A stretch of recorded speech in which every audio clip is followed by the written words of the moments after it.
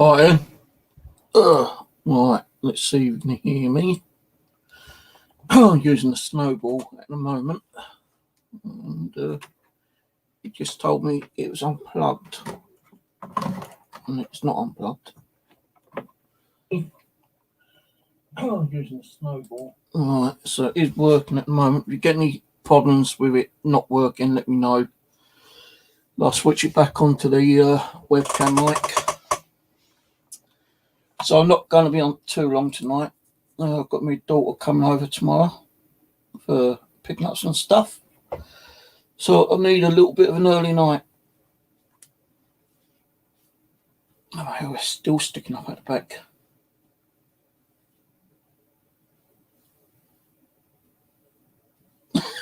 I need to cut it, but it's just too cold. I need to keep my head warm. Alright, so a couple of topics I'm going to be talking about on equipment later. Just give it a little while for people to start coming on, and then we can start. If they don't come in, then I'll probably still do a small stream. Got caught out last night. I got caught out with my neighbour last night. I went to throw my rubbish out. I went in the kitchen. I got one of those big kind of like bins. It's filled to the brim. So I thought, I better go and like chuck that out. And I could still smell cigarette smoke here. This time it was more out in the hallway. And I think what the situation is that sometimes she might smoke in her house. And we got these like little air vents. Now, I don't know if the air vents actually connect to ones upstairs. I never hear her talking through them anyway. But we got these like little air vents. Hopefully my camera don't fuck up. Just up there. Don't even see that. Let's go to StreamYard. Them ones up there, yeah. Right, now let's check my audio again as I had to move the microphone about. Let's go to. Alright, so I've not really complained about smoke. I've only complained to her once about cigarette smoke, and that's like mid last year or something like that, you know, probably beginning last year. And it's been quite good, you know, because she had the baby and everything, you know. And last night I was taking my rubbish out. Oh, my stomach's on me, not eating nothing today yet. I went to take my rubbish out. I grabbed my keys. I'm always shutting the door behind me. And I've actually forgot to take the keys out with me before. And it cost me £200 to get back in. So what I normally do, I put the latch up, but I still take my keys out with me just in case the latch doesn't latch up properly. So I grabbed this like, you know, bin full of like crap and everything, yeah, household waste. And I was going out I had to go out my door to go down the stairwell, and I could smell the smoke really bad. And I thought, you know, I started like grumbling to myself, you know, fucking smoke. I'll tell you, this keeps on going to pot complaining. I'll tell you, I said to myself, this really has to fucking stop. And I heard her say something, because I didn't know, like, she was up in the outside of the house smoking. And I heard her say something. I just carried on going downstairs, emptying my trash and everything, yeah. And I came back up, and she was standing just practically on the stairwell, leaning over. She goes, "Here, did you say something to me?" I said, "I didn't know you was there actually, but I'm just moaning about the smoke again. I'm sorry, but you know." She goes, "Oh, that's me. I'm sorry." I said, "Look, it's got to stop. You know, you can't be smoking out here because it's not allowed to be smoking out here anyway. Yeah." I said, "If you're smoking out the window, it ain't going to be so bad, but you know, you're not doing that, and it's roaming all through the hallway, and it's coming under my door, and it's causing me asthma attacks." She goes, "Really?" I said, "Yeah, it is." She goes, "I'm very sorry. I'm very sorry." I said, "Look, please don't smoke out here anymore because it's causing my asthma to like kick off, and I've got to keep going to the doctors to get asthma inhalers." She goes, "Yeah, I'm sorry." I said, "Look, I'm not being a pain in the arse, you know, I'm not being mean, but I ain't supposed to be smoking there anyway. She goes, yeah, I'm sorry, yeah, I'll try not to do it anymore. Yeah, well, that's another matter if she does or not. I am going to go and speak to her probably next time I see her, because like our water drainage, every time you pull the drain or the lever on the toilet, or even turn the tap off on, you get a real bad rumbling noise for the system.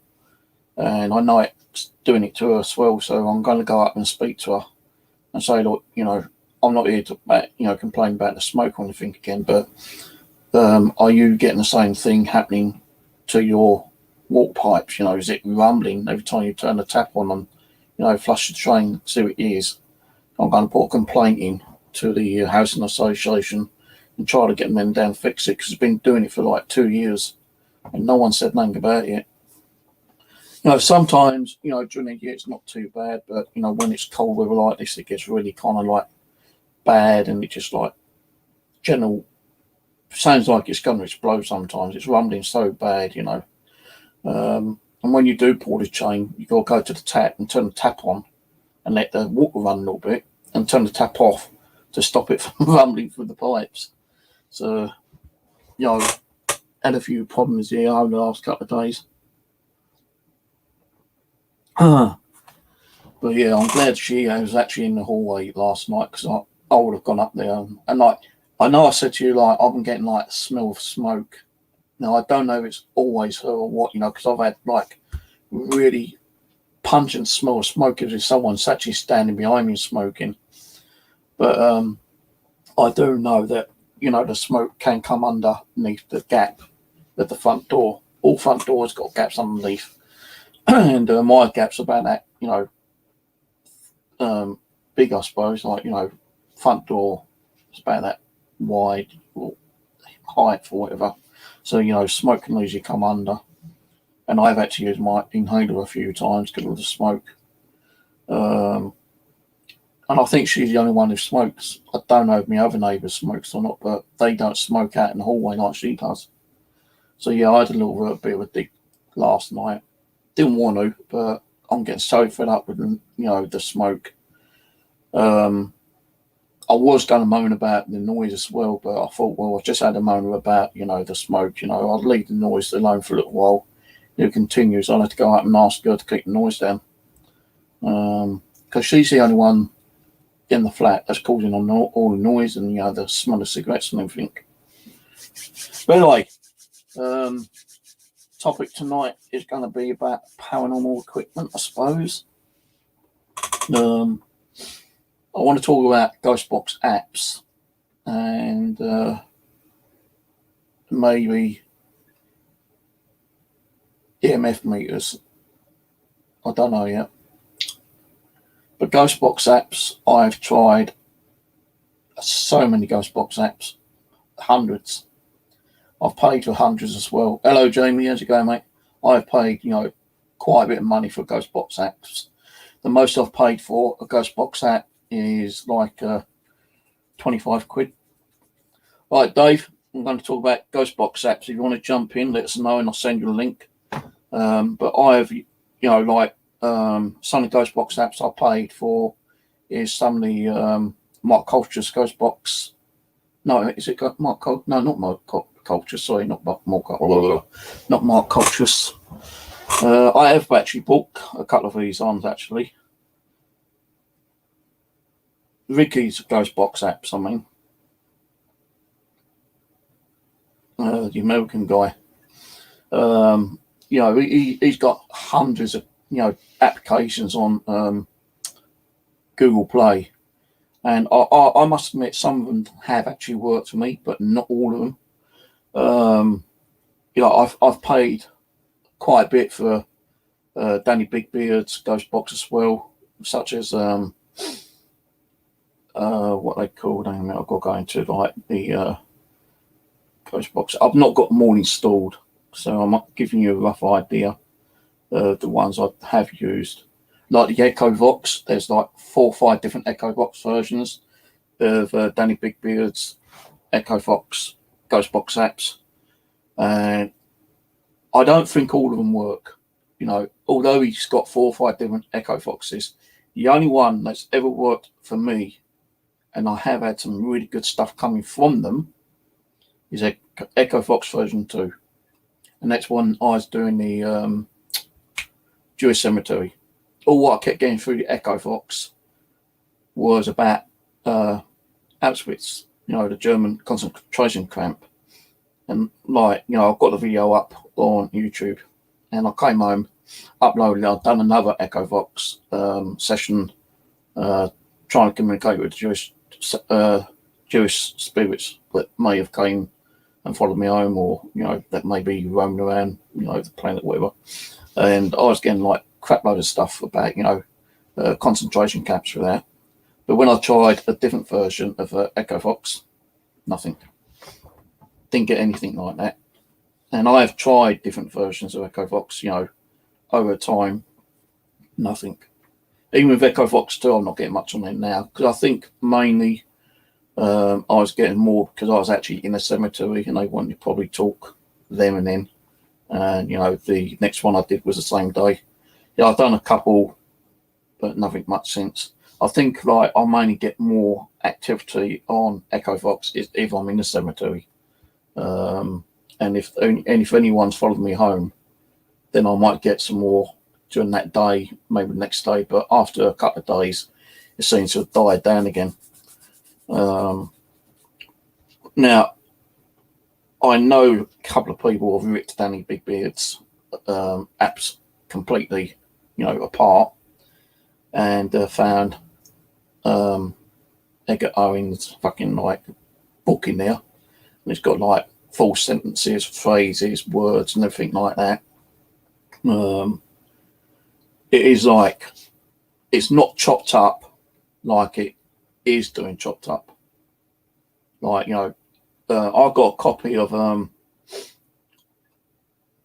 Mark Colsham's version of the Echo Box. What he done is he stripped Danny Bigbeard's one completely apart, and what Mark done, he got audio, like, you know, full sentences, phrase, and everything, and he chopped them up. He chopped them up like there wasn't even a word, and he put those word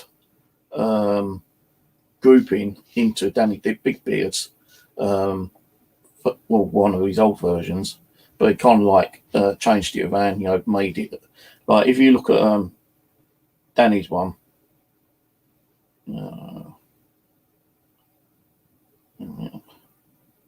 oh no, gonna do a download.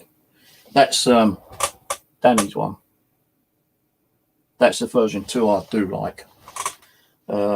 But Mark took a version,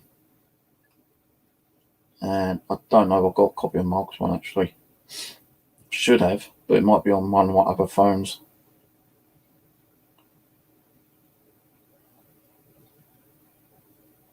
No, I don't have a copy of Mark's. Oh, well, hang on.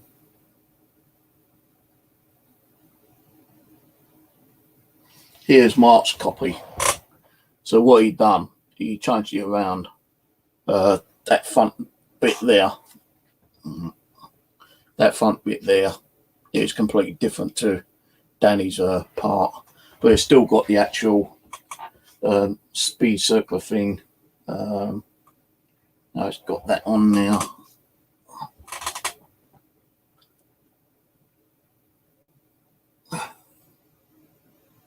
Oh, come on, and the control thing. If you've seen it, you'll know what I mean. Let me go and find Danny's one again. So Danny's one's got like that triangle. So what Mark one did was that he took all the audio files out and put his own version of the audio files, and they weren't full sentences or words, you know, or phrases or sentences or anything like that. He got a word, and he used this program that chopped it up. So if you had like Constantinople, it'd have Constantinople, all chopped up kind of thing, you know. Even if like, you know, a name like David, it'd be David or something like that, you know, kind of thing, because he chopped up as many times as he could. How many words he put in, I don't know, but I was getting a lot of good stuff from Mark's version of it. But Mark and Danny had a big fallout over that, and I think they sorted it. I don't know, but I have had good responses on Mark's version and Danny's version 2.0, but I've not heard or had much on 2.5 or version 3 of the Echovox. I think Echovox 3 doesn't really work for me at all. I've not had any really good kind of like comeback out of it. If you want to come on, Dave, let me know and I'll send you a link on Facebook. But version 3 and 2.5, I've never really had much results on those two, but version 2, I've had good results on.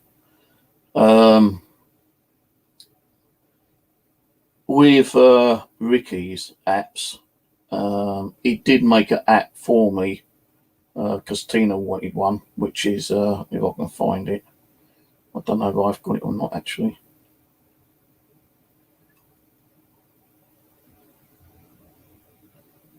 No, I've not installed a load of apps on here, to be honest with you, because it's a new phone. I didn't want to flood it too much. All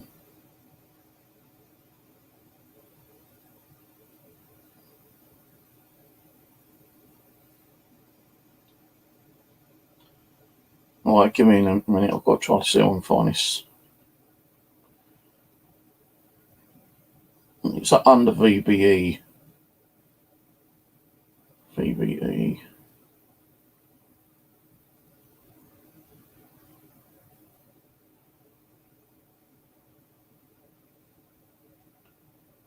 VBE.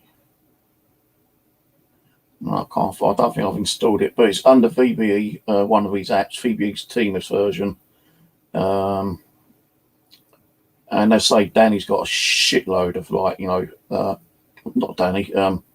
Ricky's got a shitload of VBE programs. He's got one which as I say, costs like £25, and you've got about 10 apps on that one. You've got Ghost Hunting Tools, Ghost Hunter apps. He's got Ouija board. It's got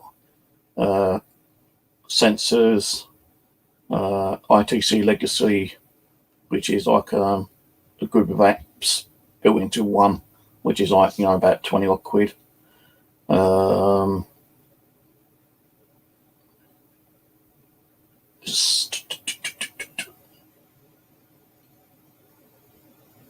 VBE KH Ghost Hunting Tool.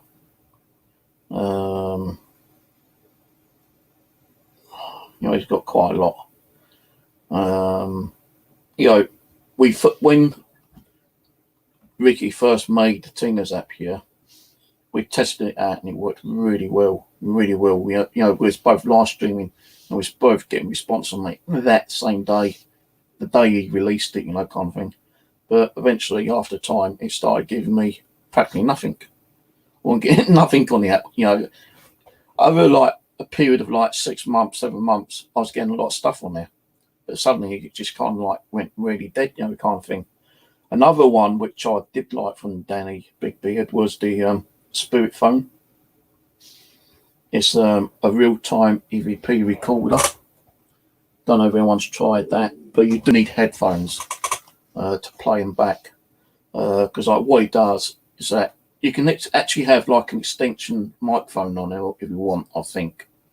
I think I had a double adapter where I can have a microphone and headphones on. I can't remember if it works or not, but you do need headphones.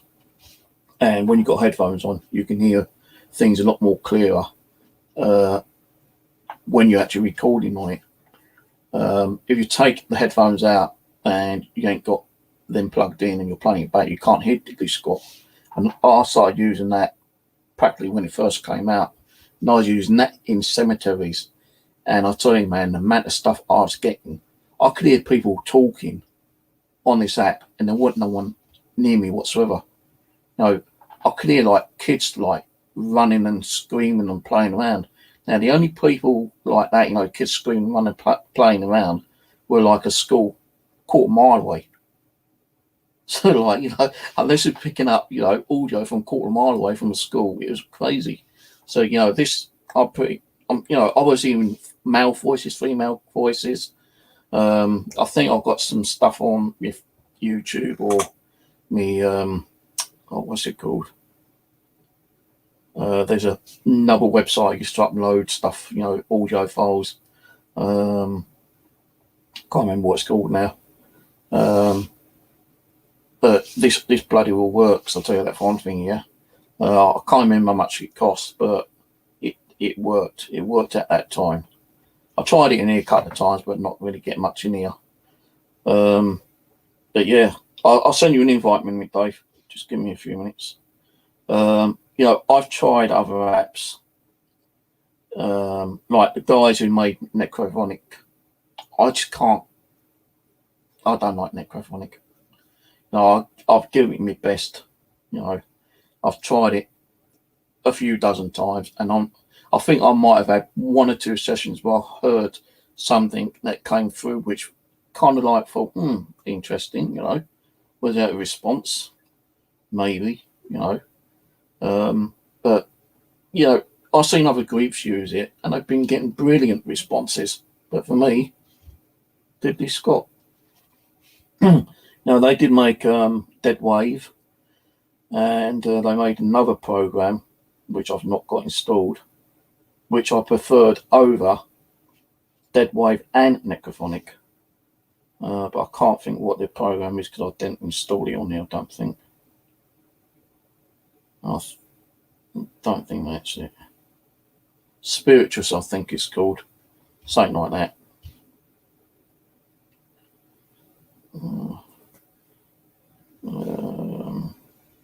There's like who's that other guy? Pugsy. He made a lot of good apps. Some of them worked again for me, some of them didn't. He made an app for me, which I do have installed somewhere. Continue. AD3 Spirit Box Hybrid IP version.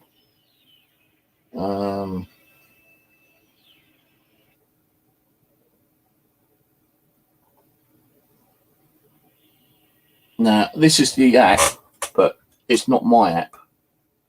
He made an app similar to this, but he had like Southwest Ghost logo on it. So, a few people have made apps for me in the past.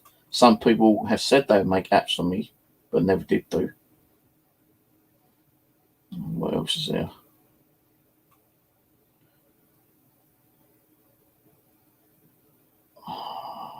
I've got probably about 50 apps on here, and I'm not going to go for them all. I will talk about some of them, which I do prefer, and get Dave's input. Like, I've got the Culturous Box ITC.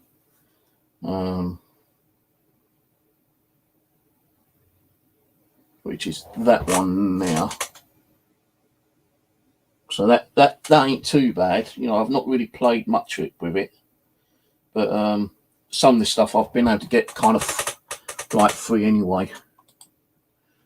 And there is a place online you can get a lot of apps free of charge, even if it is ones that you have to pay through on Google Play.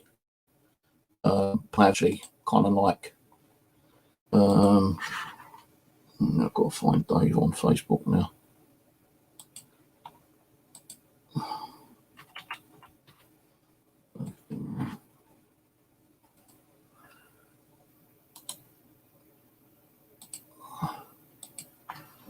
Right, I've sent you a link. You want to come on?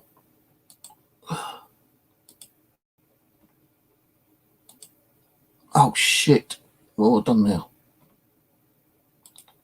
Oh, before I close my bloody StreamYard then. So, I'm not saying that not every single app works. Good afternoon, Mr. Dimlo. I am. Is it? I've always got this wrong. Is it Dimlo or Daimlo? It's the latter. It's Daimlo. Daimlo. Yeah. Daimlo. It is, yeah. All right. So, there's hundreds of apps out there, right? Mm-hmm. Do you think that they really work? What Straight ones that you downloaded and have worked for you? Like I said, the last one, Necrophonic. I've practically had nothing on that, but I've seen people where they've done streams, sessions with it, and they've got crazy stuff coming from them. But I've never ever. I don't know. It's due to down to where the location is, and you've got spirits that are able to manipulate the software a lot better than other spirits. I don't know, but what's your point? What's your intake on them? Well, I'll answer the first question first. Do I think they work? I think that's subjective.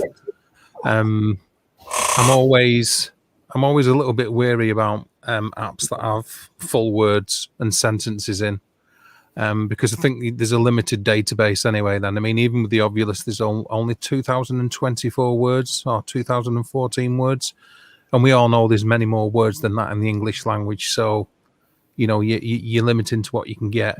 I'm more likely to believe words that have apps that have chopped up words, like chunks of phonemes and stuff. And I've had good results myself with a couple of the apps that you've mentioned. Do I think they're manipulated? I'm not sure about the science of it, because that's the hard part, isn't it? I mean, I think something's going on, because we make sense out of them. You said a second ago, which is a fair point, that you've tried Necrophonic and that doesn't work for you, but you've seen plenty of other groups using Necrophonic and they've had brilliant results. Well, Necrophonic works for me too. So I think it's down to the individual sort of being able to pull out words from certain apps to suit them better, if you know where I'm coming from. Yeah, but if they're limited words in a database, how are they able to manipulate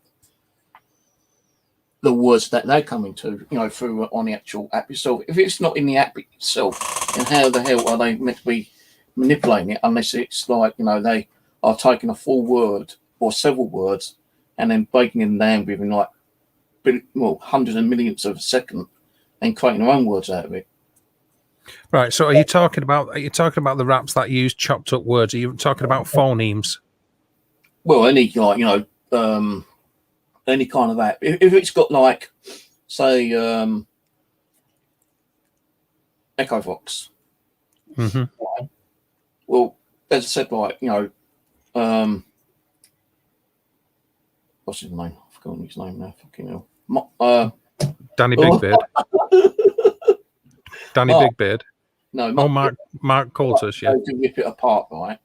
Mm-hmm. And he's got, full words, phrases, sentences, even like, a complete what I called after a sentence. What I called.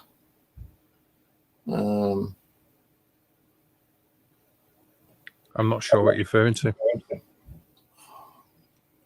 It's like, it's not a phrase. It's like a sentence, but it's more than a sentence. Like, a sentence is like 5 words in it.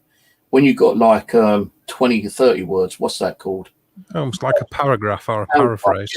Yeah, that's right. I can't think of the fucking name then. But then he saw that there was like sentences, single words, and paragraphs in there. Well, what Mark done, he didn't put none of that in his version. What he done, he copied like a lot of stuff from Danny. Yeah, fair enough. But that's not that. What he done, he's got every word, and I still have a copy of it. The original one he sent me, and he showed me on the live stream. I can't remember if it was on Facebook or on here exactly what he done. He even sent me audio files, which I could actually like look at, and it wasn't like sentences or phrases or paragraphs or anything like that, or even the full word. It was like everything was chopped up. It's like a phoneme. Yeah, that's what a phoneme is. A phoneme is a chunk of a word. Yeah. Like you said before, when you said Constantinople, well, Yeah. it's almost like syllables, if you like. Yeah. Constantinople are syllables, but k, Yeah, it's all like that kind of thing. Yeah. yeah, well, they're phonemes, little chunks and sounds and stuff like that are called phonemes. Yeah. Yeah. Well, that's what he done on his one, and I was getting like pretty good results on that one, even though what like with like the ghost words which he's talking about, yeah, Mechaphonic or whatever, yeah. Yeah. If they've got like a full sentence or just a word, and that's not in a database, how are they meant to be able to manipulating single words or sentences or paragraphs out of one of those apps? I would have thought they would have probably been able to make a word out of chopped up words. Okay. Well, truncate your question, state your question so I can answer it, because you're asking me a question, then you sort of semi-answering it yourself and going off on a tangent. So say what your question is so I can answer it. Right. What is it that you're asking? How do you think they can actually use words if the word is not in there? Okay. That's a good question. That I think it's sort of a mixture between we pick up on what when you're dealing with an app with phonemes or chunks of words. I've done enough sessions myself with lots of different people where you can have 5 different people hearing 5 different things from the same chunks of words, and they make up their own single word out of it. So I think you almost sort of like people can tailor it to suit themselves. I know I saw that comment. People can tailor it to suit themselves in a way. But how they actually manipulate it, do I think they're manipulating the energy within the device to form it? I think it's possible that they actually manipulate the electromagnetic field that's contained within the device, whether they change the impulses. I don't know how the apps work. I don't know the science behind that. I won't pretend to.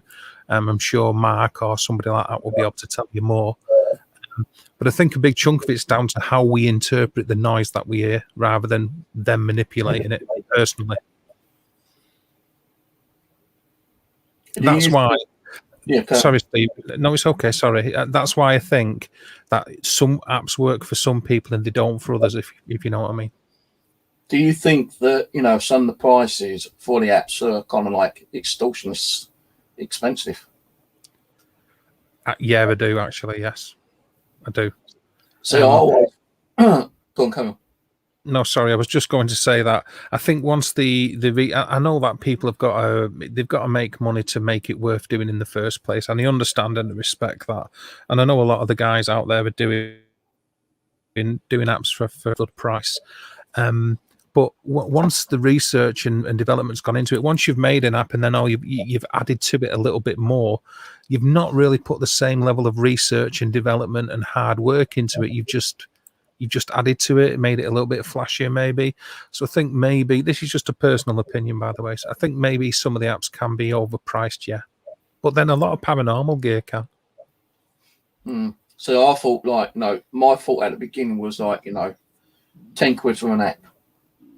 I'll rather look at like their reviews and see what they've got on their reviews first of all. Then I'll see if anyone's actually used it on, like a YouTube video, and see what results they've got on it. And if I think, the review and what I'm seeing is okay, then I might pay for it. But I'd rather an app developer would bring out like a beta version, which Mark Koch has done.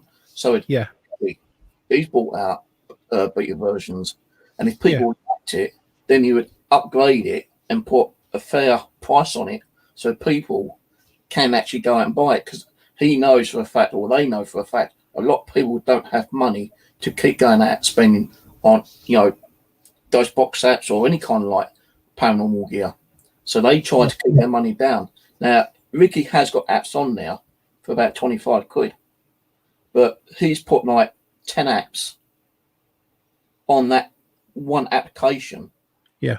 Because if he was to sell it for like £5 to £10 per app, people might like that app, and they're going to be spending all that money for like 10 apps. That could be like anything from £50 to £100.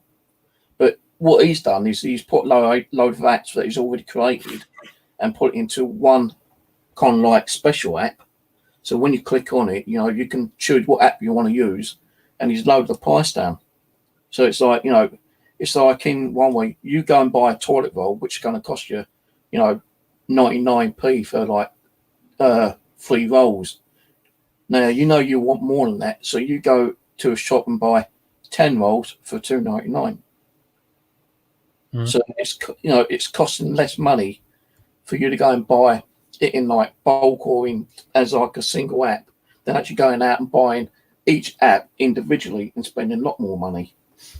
Yeah. Well, I think I know what you're saying there. I mean, I think if you put in a lot of features in one single app, and it's reasonably priced. I mean, I think, you know, if you got like five or six different things inside one app and it's 25 quid, I don't think that's massively overpriced. Really, I think, you know, you're getting a deal there, and you know, I'm also aware of like you say with the beta versions and that some guys they're doing apps and with adverts in that sort of helps, or they're doing apps with limited features, and then if you pay for it, you know, so you get into like sort of try it for a little bit, but if you want to unlock all the features, then you pay for it. I sort of understand that as well, you know, because then at least people, even limited features is better than none at all. Yeah.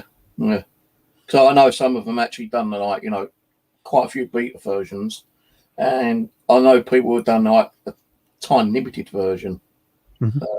So like you can like download it, and it's actually a full app, but you only get like 10 hours of actually running it. And if you think it's good in those 10 hours, then you pay for the fuller version, which is like, you know, unlimited time period, you know, kind of thing. I've actually had a few of those, but the thing being is that sometimes they like seem to be, you know, work really well, and suddenly it just dies out. It's if like the spirits don't want to use it anymore. Yeah, which is possible, you know, kind of thing. Yeah, I mean, and I think, you know, I sort of understand why people release apps like that, where you can use it for free for a short while, and, you know, if you like it, make a donation or pay for the app afterwards to get it. It's fair enough. But I agree with that, because I've used I've got a fair few apps on my phone, as no doubt it won't come as a surprise to you. And I found it can also be location dependent. You know, we can batter us. Like you got AD3. I get good results with AD3. You know, and an EchoVox 2 and EchoVox 2.5. Not so much with 3. I don't know what it is with 3, but it doesn't seem to. I struggle with 3. But I can use, like, say, for instance, let's say EchoVox 2, because we both use that and we both rate it, yeah. And take it to a few different locations, Steve, and it'll work well. We'll get semi-decent results or even really good results, and then take it to somewhere else and just get nothing whatsoever. And because we don't do an investigation at them original places where it was working well for a long time, or even go back there at all, we might have a slump or a low period of very little activity in that app, just because it seems like maybe the location that we're at, the energies there don't know how to manipulate that specific app, if you know what I'm trying to say, or the sort of burn out with it maybe, and then a different app might work, or an actual physical spirit box. I suppose it's like similar to, you know, physical ghost boxes, you know, radios, because like I used to get a lot of good response on my Sagium DX250. Yeah. Everywhere I went, I was getting like spirit communication. Like, there's a place past Croydon I went to with my nephew once before, but I went there several times on my own. I can't remember what it's called, but it's got like a statue of a lone soldier in the cemetery, and I had that there, and I had K2 meter, I think it was, an audio recorder, and, you know, I was hearing things coming through the radio, you know, with my own ears. But when I came home and played it back, I was hearing a lot more coming through that radio, which I completely missed. You know, like some of the other ghost boxes, like the Coop boxes, I've had crazy stuff coming out of there, crazy stuff. and Steve Cooper was able to help me to build my own one as well, like Crystal Box, which I named it. So I stuck a crystal on it. I didn't know what to call it, so I just picked a crystal up and stuck it on with super glue, and I thought, yeah, Crystal Box. Because crystals, I believe sometimes is, help spirit in one way, energy-wise. I don't know, but I just stuck it on there and called it Crystal Box. But it is like similar as one of the, Steve's Coop boxes. But like this one here, another Coop box, and this one Steve was able to actually put a switch on there to take that horrible static white noise off. Because I find that some of those radios have so much static on them.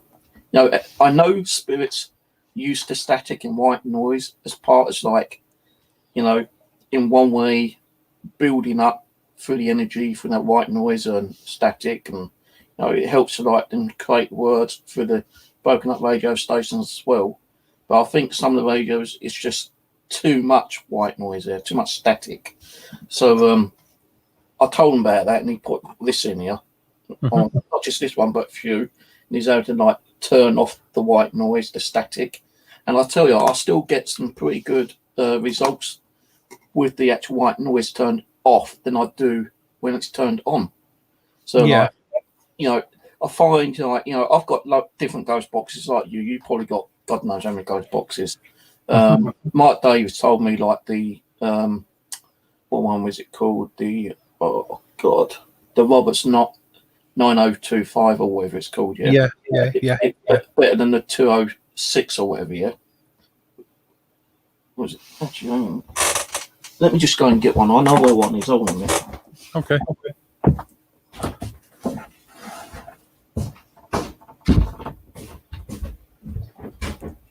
How are you all doing out in the chat, by the way? Hope you're well. Hi, Ulrich, Angela, Jane. Sorry, Ian in there before, and Jamie. I don't know who else is there, but hi. Right, this is the 9906. Oops, that one there. Right. Yeah. Now, I saw a woman on YouTube asking if anyone could tell her how to hack the 9905. Now, I thought the 9905 would have been the same as the 9906, but it's not. It's completely different inside. It looks exactly the same on the outside, but inside it's different. And I was lucky enough to hack it, the 9905, and Mark's it, and he goes, you know what? That sounds better than the 9906. But it's the same kind of radio, but I think the technology inside is slightly different. Now, are the frequencies slightly different to the 9905 to the 9906? I don't know. No, I think the radio frequencies aren't different because the bandwidths still remain the same. But the tuned circuitry are the components that make the tuned circuitry, like the capacitor and the inductance in a tuned circuit, might be of slightly different value. One in microhenries, one in picofarads and stuff like that. I'm not going to go too much into it, but if they're of different values, that make up the tune circuit, they're using different components, different value resistors, and it can all add to it. I mean, I've built an AM receiving radio for my amateur radio exam 15 years ago, and it was the reception was down to how well it received the radio stations, was down to how well you twisted the copper coil around the ferrite rod, and how many turns you give it, how much wax you put to keep it in place. So it doesn't really surprise me that that they can be so different, the boxes between one another. I'll just make a statement on the white noise thing because I know where you're coming from with that.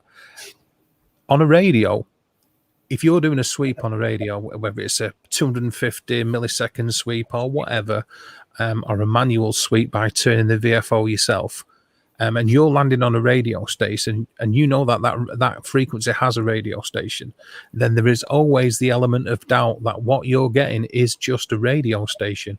However, if you pick up a voice on the white noise, which is on a frequency where there is no radio station, and a third radio harmonic can't be responsible for that voice being on that part of the frequency, and you're getting a pure voice on white noise, then that is massively difficult to explain. Now, I want to validate something that I said to you in the past, and I want to do it while I'm live on air. and this is about the telephone recording you had of your dad. Now, what I'm going to say is, it's not that I don't believe you. It's more that I don't understand how it was done. I can't. No, the telephone recording is that my dad one I caught from the EVP. The actual telephone was where a Spirit Michael was communicating with the guy who came down, and he reckons he spoke to him on the phone. Right. Okay. Yeah. No, I'm on about. Did you not say that you had a recording of your dad's voice that you played your sister, and it was on a message on a phone? No, that is on an audio recorder. Oh, the audio recorder. Right. Okay. Yeah. Voice recorder. Right. Well, I misunderstood. Actually, it was on my mobile phone. It's on the Nokia E5 I've used quite a lot. All right. So you recorded it on the sound recorder function of your mobile phone, the Nokia. Yeah. So that's another thing, isn't it? Like people using mobile phones as audio recorders. You know, they're just as good as anything else. In fact, Nokia, me and Andy Jackson, who does a lot of investigations with me, conducted an experiment, Steve. We put an old Nokia phone, I forget which model it was, put it inside a box that was wrapped in silver foil. It was pretty much acting as a Faraday cage. No RF signals could get in there, and we heard moaning. And this was in a Quaker burial ground, left in a small cemetery surrounded by a wall. Now we couldn't explain how we managed to get voices on that phone, on the recording function of that phone. What's this? Did you ever watch the video where an ice giant came through during Steve's first Realm Ghost Box session? I don't think I've seen that, but I'll copy the link in a minute, Ulrich. I can't remember that one myself, actually. Read it, Steve. You might have an idea what he's talking about. I'm actually trying to find my Nokia E5 as well, actually, but I don't know what I've done with the damn thing. But I've got like several of the E5s because I'll tell you the reason why I've got several of them. The first time I bought one, I was getting a lot of good stuff on it, on audio recording. I went and lost it, so I went and bought another one. Now, I bought a second. The first one I had was down in Mitcham, where I was in temporary accommodation. I went and lost the damn phone, couldn't find it. So I went online, found another cheaper one, secondhand, bought it, got it, and then I started using that one. Then all of a sudden, I went and lost that one after about 2 or 3 weeks of having a second one here. Yeah. So I thought, fuck it. I'll try looking for it. Couldn't find it. I was in temporary accommodation. I had stuff everywhere, because I didn't know how long I was going to be there for.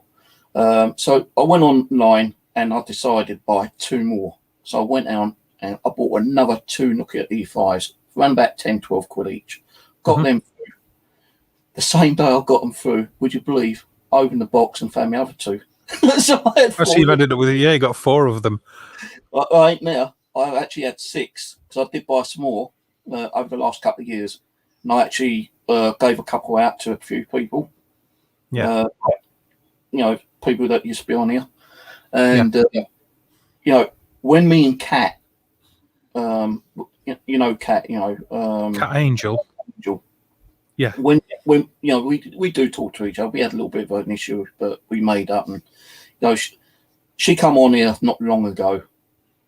So I was doing a Spirit Doll Samantha, which she sent me quite a long time ago, and I sent her one of those DC boxes and a couple other bits. Now, funny enough, I was doing the doll session and she wasn't even around. I hadn't even seen or heard Kat for ages, right? Now, as I started doing it, I didn't seem to be getting nothing off, Samantha. And then all of a sudden, Kat pops on. And I said, I'm just fucking hell, Kat. I said, where you been? I said, funny enough, I'm doing a session with your doll here. She goes, Steve, are you? I said, yeah, look. And she could see it. I said, fucking hell. She goes, Steve, I wasn't going to come on. So they just told me to come on, and I came on. And I saw your stream, and I came on. And now you're streaming with Samantha. I said, well, jump on. So just jumped on, and we started talking about the Nokia E5.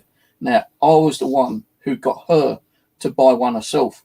Rusty Reporter bought one. I think Rose bought one. And a few other people bought them. Because the Nokia E5, I don't know what the microphone is inside it. But we were, when I used to do a lot of streams with Cat Angel, there's so much stuff coming through it. so many voices coming through the recording, which we were doing, because we might have done a ghost box, we might have done a Ouija board or something like that. Then I said, right, let's do some EVPs. And when it was my turn to do an EVP, I'd use my Nokia E5. Mm-hmm. And then after we'd done that, I plugged the Nokia into an amplifier and I turn it right up. And when you're hearing questions, the questions I've asked, direct responses, not directly straight away within the first 2 seconds or whatever, because we gave about a 5 to 10 second break, hoping that we would get something before we ask the next question. So, in other words, I'll ask a question, give it 10 seconds, then ask the next question, then give it another 10 seconds. So we done it so we'd ask 10 questions each and give it like a 10 seconds interview, kind of like silence, so we could see if we got anything. And I'll tell you though, the amount of stuff we was getting through that Nokia, even Kat was surprised. She goes, "That's better than my bloody expensive audio recorder, which costed like $300 or whatever it was." So she went and bought one, and we started doing streams. And when she started using her Nokia E5, she was getting crazy stuff through it. So, I think some of the old technology is better than some of the newer crappier technology. Like these ones. I mean, that's my ghost box, which doesn't work. But even that one there, I use that when I'm doing my live streams from a DVR, because I can plug that in out in the hallway, in the kitchen, or in the living room, run a cable all the way through one of those phono cables into the amp, and you can hear what's going on in the living room or the kitchen. And we was getting some crazy stuff through this. It wasn't recording, but it's one of those ones where you can actually, I'll say it wasn't recording. As soon as you plug it in, you can hear something on it anyway. You don't have to press record to record it. Yeah. It's one of those ones. I've got one of those other Zoom, the big square ones over there somewhere. Yes, it's got a monitor function on it. You don't have to be recording to be able to hear playback. Yeah. Well, I will say this, right? Because you've raised a good point. I think the reason that a lot of modern and especially the more modern it is, the more this is likely to be the case, is it's filtered more. The filtering on them is better, which means that the older microphones are working better because they're dragging more noise in. So if they're bringing in more noise, say for instance the frequency response on a mic is between A and B, and anything outside that the manufacturers don't want the microphone to pick up. Well, in the old days they didn't have that option, so they picked up everything between A and B and everything outside either side. And in with that noise pollution is coming a lot of the stuff. It's like wearing it's like wearing your clothes in the bath. The older stuff works. This is why I think white noise works. We've had results on just pure white noise, no radio suite whatsoever, no apps, just white noise, plain white noise, brown noise, pink noise experiments, and that's why I think a lot of the noise, a lot of the other stuff is that when there's more frequencies, and even if it's just white noise frequencies, and you're dealing outside the range of human hearing, it's pulling in all that interference. There's more stuff likely to come in. If you go fishing and you use a tiny onion bag to catch fish, you're not going to get as many fish as if you use a massive trawler net out the back of a fishing boat, are you? And I think it's the same thing with audio frequencies and radio frequencies. And I think the older microphones could pick up more because they weren't filtered as tightly. So modern stuff doesn't pick up as well as the old stuff. That's including phones, which is why the E5s are so good at recording, probably better than the newer ones. I always love using my Nokia E5. As I say, there is one. It's actually sitting on the bloody thing right here. I know this is the original one because I lost the top cover on this one. For some reason, I don't know now why, but you'll only record for a certain amount of time, like about 30 seconds to a minute now, when originally it was able to record up to an hour long on each session. So I don't know, because the memory card might be knackered in it, or there's a memory card in it. But anytime I do an EVP and I want to use a Nokia E5, I always go to this one. If I can't find that one, then I use another one. Now, I don't know what the difference is, but I get more response on this one than the other 3 or 4 Nokia E5s. Maybe. And that's sorry, Steve. Sorry, and that again is probably down to what I said a minute ago, because the manufacturing, the quality control weren't as tight. Maybe it's just the battery in that, the battery life, the way that there could be one tiny little component that's not in the same place as the others, even by, you're talking nanometers, you know, and it's enough to make that be better at picking up than the other ones, even though they're exactly the same devices. I mean, how many K2s have you got now, Steve? Do you still use them? Yeah, I was going to do a little topic on that actually as well later on. You know, I had a couple at one time, yeah, and there's a video on my YouTube where I made it into a Frankenstein. I took it apart, and what the first thing I wanted to do, right, and I'm not being big-headed, but I think I was the first one to actually think of it. Same cemetery, past Croydon, I could put the K2 meter on, but because it's sunny, you couldn't see the lights flashing. Now, we all know K2 meters came out, they didn't have sound on them. So I was, of course not. Way of putting sound in it. So I came home, and I took it apart, and I got a buzzer, and I put like a magnet next to it.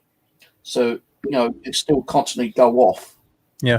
You know, you put K2 next to the magnet, it would go off constantly. So of course they do, yeah. I've got a buzzer, and I just kept putting one wire,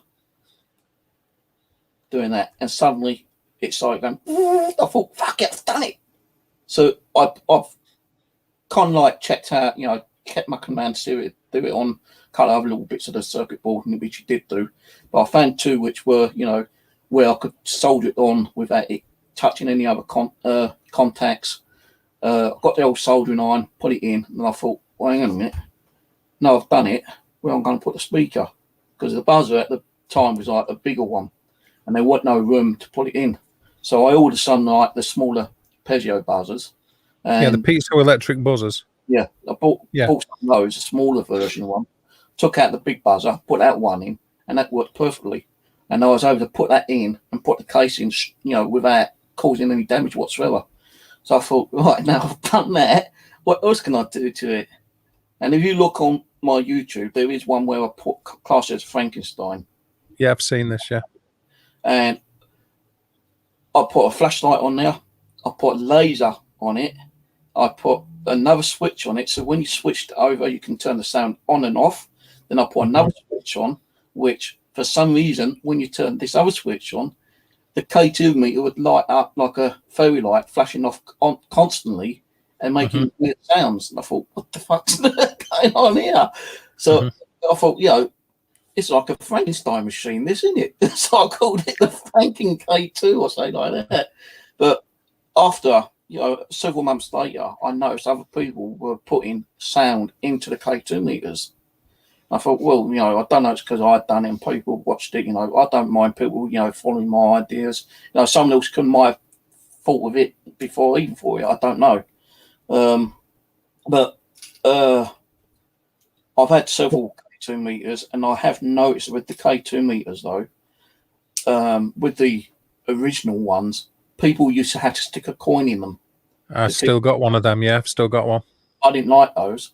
I've never had one, actually. Yeah, I I've know still got one. there are groups out there still have those ones, but yeah, old school me, lad. A couple of the ones I've originally bought. But this is why I brought up the subject of K2 meters before you went on a ramble. The reason that I asked you if you had more than one is I noticed that one might be more sensitive than the other. Is the point I'm making? Have you noticed that the one might go off more than the other? Or yeah, that's what I'm trying to get at. Pardon? I've got the black one, and somewhere I've got the grey one. But it's not just so much the grey one, it's the swell. I don't know what I've done with the grey one, actually. I think it's over there. But I did notice that there could be 2 or 3 different versions of the black ones. Now, I was using this before, right? And I was getting activity on one of them.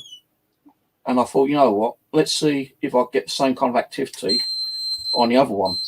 And all I've done was swatch them, put them in the same position. And nothing on that one. But I was getting it still on the other one, although I'd actually changed it over. So why do you think that is? I don't know. It's because of the technology that's slightly different. It could be, you know, It's because the sensitivity is totally different because of this. They don't have stringent manufacturing and quality control, isn't it? Because K2s are shit, really, aren't they? As meters, they're not the best as far as scientific measuring instruments go. They're probably the worst meters in the world. I Really? noticed sometimes as well that, you know, and a lot of people kind of think, oh, you know, the K2's going off. Well, I just like shook that around a little bit, yeah, and that started going off. You could hear it going. Yeah, Now, yeah. I've noticed that some will do that and some won't do that. No, this one won't do it at all, but well, it does. But It's because they're rubbish. That's why.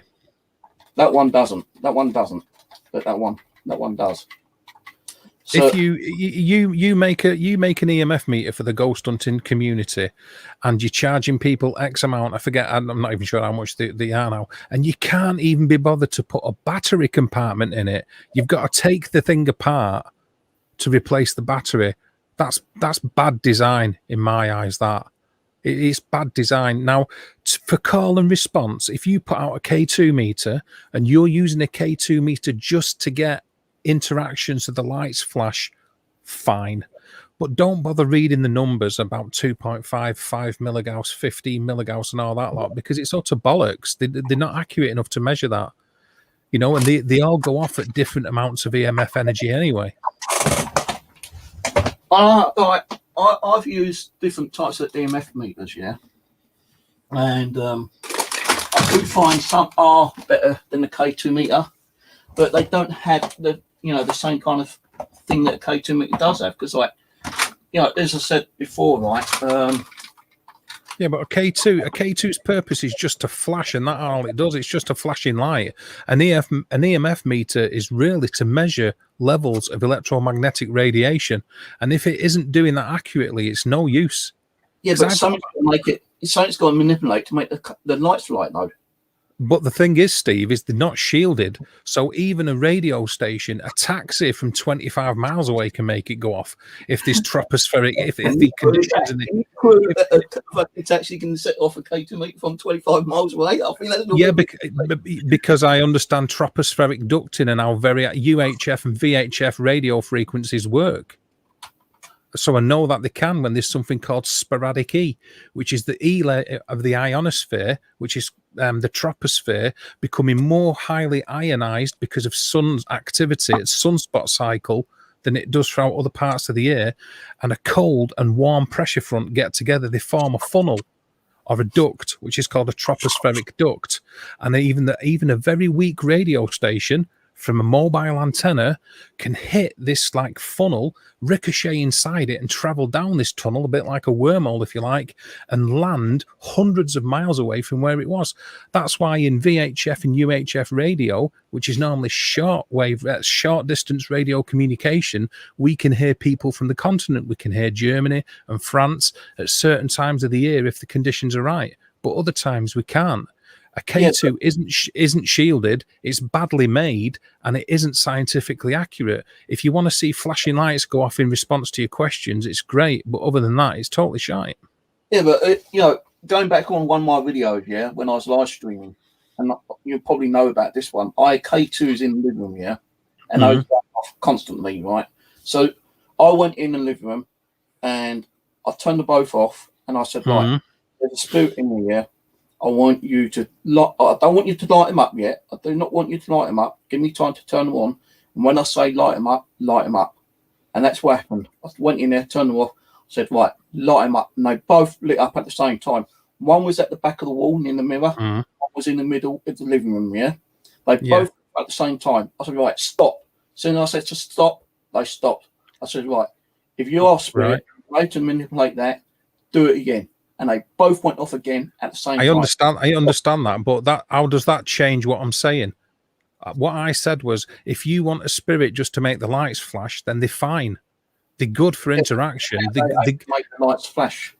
Well, that's an irrelevance. What I'm saying is, as a trigger object, they're great. You can put a coin down and draw around it and get a spirit to move that. You can put talcum powder on the floor and get footprints in that. You can use a saucer full of water and watch vibrations in the water because things are moving across the floor like you're using a geophone. It doesn't matter how they manipulate it. The fact of the matter that I'm trying to make is, if you want accurate scientific measurement of an EMF field, a K2 is shit because it isn't scientifically accurate. One doesn't measure the same level of EMF field as the next. As a trigger object, they're great, and for flashing lights, I'm not saying they're worthless on an investigation because they're not. But if you want to measure, if you're in somebody's house and you're doing a private residential investigation, how do you rule out faulty mains wiring with a K2 when you haven't got it's not reading correctly? That's why you have Mel meters and natural EM meters and lots of other different types of EMF meters, because you need to be able to rule out the possibility that or a Gauss meter. Yeah, exactly. Because one of the ones you're using might be shit. So I've got about 45 EMF meters, Steve. I'm not even joking. Those other kind of meters where you can actually detect like cavities in the walls, the electric cables and pipes. Yeah.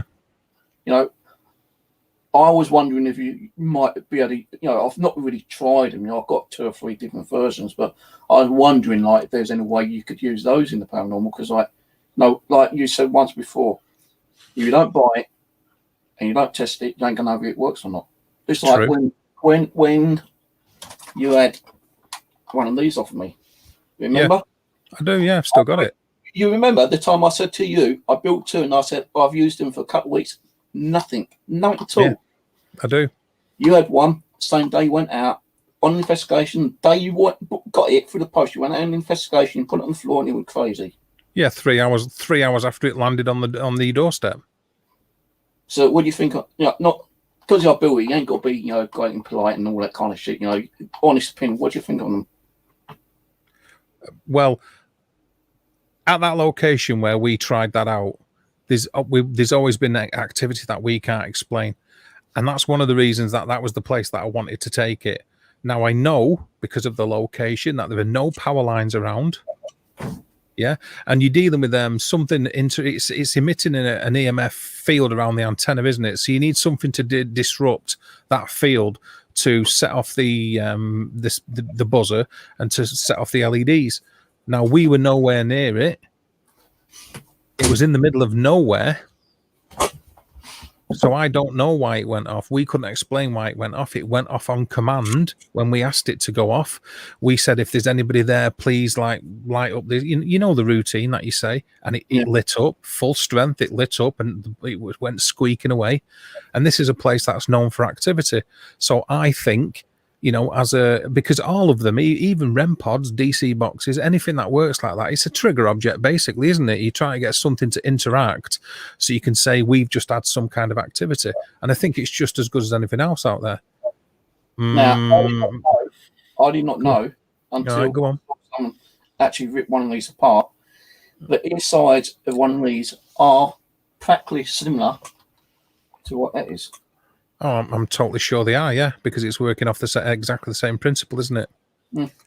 So, after seeing your video, I remember saying, well, how the fuck did you get it to work when I couldn't? And I think your words were, well, did you tell the spirits how to use it? Yeah. And I went in the living room that night or a couple of nights later. I said, right, you got to go up to the antenna. It's generating its own EMF field. Spirits are meant to manipulating, disrupt the EMF. Just go to it. It's not going to harm you. Please set it off if you can. It's going to make a noise. It's going to light up lights, and that's a way of communicating with us. And you can do like a yes no kind of thing. Like if you're there, light up. If you're a male, light up. If you're female, light up. Certain times, if you just want to let us know that you're there, light up. As soon as I explained how it works, it started going crazy. And I've had a couple of these in the living room, just like the K2 meters, one at the back, one at the front, same thing, both going off constantly when I've asked a question. So, I'm thinking that, spirits are able to manipulate certain devices if they know how to do it and if they've been explained how to operate it.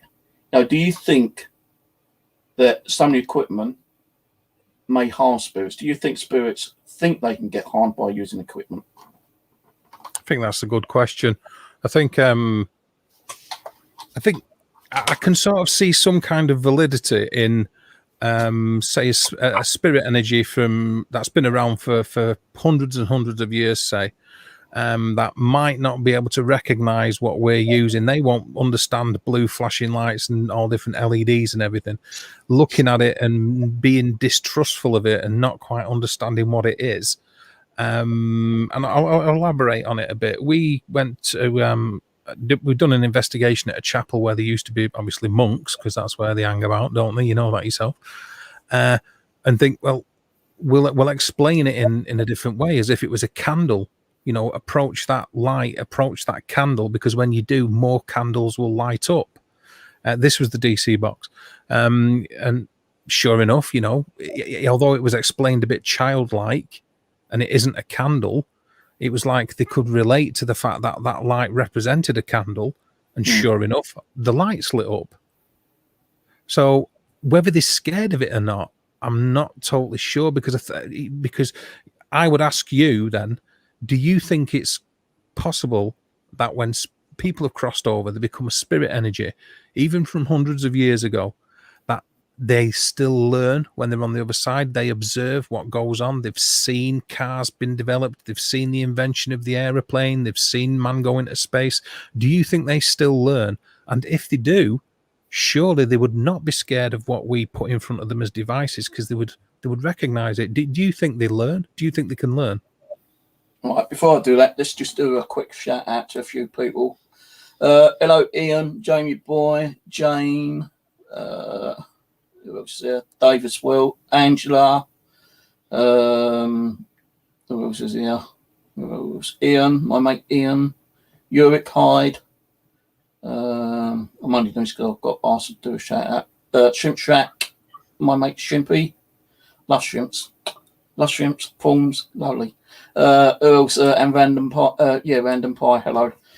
Do I think that they learn? Yes, I do, because I have actually done a communication through Ouija board, speaking to Abby, and I said, do spirits learn? And she said yes. It's like a spirit might want to talk to you through a ghost box, but doesn't know how to do it. So it's either you explaining how to use it, or a spirit that's already used it can teach another spirit how to use it. So she's told me many spirits who have used ghost boxes do hang around because they still want to communicate with you. But who's told you this? Sorry, Steve. Who's told you this? Sorry. Abby, my spirit guide. Okay. All right, we all got spirit guides, you know. Abby's one of my highest weight guides. I've done many streams with Abby. She'll talk to me on Ouija board and, you know, comes through the ghost box sometimes. But she told me through Ouija board, this was, that spirits do learn. You know, it's like someone might die tomorrow and want to communicate with another, you know, with their family or friends or something, but don't know how to do it. So they go to a spirit, which maybe, you know, kind of like roaming around the Southern Lake Ocean. It's like that movie. What's that? Ghosts. Patrick Swayze on it, or whatever his name is. I believe so, yeah. Learn. He wants to communicate with his girlfriend, but doesn't know how to do it because, you know, that other guy is trying to like hit on her and, you know, do whatever he wants to do. You know, get some money or whatever. I can't remember what the movie's about, but he goes to another spirit and he's being taught how to, you know, move things. Now that's similar to what's going on here. If a spirit wants to talk to you on a Ouija board, ghost box, or even on an audio recorder, and they don't know how to do it, I'm pretty sure other spirits are there who has communicated with us through those techniques, teach the people, the other spirits, how to do it. Because if they don't know how to do it, then they ain't going to communicate with us, are they? So I believe that, you know, there's millions and trillions of spirits out there that have learned, you know, throughout the centuries on how to do things, you know, whether being how to blow a candle like that, how to turn the light switch on, how to move a cup. You know, if spirits want to learn how to do that, you know, I think it's also to do with, like, you know, the energy as well. So they need to like build up the energy around them to do what they need to do, whether, blow a candle out, turn a switch on, to turn the light on and off. And if they don't know how to do that, they're not going to do it, are they? So I do believe that, the spirit world, there are spirits out there that will teach those who do not know how to do it, how to do it. And later, they learn different techniques of communicating with us. Like, they might start off with a candle. Then they might start off like trying to learn how to do a ghost box. Then they might try to learn how to turn a light switch on and off. I think, turning the light switch on and off or moving something takes up a lot more energy than it does to communicate with a candle light or a ghost box or an EMF meter. So they are learning different ways in the spirit world how to communicate with us. So yeah, I do believe that they do learn. Yeah, I can understand where you're coming from with that.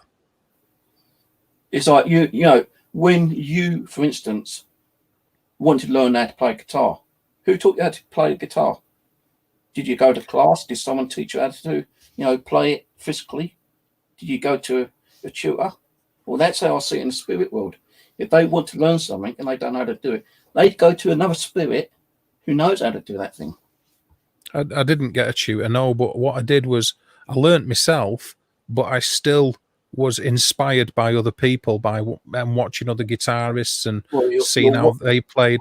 Yeah. So you're still learning by doing that. I taught myself how to play, but I was inspired by other people doing it. I saw, obviously that's how you learn things, isn't it? If you don't learn directly, you still learn indirectly. But if you didn't see the people how to play, how you learn that way? Well, I wouldn't have learned to the same kind of level, but I mean, somebody learned how to play at some stage, didn't they? There was one person who invented and then played the guitar. There had to be one person, although it's like there was one person who learned how to milk a cow, and what was he thinking when he done it? You know what I mean?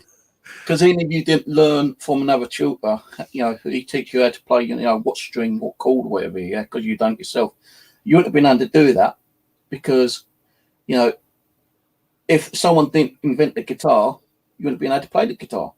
Well, that goes without saying, yeah. So, yeah, I believe that spirits do communicate with us different ways. I think there's many other ways that they can communicate with us, but we just don't know how as of yet. No, we've used ghost boxes, we've used EMF meters, we've used candlelight, we've used Ouija board, we've used I suppose tarot cards, you want to call tarot cards, pendulums. We've done EVPs with different types of EVP recorders. There was one which Ulrich said a little while ago.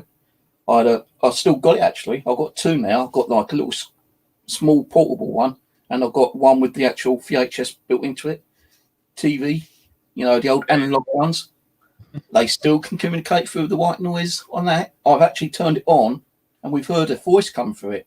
And it shouldn't come through because there weren't no TV stations turned on because it's an old analog one. So there's TV, the radios. What else is there? Yeah, but even the TV receives an audio broadcast. Well, an old analog.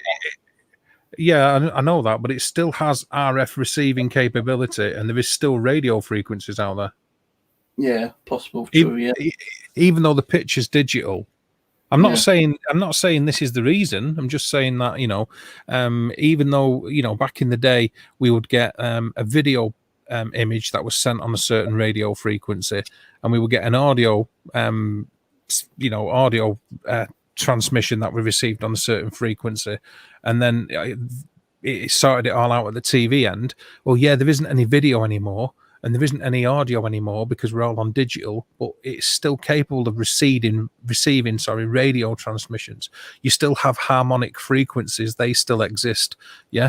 If the reason that amateur radio has certain specific bands is because they don't like you causing interference, and it's the same with CB radio or 10-meter radio. The reason is they don't want you having a lot of power on that. Because there's such a thing called a third harmonic. Now, if you say that, for instance, if you transmit on 35 megahertz, if you times that by 3, which makes its third harmonic, all of a sudden you're transmitting on 105 megahertz. And that's where broadcast radio is. That's where Radio London might be, or radio. Do you know what I mean? So there's lots of unwanted radio frequencies flying around continuously. They're all around us.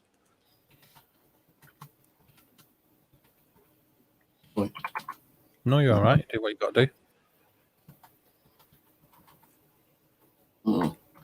Oh, God, boy, type it. He just noticed, like, Random Pie donated $10,000. That would be shocking if we did. It'd be nice if we did.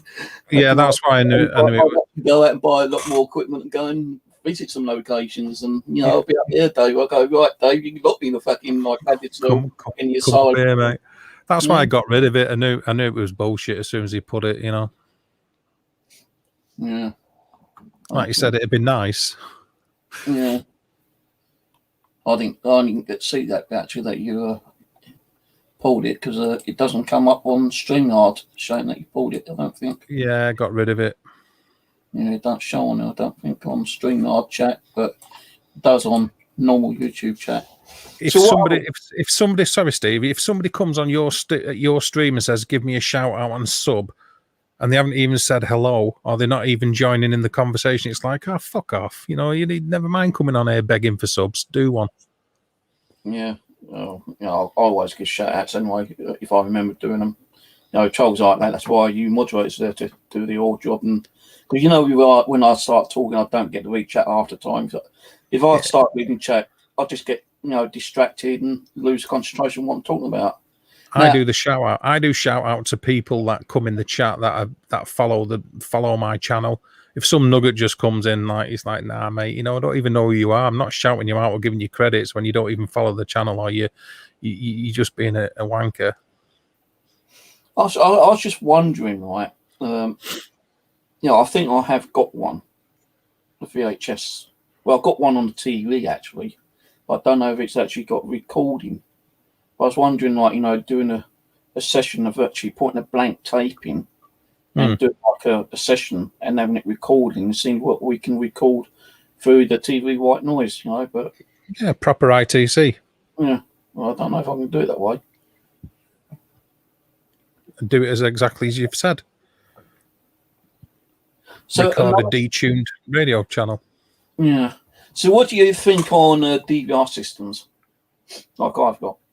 Do you think they're good for, you know, using the paranormal, you know, like ghost hunting? Do you think they're worthless? Do you think? I think.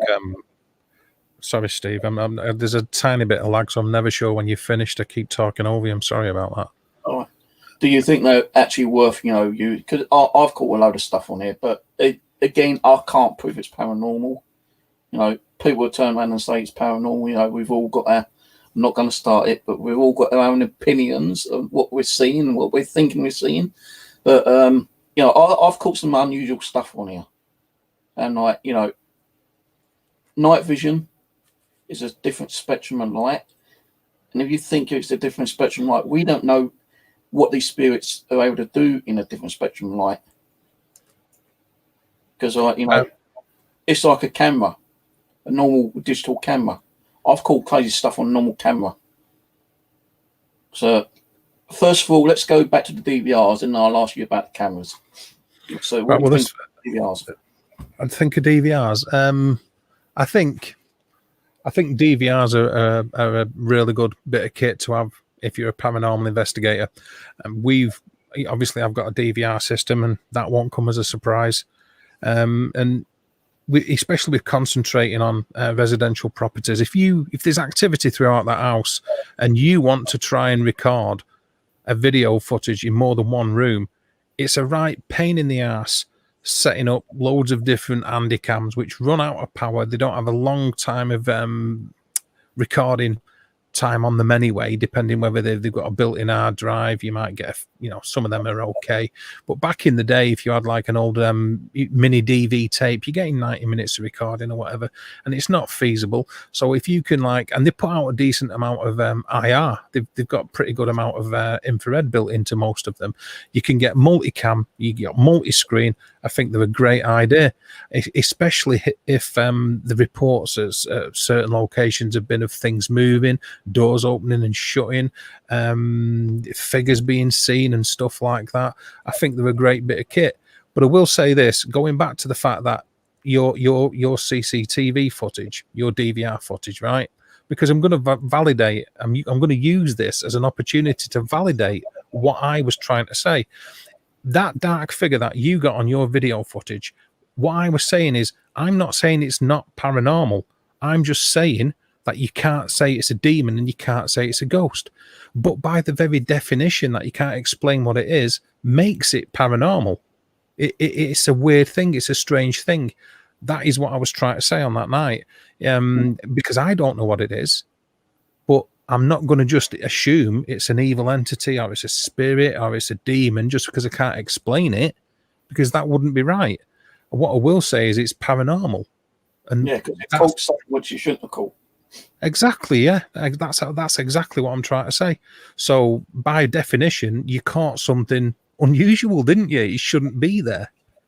So yeah, but a lot of people reckon it could have been like, because we was doing those murder mysteries ourselves, and like think it might have been Sandra Bland coming through the spirit world trying to manifest, because we actually done like Sandra Bland on live streams, and she was always dressed in black.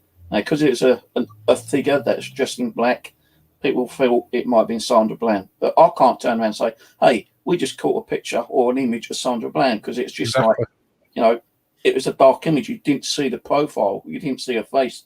All you saw was a black figure. Yeah, if you put that next to a picture of Sandra Bland, I think you're insulting the woman. If you say, "There's a picture of Sandra Bland, there's what we caught, it's the same thing," that's an insult to her memory. You can't do that. I agree, because I didn't say it was Sandra Bland. No, I know that. Yeah, possibility could have been her trying to manifest possibility, but we can't turn around and say it was her manifesting, because you got no profile, you got no proof to put A next to B and say, well, they both match when they never do match. So I totally agree with you there. Yeah, so we call something unusual. Yes, I that is exactly what I agree with. That I think you did catch something unusual. Yeah. So with like with the technology now, you got the DVRs, which are infrared, which brings up black and white. Now a lot of people do like using black and white cameras or infrared cameras to do the paranormal. Pete Paranormal Man was able to hack one of the IR cameras and make it like full spectrum, the kind of like pinkish colour. Yeah. And I was able to get one of those. I still got one. I've still got it in the kitchen, actually. It used to be in here for years, but I swapped it over to the kitchen one. And, we saw weird stuff coming through there, like orb activity, shadow movements. If it was shadow movements, it could have just been, the way the camera was picking up different things at the time. I know, like, you pulled up on me saying, well, how can you call your house haunted when you can't prove it's haunted? Well, yeah, I have changed it. My haunting experiences, or what was I put it as? I can't remember what I put it as now, but I've never really said my house is haunted. I think it might felt haunted at one or two times going through the years I've been here, with the unusual activity, but I can't prove it's actually haunted. It's not like you're going into a location where they say it's haunted like 24/7, which I don't think any location will be haunted 24/7. No possible way. But we come to that topic in a little while, yeah. But cameras, like digital cameras, like the little mini DV cameras, the tapes. Yeah. I've got a couple of those. I've got some of the bigger tape ones. Well, I've got one high 8 Sony ones at the back there. Yeah, bloody using the high 8 cassettes, the big high 8 cassettes. Yeah. Bloody heavy, I tell you. I took that location with Simon James at Wimbledon Common. I only used it for about 5 minutes because it's just too fucking heavy to carry. And we noticed that when you was panning it around, on the view monitor, it is so blurry. I thought we can't use it. I just stuffed it back in my bag, and we bought out like the normal IR cameras, the digital cameras, the camcorder, like the Sony ones. And we've caught some crazy stuff like the Jordan's Wood stuff. Yeah. As I said, there's one there that looks like a monk. Another one looked like kind of a hunchback. Now, people have caught things like that in the past. So, what's your intake on that? Is it similar to what you're saying about that black figure in the living room? Do you think it's just like something that we can't explain that came on the camera? Is it something that made it look like, it could, I still say it looks like a monk, but it could have been something like movement of a tree that, that made it look like a monk, kind of thing. But it did actually move, because the thing was, it moved behind a tree and disappeared. So, I can't say, although I have said, I believe it is a monk. I still believe it's a monk, but some people turned around and said, no, it's just like, a tree moving in the background. But, do you have picked up stuff like that, Do I think people have picked up stuff that... Do I think people have captured apparitions? I think people have captured images of things that look like apparitions that unfortunately we can't prove. We can't definitively say that that's what it is, but there is so much footage all over the world now, especially if everybody's got a camera immediately at their disposal because they've got one built on the phone. Yeah. And while, yes, we can't prove that it isn't just artifacts of the, it's not just bad artifacts left over from digital matrixing and stuff like that because of the format that we're using. It can't be ignored that so many people and more people are capturing images that can't be explained. If you can't explain it, then it's got to be worth noting. You've got to pay attention to the fact that you can't explain it. I'll say this, that black thing that you caught on your CCTV, just because we can't say it's Sandra Bland doesn't mean that we should just ignore it. Yeah. It's like just because you can't prove absence of evidence isn't evidence of absence. It doesn't work like that. Just because we can't empirically say that Joe Smith has captured what looks like a person walking across the front of a castle, yet there isn't anybody there. The castle's shut all night, and you can see it looks like a person walking in front of the castle. What is it? Well, just because we can't prove it isn't a person doesn't mean we should just say ignore it because it's bollocks. So, I think lots of people have captured things. I've captured loads of stuff myself, Steve, loads of it. And I'm not just going to ignore it because I can't explain it, but I'm not going to say and put a mortgage my house on it and say, I've got a ghost 100% and here it is. Do you know what I mean? And just because we capture images of people, we still can't turn around and say that is a person. It quantifies as a ghost and it is a person. Do you know where I'm coming from? Do you think that some of the stuff that we have caught, like, on whether a normal camera or a DVR camera or, an IR camera, all the stuff that we use, do you think that could actually be somehow, not so much manipulating, but breaking into the, I suppose, like spirit world dimension? Because so I know what you're saying. Yeah. So as opposed to recording actual what we're seeing, I think if somebody sees an apparition, and they turn on their video recorder and they record it and they capture footage of that apparition, then that apparition that they've recorded was in our physical realm in some kind of way, whether it was as in the form of energy that was distorting the visual field and it was imprinted upon the environment. I think they've caught an image of something that was there physically in some kind of way. If somebody does a video and they've recorded and caught a figure or an apparition on that video, and they didn't see that figure at that whilst they was in that room, they didn't see it in real life, but they've captured it, then it's either been recorded because it come through on light that we're not capable of seeing because of the way that our eyes work and the visible light frequencies that we can't pick up. And it was there, we just didn't see it, but the camera picked it up because that can pick up more, hence night vision and full spectrum. Because what you have to remember is infrared still exists even though we don't see it. It's there all the time. full spectrum light is there all the time. That is what is natural light. We're just not capable of seeing it. That is why animals see in different color. That's why you get people that are colorblind, because they've got defects, which means they can't see specific colors. So I think some of them are recorded images of things that are actually there physically in the same realm we are. I think some of them might be recordings of something that's interdimensional that we're not able to see with the naked eye. And I also think that some of them are there, but we can't see them because our eyes can't pick up that frequency of light. Same with cameras. Yeah. When you take a picture, you may see, you might take a picture of something, outside. And, at the time you don't see it on the camera itself when you're looking at the screen.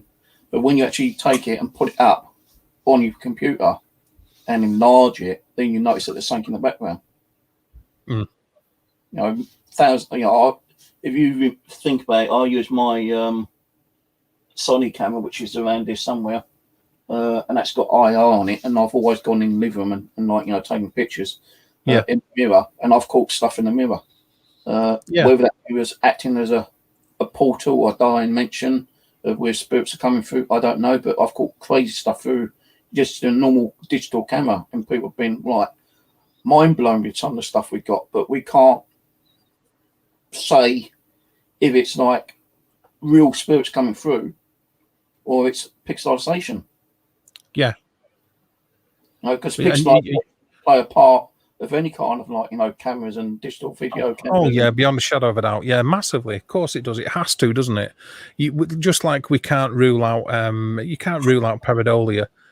People hate that word because it belittles or shoots out of the sky something that they want to really believe in, that they've captured something great. So they'll defend it with they haven't got any reason to either. They've got no scientific background with which to do it. We know that pareidolia is a thing. It exists. Now that's a fact, but we don't know that ghosts or spirits exist because they're not a fact, at least not yet. But when you get somebody who presents you with some kind of evidence, or they show you a picture and you go, well, to me, that just looks like nut holes in a tree. I know that it looks like a face to you, but it doesn't to me. It looks like it just, it's the nut holes in a tree. You're seeing things in the tree. And they'll hate you for it. They'll block you on Facebook. They'll never talk to you again on YouTube. And it's like, look, it's not about that. You can't ignore the fact that pareidolia is there. You can't ignore the fact that digital images leave artifacts depending on how good the sensor is and the camera, the recording medium. People don't understand CMOS sensors. They don't understand metal oxide semiconductors and how they work. They don't understand that by taking a digital photograph and it can miss out on pulling in bits of light. You can get chromatic aberrations, which change the amount of light and the color of light that's coming in there. So before you see it, before you know it, a tiny little piece of lifted up wallpaper can reflect enough light back at the camera to make it look like a face, and you see it as a face because you've got pareidolia. Do you know what I'm saying? But people won't accept that, and that's a big part of it. Is there is faults in cameras. Cameras are inherently faulty. Yeah, they're getting better. But then let's say, you put a picture up which you think has got a spirit in, right? Let's say there's supposed to have been a story of a lady in white haunting a certain hall, in a big mansion somewhere in the United Kingdom, for instance, yeah?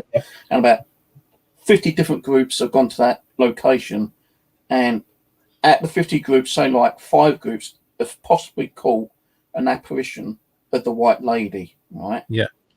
While the other groups haven't, yeah? Now, if you put up those 5 images or whatever amount of images those groups have caught of the white lady, right? Yeah.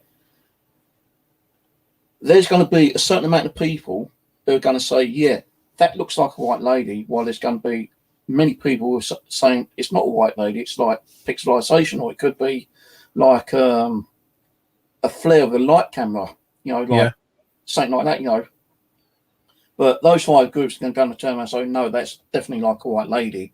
while the other 45 groups are probably going to be jealous enough and say, no, you didn't catch nothing. Yeah, but is it down to jealousy, or is it down to the fact that the other 45 groups can explain scientifically why that camera might capture something that shouldn't be there? Because, I think, you know, conditions as well, I suppose. You know, the other 45 groups didn't capture nothing because it could even be the technology they were using. Those cameras that they've caught might have certain technology in where they were lucky enough to capture those images of the white lady, while the other group were using different technology, different cameras that didn't have the settings or, you know, the technology inside it to actually capture what they caught. You're dealing with the human condition, right, Steve? And that's what the paranormal's based on. Okay. Now, if somebody says to me that they saw a ghost in a certain place, right, now I've either got to take their word for it, I've got to go investigate it myself. You could say you've seen a ghost in a place that you know isn't haunted. You could lie. You could do this as an experiment because it's been done, right? You could say there's a figure of a bloke that's seen there in dressed in 18th century clothing, and it goes viral. Now people will start going there, and that you'll get your 50 paranormal groups that you mentioned over a period of a few years, whatever, and them 5 groups that you said will capture something. Now there's nothing there. You lied about it. But through matrixing, pareidolia, or the want to believe that there's something there, if they take 500 photographs, within them 500 photographs, there might be something that looks a bit weird, like, you know what, I can't explain this. What is it? That's got to be that man. Now, if you get light reflecting back off a tree, or somebody's smoking when they shouldn't be, or it's cold temperatures in breath, and breath will drift for many, many, many, many meters before it dissipates, and somebody fires a flash and they've captured a bit of a mist in the distance and it looks a bit like the shape of a person, then all of a sudden that lie that you told is validated because they've captured a picture of your ghost, the Steve Morgan's ghost, the Morgan's poltergeist or whatever, and that's the human condition. People want to believe even if it's bullshit, you know what I mean? And the other thing is that I could turn around and make a load of bullshit about a certain location, but I could be wrong. There could be spiritual activity there, just that I wasn't there to capture it at that time, and I could something that there was there. That could be said about anything, couldn't it? I'm talking about the psychology of it, not whether there's something at the location or not. I'm talking about the psychology of it, people wanting to believe. Now, we float around on a very small, inhospitable bit of rock. We're only here for a few years. We don't know why we're here, and we don't know what happens after we die. Yeah, it's hard while we are here. We go through a lot of emotions. We see our friends die. We see our family die. We see people die over the world. There's death, there's plague, there's destruction. It's a very harsh world we live in. It's cruel, and it's absolutely like totally 100% confusing. So to find a little bit of a ray of light in it, people want to believe that there's something afterwards, because otherwise what's it all about? We still don't know the meaning of life, yeah? And is it even worth chasing? But people want to chase the unknown. They want to chase the paranormal and believe that there's life after death because it explains the loss of why one of the loved ones die. It explains why people die to them. They think I can put up with the loss of losing my mother because I believe in the spirit world and I think that she's watching down on me now. Now, perhaps that's true. Perhaps it is. And that is what we're capturing on the films, like you say. Perhaps you're right. That is exactly what we're getting. But perhaps it's not.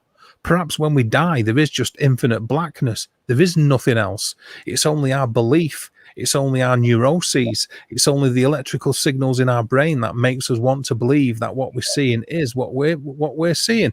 You know what I mean?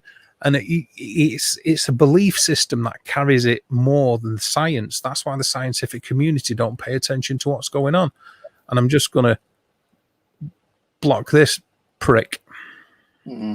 So going back to the photos, yeah, that when I was doing at Kenny's house, where she had a lot of activity, you know, I caught that picture of the little boy standing next to me, and people can see it looks like a little boy standing next to me, yeah, and I still got it on Facebook, yeah. When Simon James came, we done an investigation in that house, and I showed him that photo, Yeah, He yeah. goes, oh, I feel there's definitely something going on there. Well, me, Aaron, my nephew, and Simon went and done an investigation there, yeah? Mhm. We all went in different rooms, and I was in Kenny's bedroom, yeah? She's a black woman, lovely lady. I was in there taking photos, constant photos. I don't know when it took, probably about 30, 40 or something, yeah? And I caught something on one of those photos, right, which looked, to me, like a witch, right? I called Simon in. I said, I've caught something on my photo. What do you think it is? He goes, oh, yeah, I'll be there in a minute, yeah? Now, I didn't tell him what I thought it was, but as soon as I showed him, he goes, fucking hell, Steve, you've caught a witch. Mhm. So, and I didn't even tell him. So, did I actually catch a witch and you could see the image of a witch there, which I was seeing? Or was that, because it can't be pareidolia, is it really? Like, you can't say, well, there's nothing there. He saw what I saw. So, Aaron, completely different. He can see nothing from it. Yeah, there you go.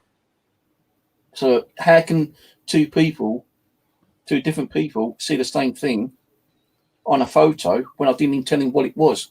He said it was a witch before he said, yeah, it's a witch. That's what Because to him it might have looked like that, and that's it. If it visually just looked like that to him, out of the three of you, if it was a witch, then all three of you should have seen a witch. Yeah. Well, I know if there's three people looking at a car, then all three people should see a car, providing they understand what that car is. Do you know what I'm saying? Yeah, Aaron hasn't been into paranormal that long, and he was skeptical over a lot of stuff. He was a good paranormal investigator, but he sometimes got scared more quicker than I did, and sometimes he wouldn't feel some of the stuff that I was feeling, kind of thing. So, and there's also another possibility. The other possibility is that you did capture a witch. That's also the other possibility. Can I just respond to what Ulrich said? I'll say this: when you're talking about like the different dimensions and the levels of darkness, there's different levels of nothingness. You quoted Crowley before, and I've studied a lot of Crowley and the Kabbalah, and there's lots of different levels of nothingness too. If you look into Ein Sof, and Ein Sof Hour, should you want to look into that side of things and the occult, there's lots of there's deep nothingness, there's absolute nothingness, and the nothingness which contains nothingness. So I do know where you're coming from, Ulrich, without going too far into it, and I understand that there's the possibility of different dimensions. Sorry, Steve, go on. I'm just seeing what you were saying. Dave the Old Norse said there was 9 dimensions of the afterlife. One is I can't even fucking pronounce that word, which is exactly darkness and nothingness, cold. Yeah, Niflheim. I think I'm not sure of the pronunciation, but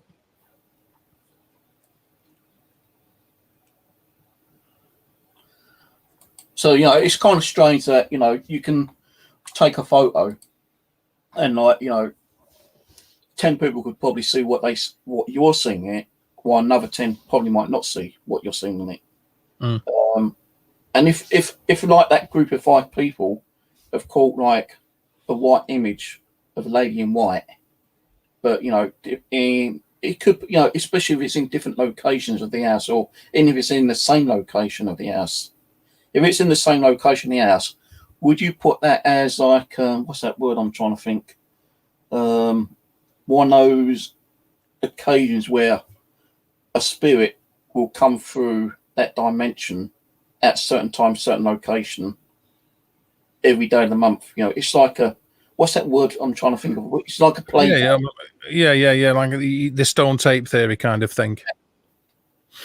I think it's possible, but I think a lot of people in the paranormal don't make the distinction, or the alleged distinction between ghosts and spirits. Yeah, ghosts being non-interactive recordings upon the environment by highly emotive states or trauma, if you like, recorded by different mediums because of vibrational frequencies. We know that the molecular structure of different objects vibrates at different frequencies, and that makes physics. We have gases, liquids, solids, blah blah blah blah. Yeah. And spirits are the energy of somebody who's passed on, who can interact with the living. Yeah.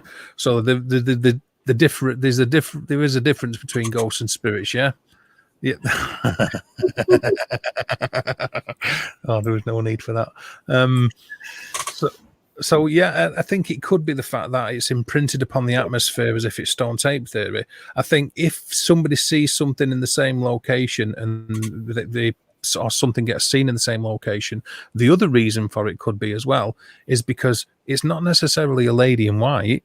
It looks like a lady in white, but it's because the mineral deposits or the geological layout of that thing. I was just about to say, do you think it's due to like the possibility that the place could have been built on granite? Because granite holds off a lot of energy, doesn't it? Oh yeah, absolutely. As does sandstone and quartz. Because someone mentioned that the other day. You know, do you believe that ghosts come through more through granite? Well, who is it? I was on your channel last night actually, and Steve Matthew spoke about the energy, certain energies, and I put a comment saying, well, I think that some of those energies are there because certain, because he mentioned about the certain types of energies that I think the spirits can come through, and I said like, well, maybe it's like because a lot of spirits might be able to manifest because what was it he said? He said something about a certain house or something, and there's supposed to be a lot of activity then. I said, well, maybe because it could have been built on granite. I'm not sure. I know the conversation of which you mean, but it was like nearly 5 hours long, so it could have been anything. But are you talking about when I was on with Matthew, Second Star Survival?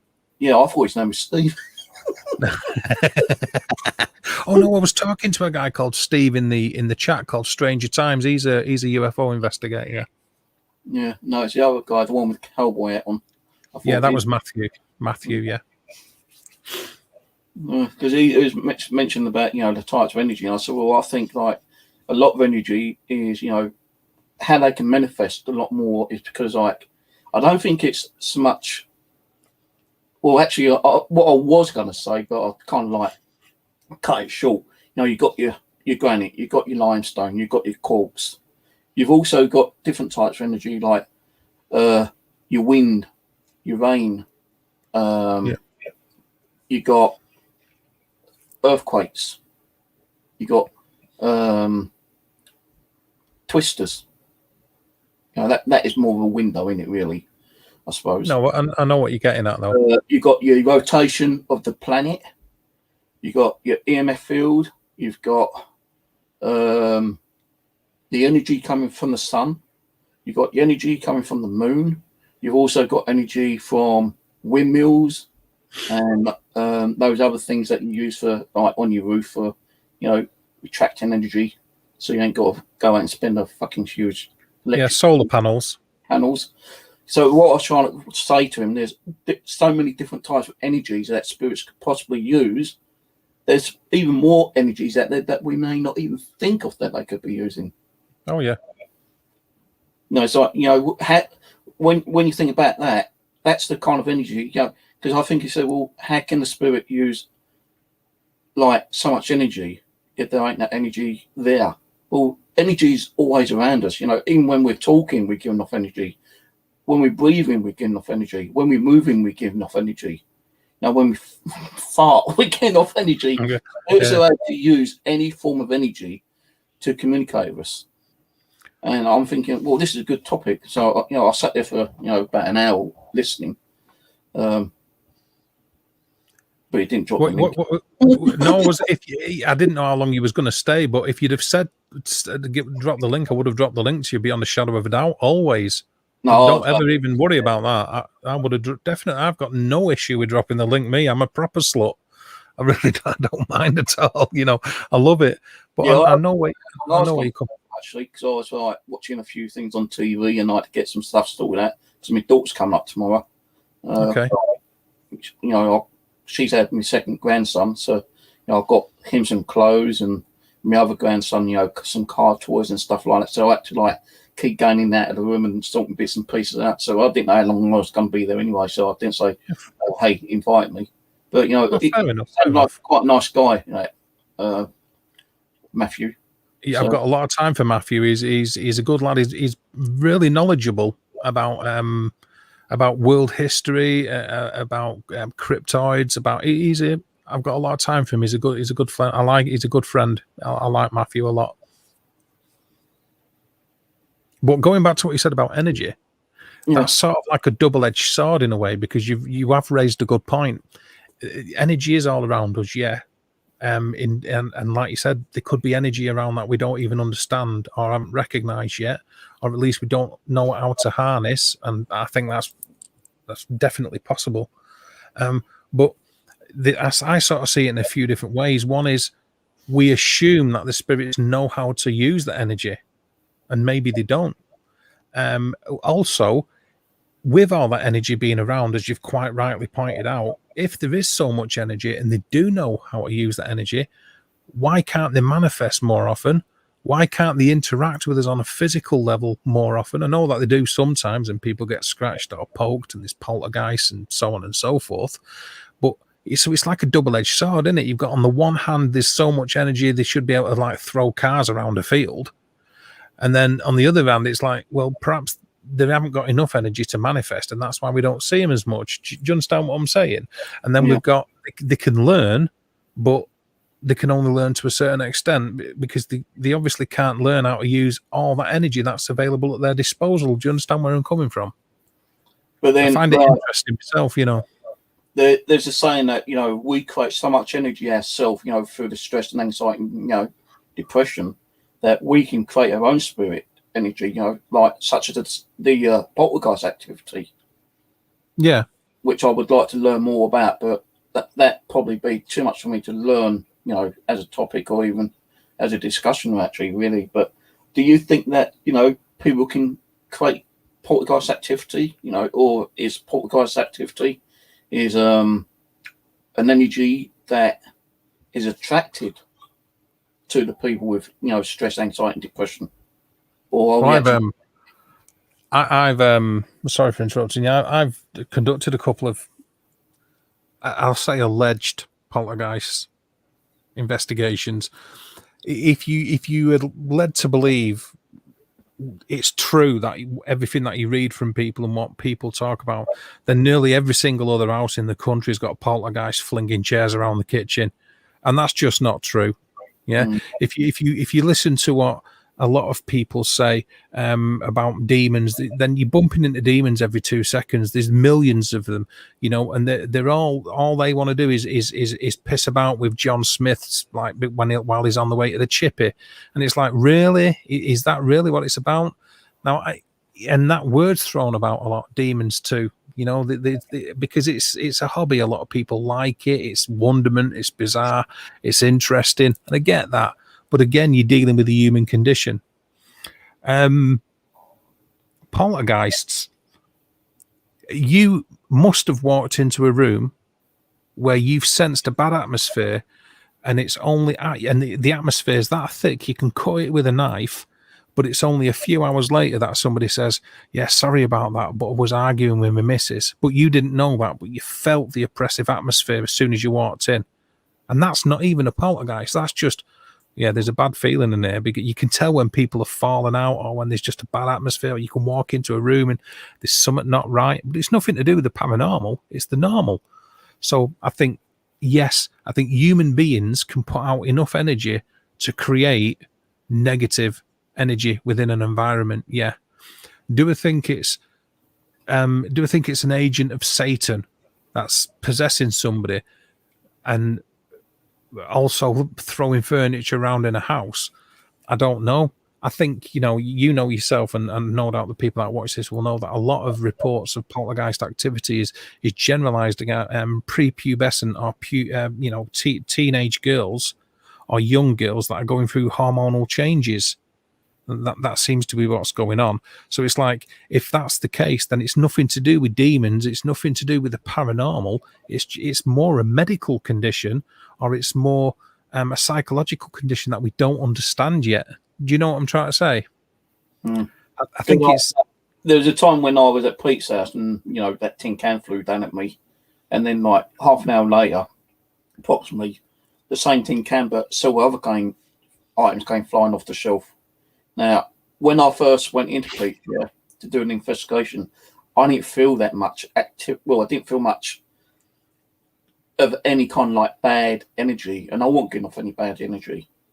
So I was just wondering, like, because I was there, and the energy in the whole house, me, Pete, his wife, his kids, and everything was, maybe whoever was there, which we believe was Evan and Arthur, was able to build up so much energy from collecting it from us. They stored it in their spiritual self, and then later decided to use that energy to throw things at me when I'm trying to sleep. Now, the thing being is that I'm still kind of like, well, was that real? Could I have actually somehow made that come flying off my, myself because of the fear factor? It's like, what's it called? Telepathy, or whatever it's called. Well, it'd be telekinesis if you're moving things by thought. Yeah. Was it really a spirit that done it? Was it a demon that done it? I don't know, but it happened. We got on fucking camera, and like I feel that as I said, like there's so much different types of energies that a spirit could use. It doesn't even have to be poltergeist activity. When you get attacked. Now, I believe when people get attacked, that's more of a negative energy. Because I think it's more negative energy. Sometimes I feel like sometimes a spirit might scratch you because they want that attention. They want to be known. They want to try to communicate. It doesn't mean that they're really negative as a spirit itself. They're trying to like build up the energy and they could like move a cup and you didn't see the cup move. The banging you're hearing, you might think, well, hang on, that could be them upstairs, or the neighbours banging. So if they're not getting that attention, maybe they use like the different types of energy they can use to actually either do the poltergeist activity, which you kind of like shuffling off and thinking, well, just imagine that. But when you actually officially get pushed or scratched or punched or something, which I've had in the past, then maybe they can use different types of energy. It doesn't mean that they're negative because you're getting punched and scratched. Now, a lot of people will turn around and say, well, that's a negative spirit.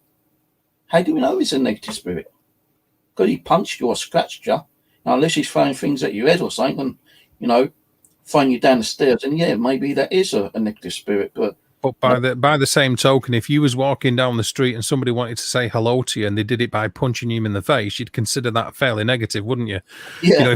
If you was walking down the street and somebody exactly, somebody wanted to ask you the time and they came over and scratch your eyeballs out, you'd think, fucking hell, that's a bit negative, isn't it? So I think it's because it's physical harm that people sort of attribute it to being negative. And I think if you feel tugging on your clothing when you're on an investigation or something like it's tapped you on the head, I think that's more benign. It's less intrusive and more playful and more likely that something's trying to get your attention, than something what scratches you or punches you or hurts you, because that in it's just by the definition of the act is negative and quite, it's an assault in it in a way, whichever way you look at it.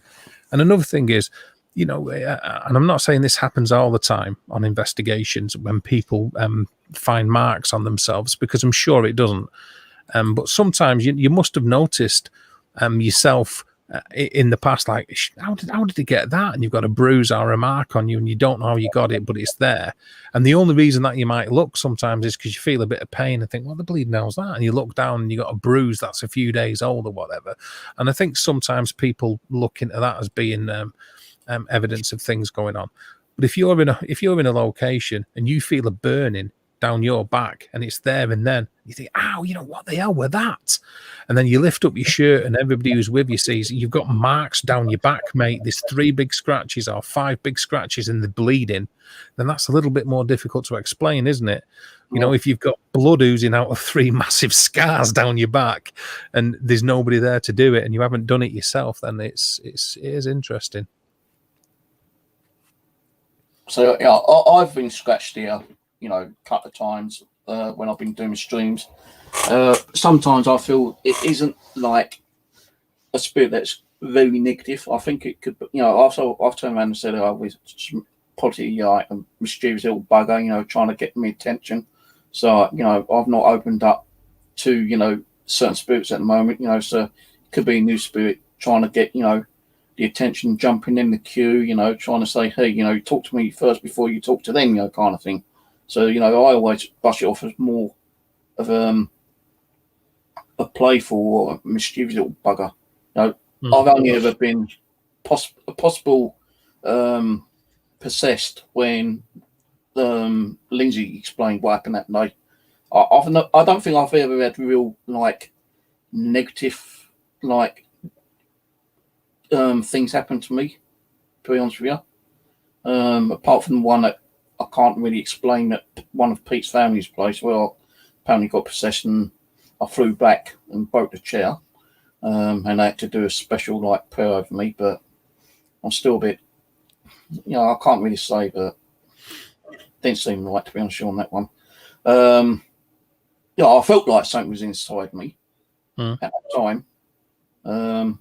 But at first, all I can say is that I can't give you the, people's names because I can't remember names. Yeah. But it took me to a location, and I went in there, and I was sitting there, and they kept saying about shadow movement. Yeah. Now I was face frontal, and I've never said this to anyone until now. I was in the living room, yeah, and they kept saying about shadow figures, yeah, and I was sitting in a chair opposite their stairwell, yeah, and they said they had kids upstairs sleeping. Now I kept seeing shadow movement going up there, and I said, "Well, what other places do you feel negativity in?" And they told me the kitchen. So I went in there, and I went in there on my own for a while, yeah. Then all of a sudden, I kind of just went a bit weird. Pete came in, saw what was going on. He shouted out for all the others came in.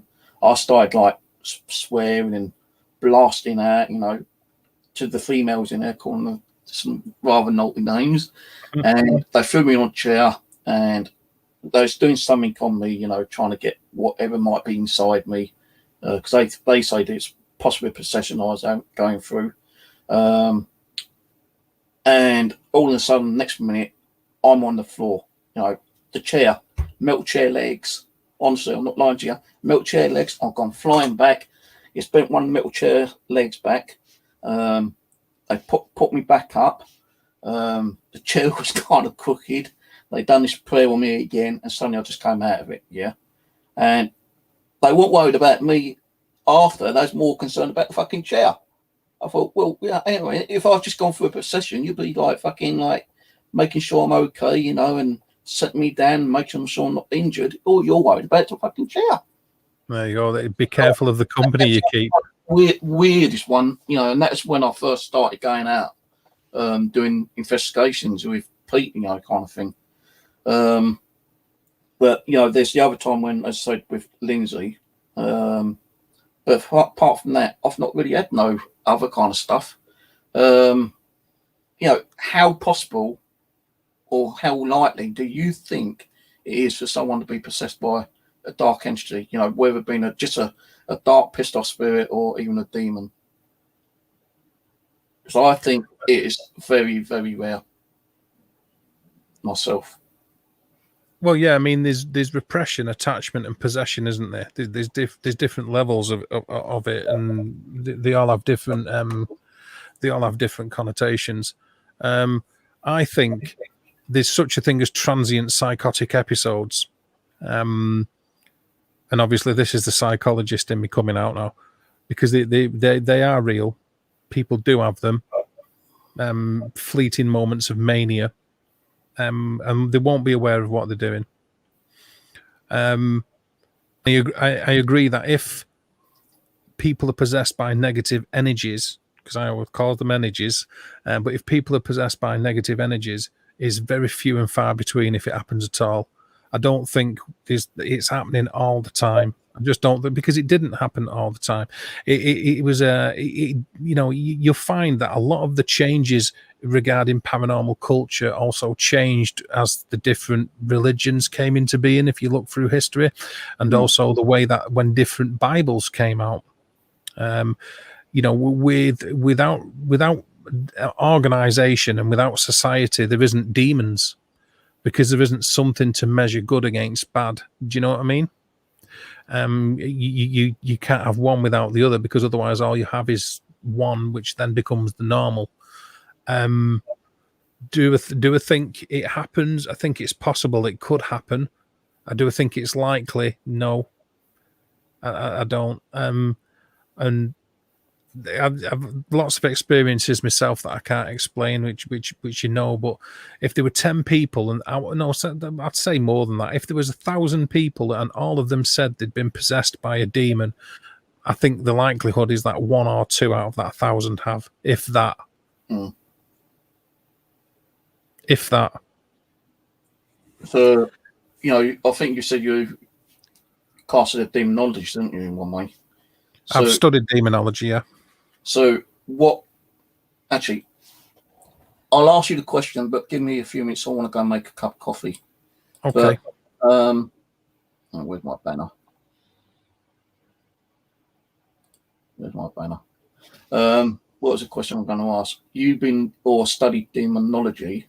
The question being is, I had it a second ago and I fucking forgot it. It's okay.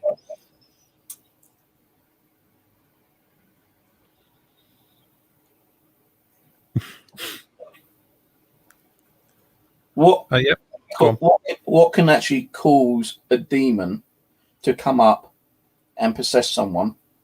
It's a 2-in-1 question, actually. What do you think can actually cause a demon to come up and possess someone, and how easy is it to get rid of that demon afterwards? So you think on that. I'm going to make my coffee.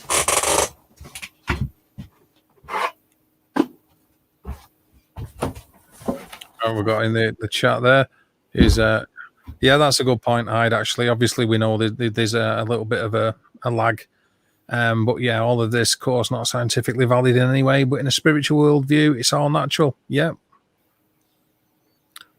I saw ITC demons, ugly monsters crawling on Trump before he got elected. Okay, on his pulpit. So, oh yeah, I'm sure he'd like to think it was more of a. He'd like to have that pulpit back. Who else is out there, incidentally? Who else is in chat? Who's out there? Speak, or forever hold your peace.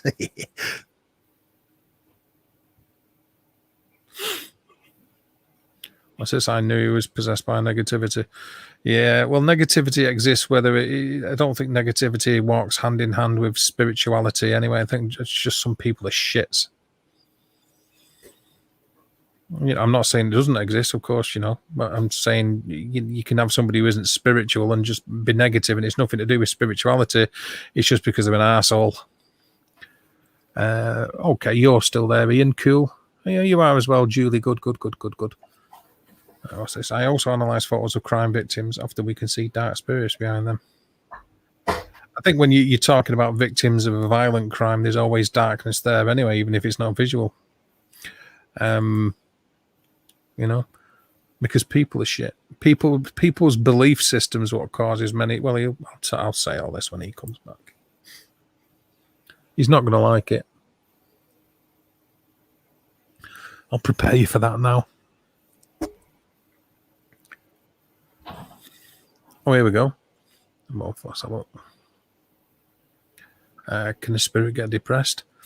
I think if spirits are sentient beings, then I don't. You'd like to think when somebody passes over and they've gone through the veil, let's say that it's as black and white as there's life and then there's death, and there's only one realm you go to when you die, and they get over there and they're not happy about being there, then and perhaps they can get depressed. But if they're sentient beings and they understand themselves, they understand self-identity, and they know that they're dead and all that lot, and they've been released from all the mortal bindings. They haven't got to worry about eating and illness and death anymore, and they haven't got to worry about the state of the world and humanity in general. Then what would they have to be depressed about?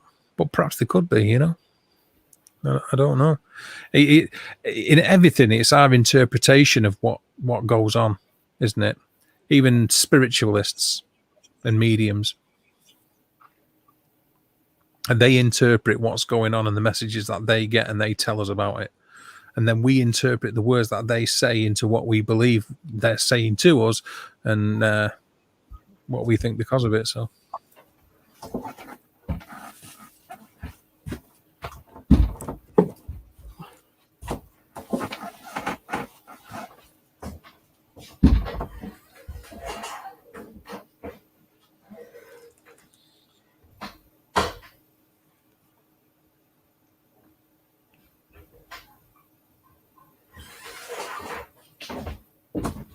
It was a good question, though, Angela. Right. What was that? Did you say someone or something was an arsehole? No, I'm just saying about people in general. It's like spiritually they don't have to be anything. If somebody's an arsehole, they're an arsehole, whether they're in spirit form or whether they're around now. You know what I mean? I think bad people are bad people. Yeah. So, yeah, the question again might be slightly a little bit longer than the original one. Was that if things exist, what causes them to come and possess a person? What's the reason why and how? Why would they and how would they possess a person? And how would you get rid of a demon if they was possessing a person? Okay, well, the demon. Not only do demons walk hand in hand with the evolution of religion, they also walk hand in hand with the evolution of medical science and psychological disorders. Now, of course, 500 years ago, somebody mad was just mad. We didn't understand why they might be bad. We don't totally understand a lot of mental illnesses now. This will be a long-winded answer.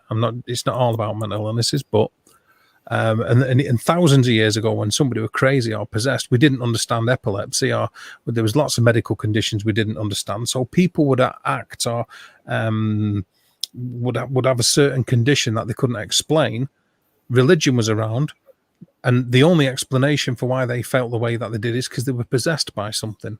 There was a demon. It would be given a label as demon.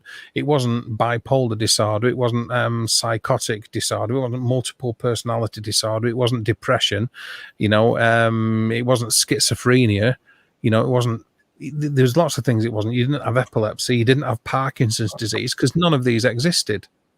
It was you're trembling like that and you're talking gibberish because you're possessed by a demon. It's not because you've got Parkinson's disease and Alzheimer's. But nowadays, we know that they exist. So demonic possession was far more prevalent in the medieval times when it was, almost a fashion, if you like. But it was, and it does go hand in hand with religion. And as far as demons go, it's a word that's bandied about a lot to explain something that people didn't understand. And the reason that people get possessed by demons more often than not, I think, is because they have a religious belief. The more people that are demonically possessed, for the most part, if you look at case histories throughout time and throughout paranormal investigation, and people that are demonically possessed more often than not are from countries or from a background where they've had a massively religious upbringing. And that's almost been imposed upon them or forced upon them. Yeah. I'm not a big. I study demonology because I think it's interesting, but I think the likelihood when somebody's been possessed by a demon is because they believe that that's what's going on, and the best way to get rid of a demon is to treat somebody for mental health. Is to look at the mental health of the person first, rather than just automatically assuming that it's one of it's the scale of 6 or the scale of 9 or the order of unity, the order of binary and the order of tertiary has sent forward thousands of demons from the depths of below to destroy all mankind. But that's what a lot of people think, you know. So I think the best way to treat somebody for demonic possession is to find out what's going on mentally, to find out if they're okay within their life, if they've got any concerns about money or stuff like that, rather than just assuming it's a demon. Because I don't think demons are what other people think they are. I think it's a word that people throw about in the paranormal and too easily. So why is it that people who believe that they are possessed by demons usually gets a vicar or priest or monk or someone, you know, from the higher cloth to come in and do an exorcism, even with a haunted house? What if it is like someone with mental health issues? Why don't, like you said, why don't someone come in like a psychiatrist or something and take them away and put them in like a special hospital, you know, asylum or something, and see if they will be possessed that way? And like, you've answered your own question, really there. And the reason for that is because if somebody believes they're possessed, if you think demon, you think it's an evil spirit from hell, or you think mostly, I mean, not everybody, but you think it's the opposite of good. It's something bad, and the only thing that can save you is somebody religious or something spiritual, because that's what society over the years has told us is the reason for what a demon is, and therefore people think that the only thing that can get rid of it is a vicar or some kind of priest or some kind of spiritualist that can do a cleansing or a spirit displacement. The first thing they don't think, I might be having a little bit of an episode and I'm not well. That's the last thing they think. You know, they think the first thing they're going to think is, I need to see a priest. Secondly, I would also say, I don't think putting people in mental institutions is a good idea, and I never have agreed with it. Anyway, I think locking people away because they're suffering is adding to their suffering. Personally, I don't always agree with medication. I think talk therapy is a better way of dealing with things. I think too many medications are thrown at people, and what that does is it masks or it suppresses the feelings rather than it's sort of like putting a plaster on a, you know, if you was decapitated, you wouldn't put a plaster on the bloody stump of your neck, would you? No. You know, I just don't think it's work. It's like putting a band-aid on a broken leg. It helps, but it ignores the symptom. It masks the symptom, sorry, but it ignores the problem. So I don't agree with it. And I don't think if somebody thinks they're possessed by a demon, I don't think giving them a shitload of medications like loads of Prozac and all that lot's necessarily going to help them either. Giving them diazepam to calm them down and all that lot, you know, because I think they're more likely to get they're more likely to show signs of possession because of that. They're going to be, oh, he's not responding to us talking now. And it's like, yeah, because he's off his bleeding head on benzodiazepines. That's why he's tripping his bollocks off. Or he's sleeping for 24 hours, but he's going to look more like he's under possession or attachment because of the way that he's acting because of medication. Do you know what I'm saying? Yeah. Well, yeah. Just you know, where you got someone being possessed, like, you know, they come from, you know, a very high religious, and other people saying it's it's down to stress and depression and all that kind of stuff that's caused a demon to come over and, like, you know, possess her. Maybe you know, take her into a special department and give her medication to help to reduce that stress and depression, anxiety, or whatever's going on with it. Maybe that might rid of it. But then, you know, if they've had a high religion, maybe they will bring in like a priest or vicar or monk or someone, you know. Absolutely. You know. I mean, and that's why Annalise Michel died, though, isn't it? But in their stories that going around that people who did not have a high religion have also had a demonic possession. Oh yeah, I'm sure there is. Yeah, and also people who haven't got a massively religious background that have had a demonic possession are becoming more and more often. Why? Well, because the paranormal's becoming more and more fashionable. That's why. There's more and more shows on TV about it. I've said this to people time and time again, you know. I mean, I started in about 1987, me, Steve, and you was looked at as being a weirdo if you believed in ghosts. There was books on it, yeah, but it was like unknown or it was all freaky. But if you believed in the paranormal, you was a ghost hunter, if you like. I don't like that term, ghost hunter, but there you go. But if you was a ghost hunter, say, you was looked at as being a bit of a weirdo because people didn't do it. And you know, you can say people were less likely to talk about it because they would get called stupid if they said that their house was haunted, so they were less likely to say it. Yeah, but you know, there was less media exposure than what there is now. We have social media. Every man and his dog's a paranormal investigator. You see paranormal teams starting up, and somebody will be labeled as this is the director of investigations. This guy here is our photographic analyst. And you've got to question yourself or question them and say, okay, well, what's your photographic background? What do you know professionally about photography and analyzing photographs? And it's like, well, nothing. You don't know anything about it, but you want to give yourself a title of self-importance in the paranormal field. You know, and such a body will be, well, I'm a demonologist. And it's like, right, well, I can say that. Bye, Angela. I can say that because I've studied demonology since the late 1980s. So I'm just as qualified to say it as anybody else. But I don't consider myself a demonologist, but people will say it.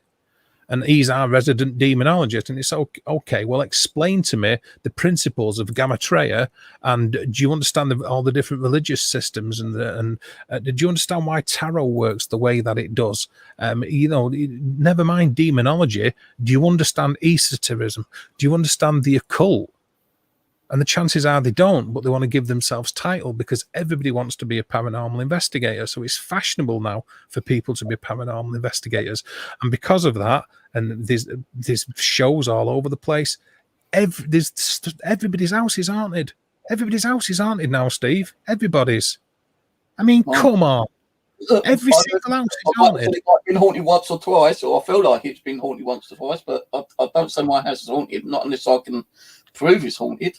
This isn't directed at you. This isn't directed at you. I'll turn around and say my house is haunted unless I've got pure evidence. But even if I've got evidence, people are going to, like, you know, dispute it. They're going to call you a liar, faker, an arsehole, whatever.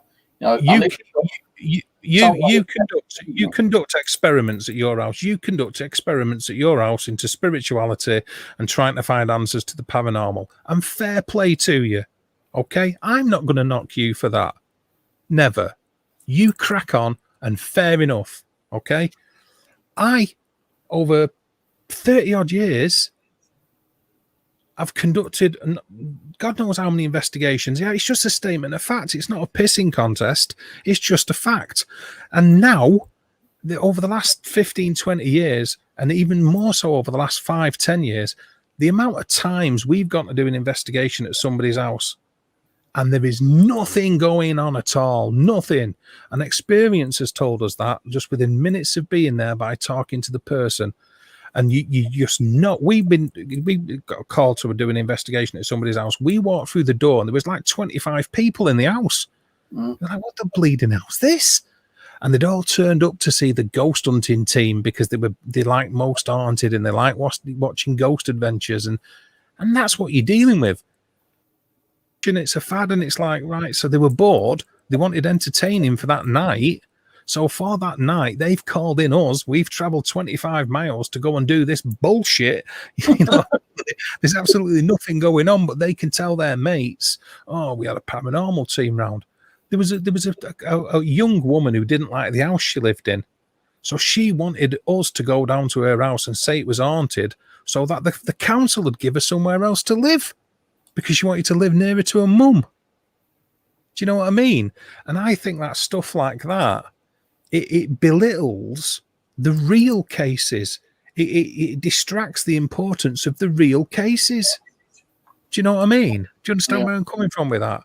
It makes bullshit out of it. It makes what you do, it makes what I do a joke in the eyes of the establishment, because they just say, well, it's full of pseudoscientists.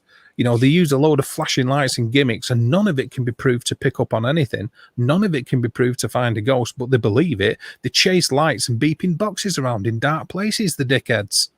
That's all they're doing, because in the eyes of the government, in the eyes of the scientific community, that is what we're doing. Yeah.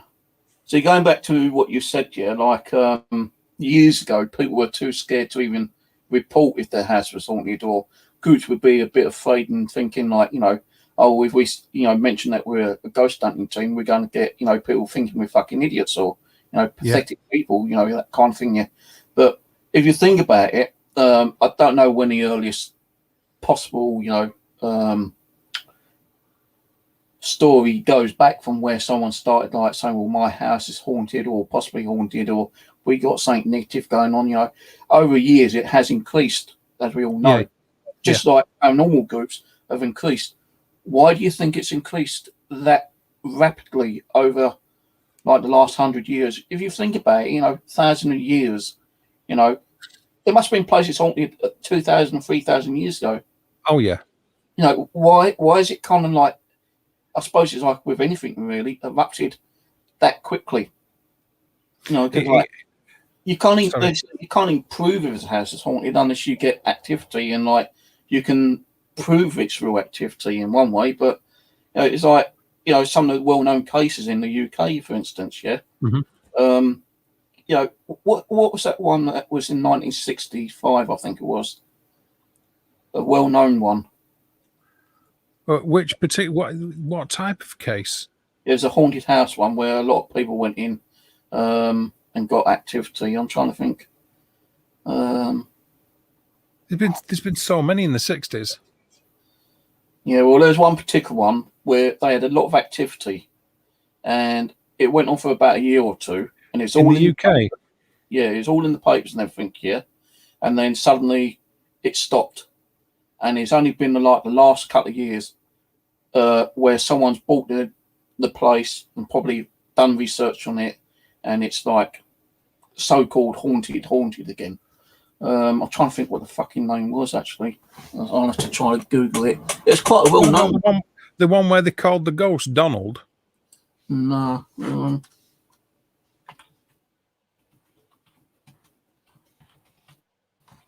I just wonder if you're talking about the Hitchens case in Battersea, London.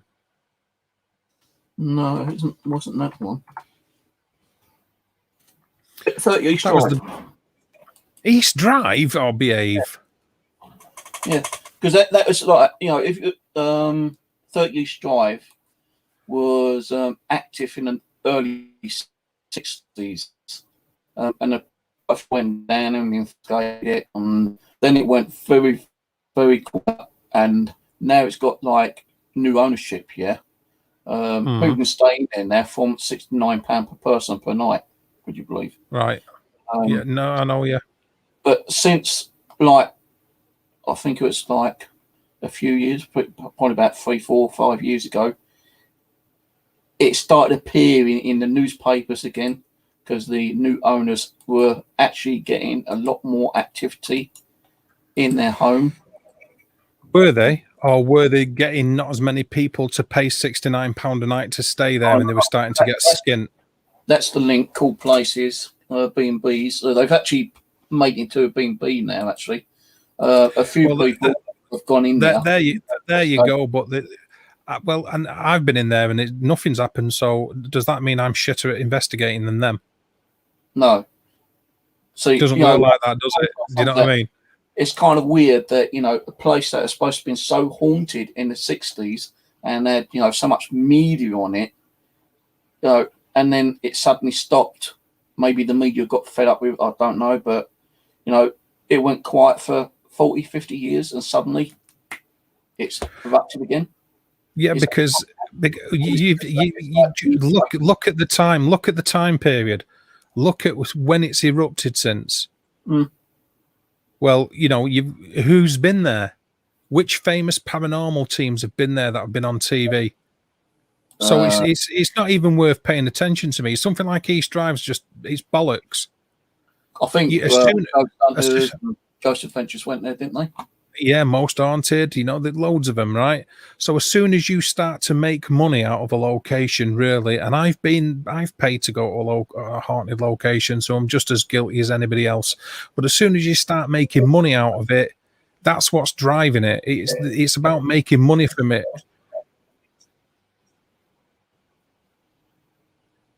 I think that's what it was actually. Like, I know a few people who have been to the Rams Inn, and they said they've never got nothing. While a lot of people said that they got a lot of activity there. Even Rose went there. got nothing. Yeah, there. I've been to it. I've been to the Ancient Ramin as well, and it was shite. And I went when John had it too. Yeah. Because I think a lot of people just done it to make money out of it, and made it look like it was haunted when it wasn't. 30 East Drive possibly was haunted in the 60s, but why would they suddenly, start making it as an attraction again? Is it because it was once haunted and these people knew it was once haunted and they want to make a fast buck out of it, or did the activity suddenly start again because there's if the activity suddenly started up again, where's all the evidence? Yeah. That many teams are going there that regularly. Where's all the evidence then? Because the internet isn't full of evidence of East Drive, is it?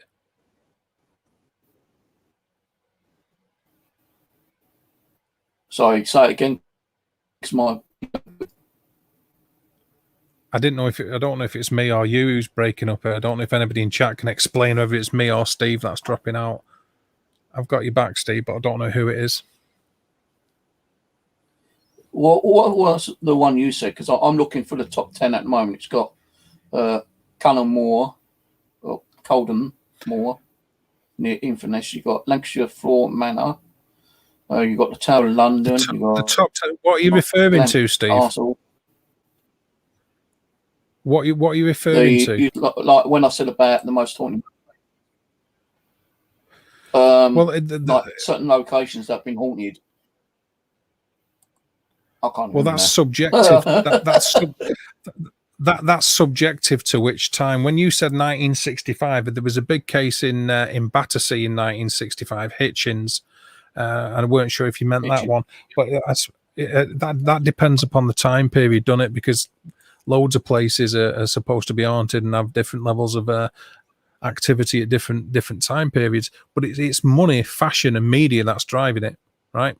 I started my channel in 2009, September 2009, I think, and I've took it up, I've took it down, I've put it back up, I've deleted videos, I've stuck them back up, I've deleted videos, I've changed what I'm doing, all that, and I don't give a shit. I'm still only at like 800 and odd subscribers because that's just the way it is, whatever. But the internet is full of paranormal groups that are about all they want to do is make money. They want to become monetized, and that is it. They're not producing necessarily any evidence. It's not necessarily the passion of doing the paranormal that's driving their channel. It's because they want to make money from doing it. And that's right. Fair enough. If that's what you want to do, fine. But you can't ignore the fact that people are seeing it as a business venture. People are seeing the paranormal as a way to make money. And, this is just paranormal teams. I've never charged for a single investigation in my life, but I don't expect to make money from being an investigator. There's those links, by the way. Thank you. My channel's monetized. I know I said I'd never monetize it, but the reason why I monetized it because I wanted to buy new equipment so I can do more research, and because I've got no money to to buy that equipment, it helps the channel to not just grow, but it helps me to try to go out and buy equipment which I can't afford, so I can do more research. Understand that.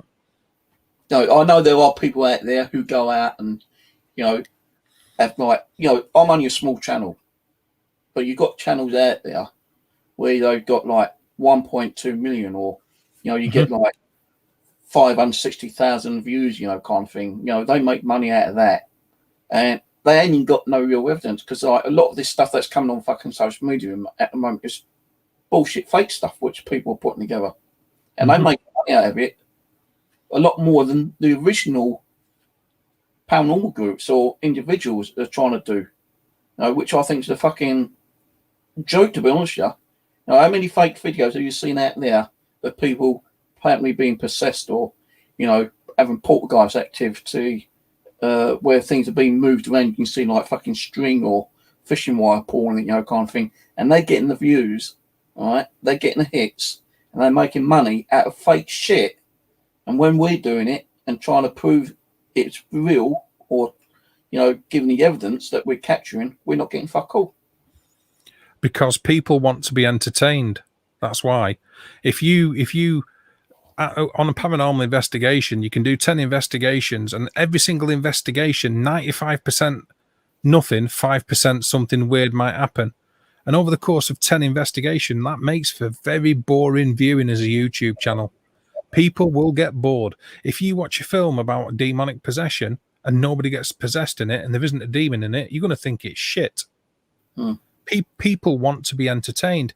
I've had this on when people have come on my channel, you know, and it's like, well, you know, you can't do that. It's supply and demand. So if people get bored and you lose the subscribers and you lose the viewing figures and you lose the watch time hours because people aren't watching what you're doing, people make shit up instead. They sensationalize it. Did you hear that? What was that? Oh, I just saw something move. You know, I'm not saying that happens all the time because it doesn't. And I've watched some channels where weird things go on, and I know that. I'm not going to name the ones that are bullshit, and I'm not going to name the ones that are doing the real thing because it's irrelevant. It doesn't matter. It doesn't matter. You know, fair play to them. They can do whatever they want. It's you know, it doesn't matter to me. But some of them are getting real evidence, and some of them are full of shit. Yeah, so you know, like you've seen some of the stuff that's happened here, which we can't explain, which you class as paranormal here. That's what the channel's about, the paranormal. You know, I've kind of like deterred away and like, you know, because of all the fucking bullshit that's gone on over the last year and a half, 2 years, and I believe that's what put my channel down. You know, put me down anyway. But when you are trying to give, you know, people that little bit of evidence, or you know, trying to communicate with possible spirits which people are interested in watching, you're going to get, you know, the people who don't believe you, or the, you know, the skeptics out there, or even just the haters and the trolls are going to come and, you know, just like pound your channel. But they don't do it to the fakers, do they? But they do it to the original people. Yeah. And you know, even when you have got stuff, you know, going on in your own home, you know, you're going to get people who are supposed to be paranormal investigators who are jealous because they don't have the same kind of content or as much content or evidence as you got, and they're going to come on and blast you saying that you're fake and that they're the original paranormal investigators, because they come on and try to steal your subscribers and your viewers. That's happened. Oh yeah, I'm sure. It does happen. Because it's down to fucking jealousy. You know, I'm not here to compete with you, Tom, Cat, you know, Tom, Dick, Harry, or whatever, you know, kind of thing, yeah? I'm here to show you what's happening in my own home. If you want to watch it, you watch it. If you want to believe it, you believe it. If you want to think it's a load of bullshit, then that's up to you. Think it's a load of bullshit. I don't give a fuck. And it's not down to subscribers. It's not down to the views. I don't give a shit if I only get one view. I don't give a shit if people subscribe to my channel and, like, you know, donate. If they donate to my channel, that's great, because that helps me to go out and spend a little bit more money on new paranormal equipment, so I can try and use that equipment to conjure up, hopefully, more spiritual energies, you know, whatever, or go out and do investigations or whatever. You know, it all helps. But when you've got people out there, you know, making a mockery of the paranormal, that's what I don't like. And there's been people out there who mocks the paranormal, even though they are a paranormal or supposed to be a paranormal investigating themselves, they mock it. And I don't like that. No, I mean, I don't want to get tied up in having to go other YouTube channels, because it doesn't solve anything. And fair play to them that are doing it. If they can do whatever they want, that's up to them, and that's fine. There's some good channels out there. There's some great people that are doing some great work, and I've subscribed to some of them. And there's others that are full of shit. But you got that when even before YouTube, you would get paranormal teams that didn't tell the truth, quite frankly. They were full of shit. They would make up stuff, and it's just not a YouTube thing. You get people that would write books. So many people live vicariously through other people's experiences. They don't actually get off their ass and do any investigation as well. You get a lot of people that do that, but they'll run a YouTube channel on it. They'll write books about it because they've done research. They'll call themselves a researcher. Well, by default, if you're out in the field or if you're conducting a paranormal investigation, you are a researcher because you're doing it in real time. Do you mean studying case histories? Does that make you a researcher? Well, that's a different thing again, isn't it? But the amount of people that sit on their arse and they're a paranormal expert is absolutely overwhelming because they've got Google. All they need is Google. So everybody's an expert. Everybody's a professional because they've all got Google. But by the same token, Steve, me and you are on a YouTube channel talking about it as well. So Yeah. Well, when I do stuff like with the murder mysteries, like when I've done that with Rose and Perry and Michelle, we actually sat there and we researched through Google. Google's a great platform to do the research. I understand that. If I was able to afford to go and buy the books, then I'll go and buy the books. So like the new one which I've just bought, I've not even started reading it yet, but the Gone at Midnight, the Mysterious, with like Alicia Lamb. I want to read it, but you mentioned about the copyrights, and I don't want to get copyright infringements. But all I was saying is do it in chunks. Do it in chunks, Steve. If you're going to read the book, do it in like bits of chunks, and then talk about it. Don't just read it ad verbatim for doing it. That's what I was going to do. Like read certain parts of it, like read the first couple of pages of chapter 1, and actually talk about it and have people on. And that actually have them in the conversation, because, like you said, quite a lot about the Alicia Lamb situation, don't you? Now, I've looked into it for years. Yeah, we did do a similar case. I think it was called the water tank case. I think we were talking about different cases, like where people had been found dead in water tanks across the world. Okay, something like that.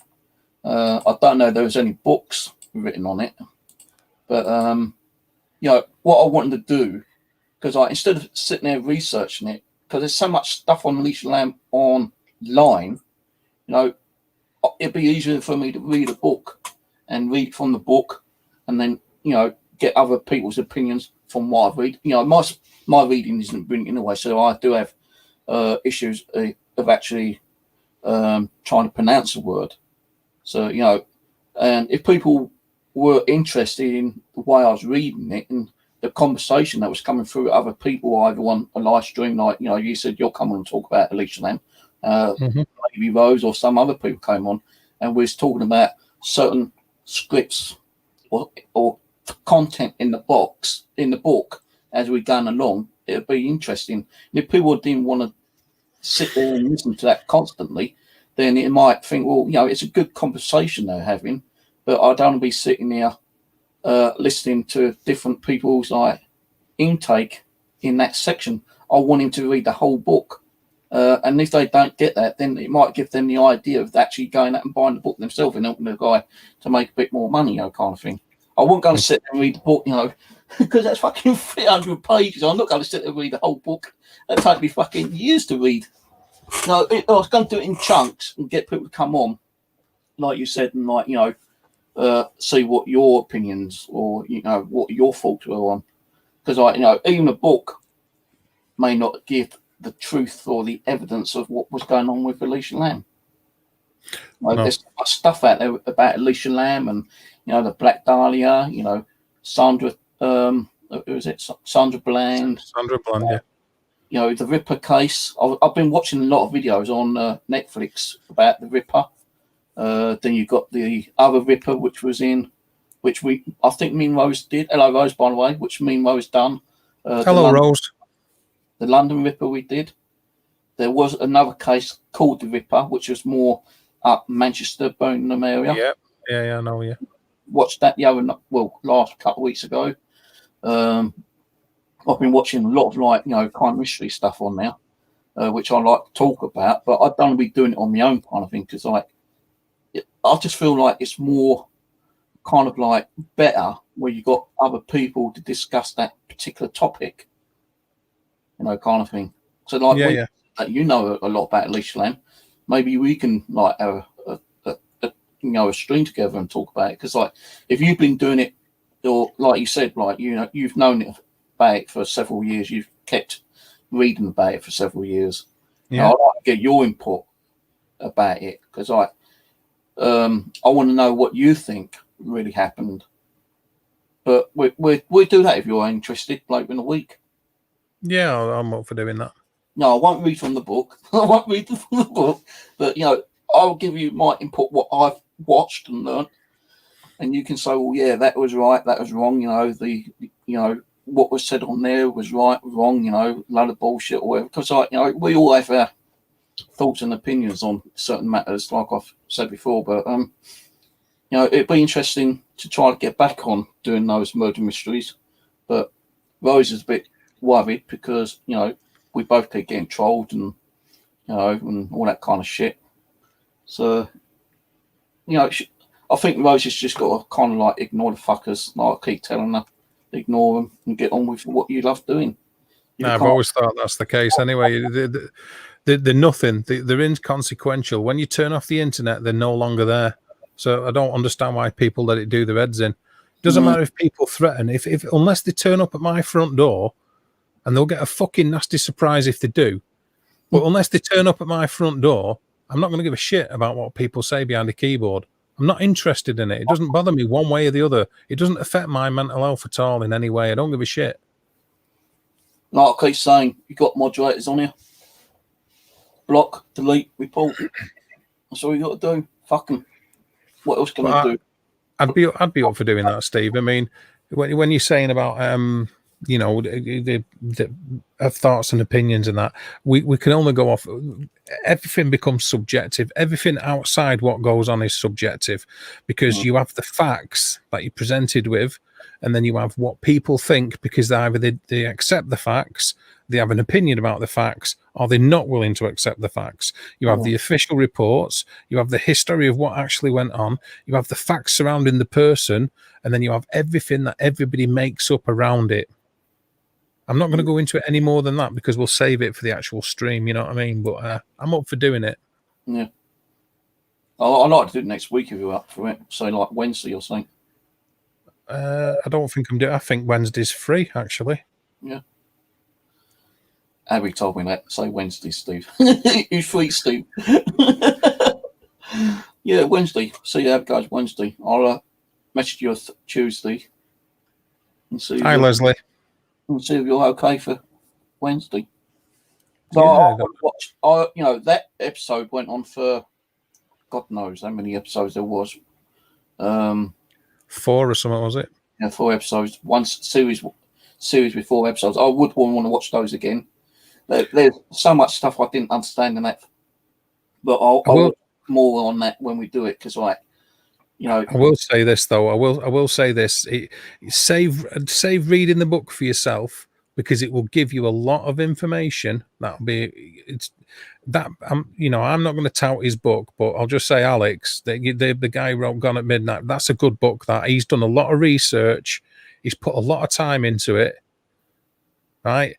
It's a good book. That one. Hey? What one? Are you on about that? Gone at Midnight, The Mysterious Death of Elise Lam, Jake Anderson. That's it, Jake Anderson. That's a good book, that, mate. Who's Alex? It's a guy who was talking to last night about the Elisa Lam case. Sorry about that. Oh, I didn't know you was doing it. No, I'm not going to. I've sort of talked about it with them. I've sort of like messed about with it with an eye. Yeah. There's a couple of guys who want to start getting like stream going. He's not massively. He's a little bit shy about coming on streams, but I want to sort of encourage him to do it. And hopefully he will at some stage. Alex, he's mainly into ufology, but conspiracy theories as well, and that.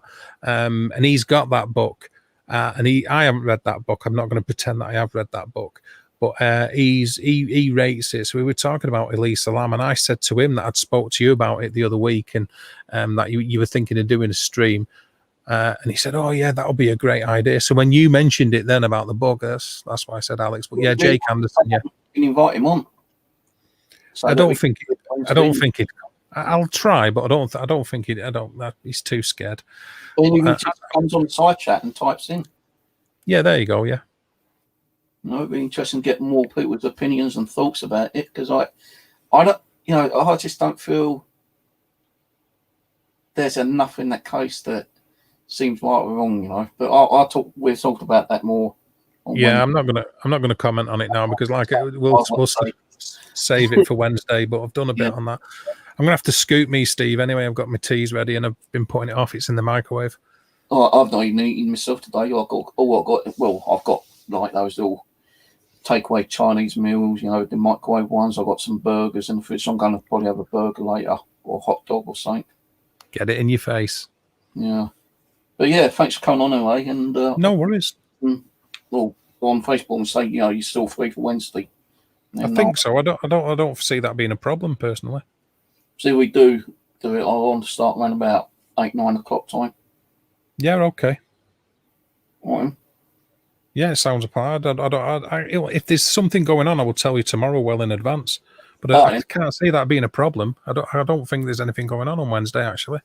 So I want to talk about, you know, other cases, you know, apart from Leisha Lamb, like, you know, the Sandra Bland one as well, if I can get people on there. That just not makes sense.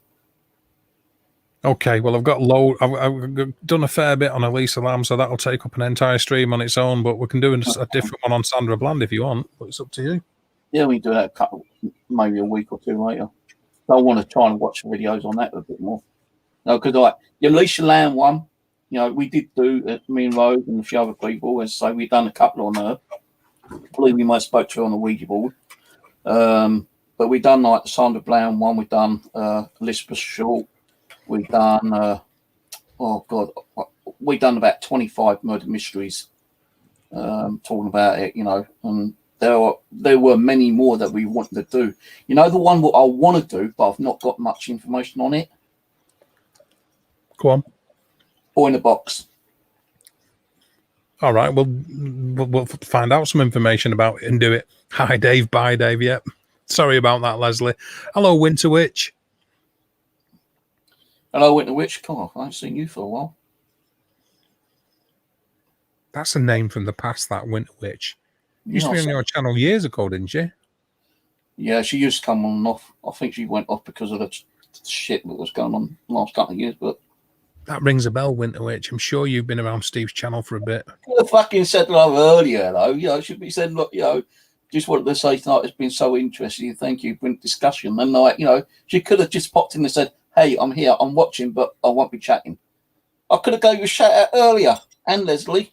Leslie's always bloody late nowadays. Oh, I don't know.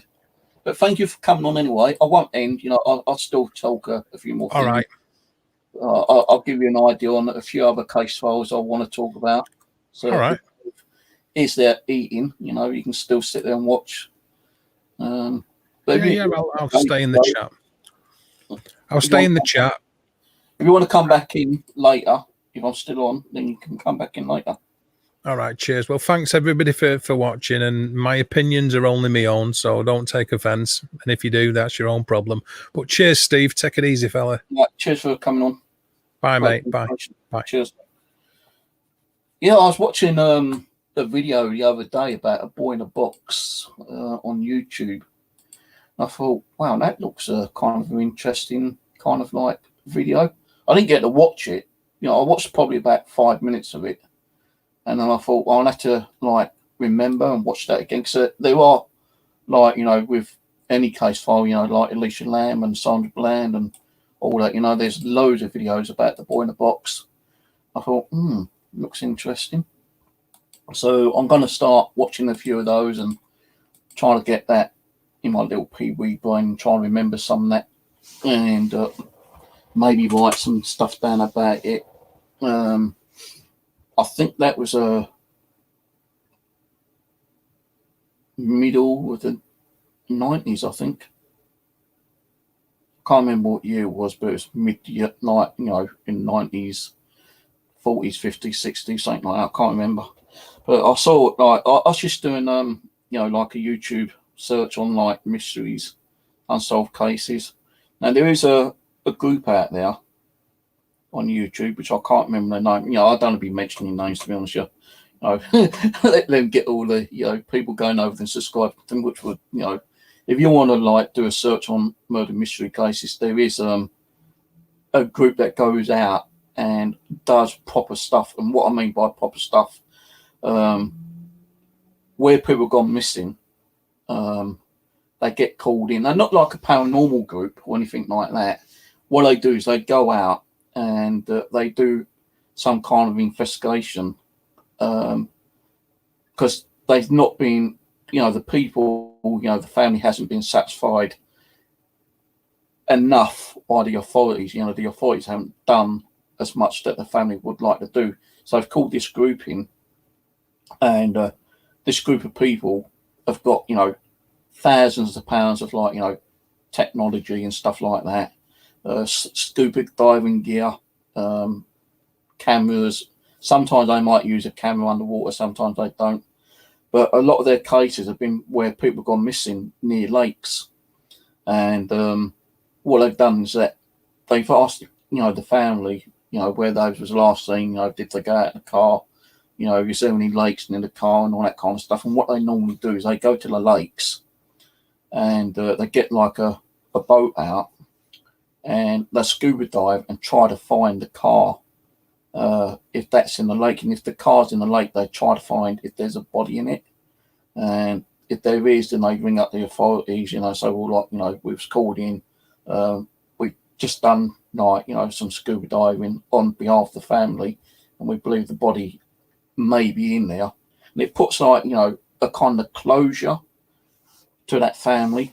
And it's, you know, they just don't do, like, you know, those kind of cases. They do other kind of cases as well, like, you know, general missing people. You know, they go around and investigate and ask people questions and try to, you know, get the answers. And sometimes they find people still alive, and sometimes sadly they find them, you know, dead. But yeah, there's some pretty interesting YouTube channels out there. But I've actually been watching a lot of stuff on Netflix regarding, like, unsolved mysteries, like me and Rose used to do. You know, Alicia Lamb, Sandra Bland, you know, I think it's Elizabeth Stone or whatever her bloody name is. You know, the Ripper case. I knew we did a Ripper case, but it was the Ripper, you know, the London Ripper we did. We never did the one which was based, you know, up north, which I'd like to do.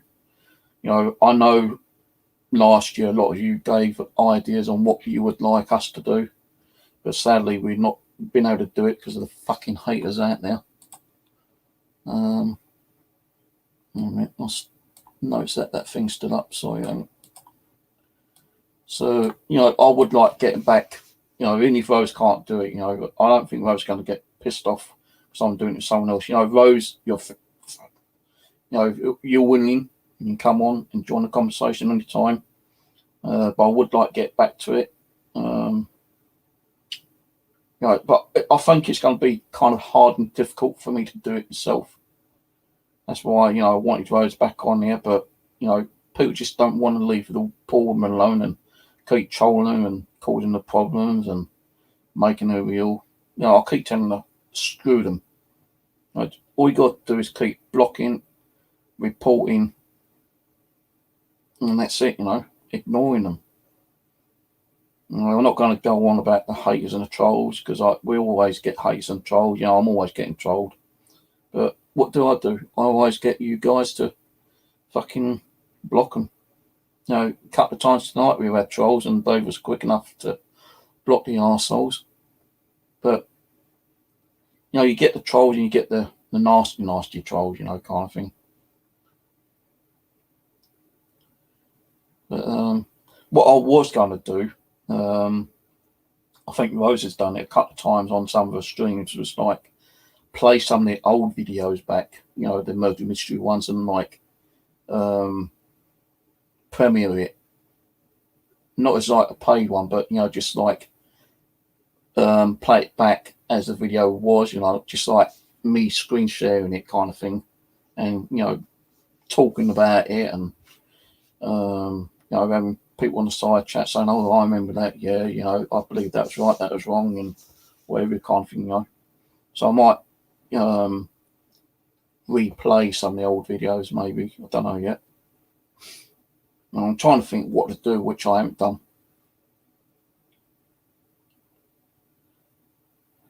Rose, you don't need to be doing that, because then that way you're letting them fucking win. And I don't know, you come and haunt my ass. No, you give me so much fucking shit and activity, I don't know what to do.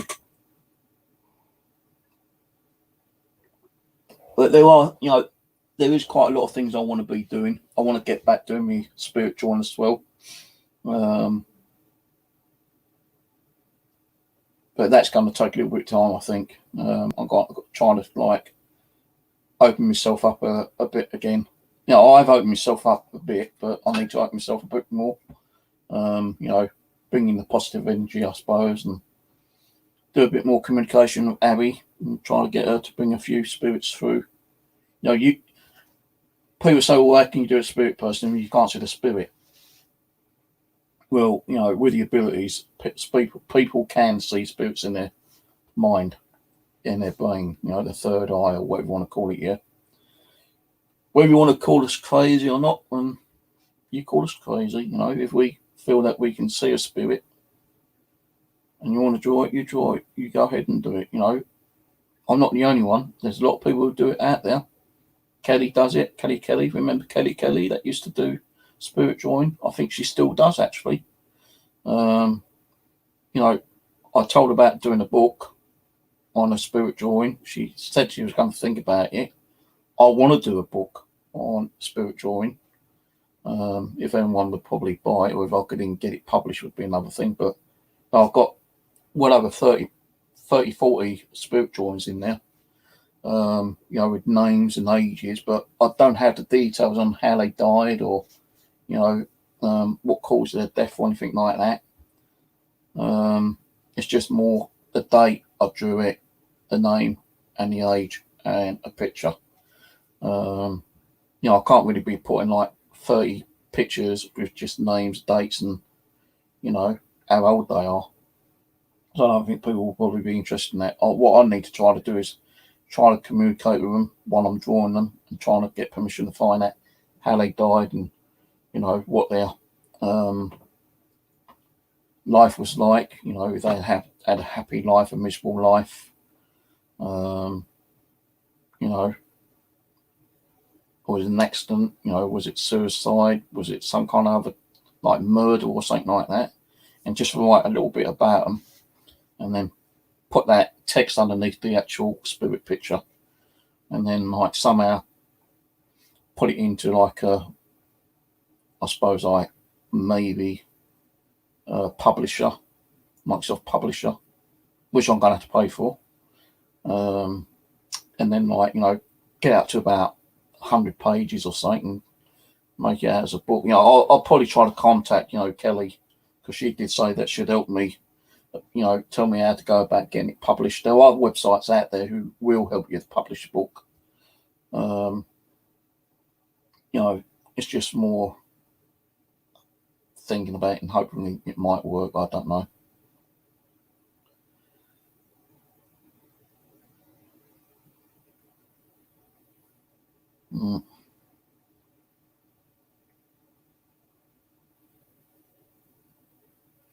No, I don't actually. Graham Road.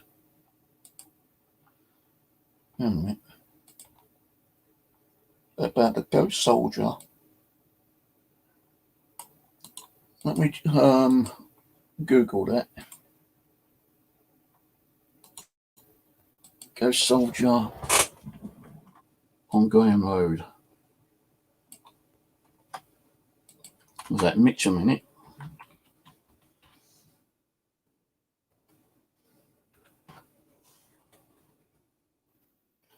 Right, let's have a look.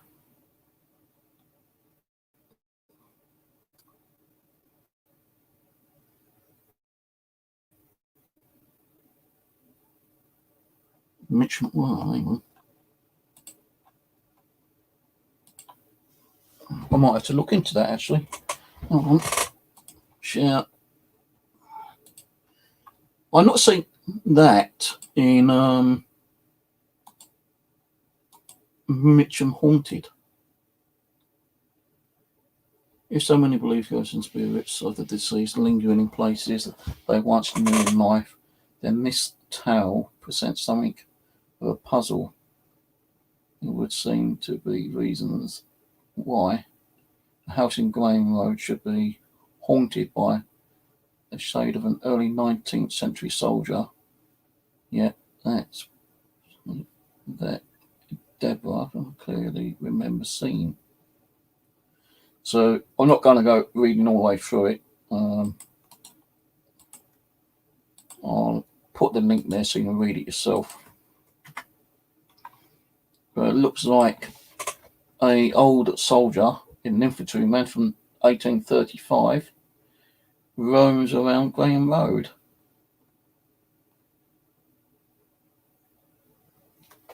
You remember seeing it on 3 or 4 separate occasions around 1974-75. So that's in the 70s, right? So what if that showed itself in between 74 and 75?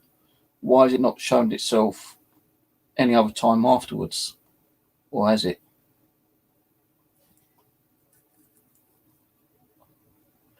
Deborah would have strange experiences along after her family moved away from Graham Road in February. She commented, every home I lived in since, my kids had some kind of presence. So could that spirit that she's seen somehow has somewhat attached itself to her? If it's like every location she goes to, every time she moves, she's getting some kind of presence. Could it have followed her? So that's the map of Mitcham in the 19th century.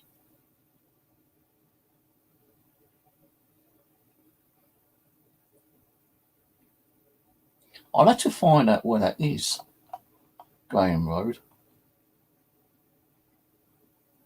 and have a walk up there during the night time. It doesn't say exactly what time of the day or night, though, does it?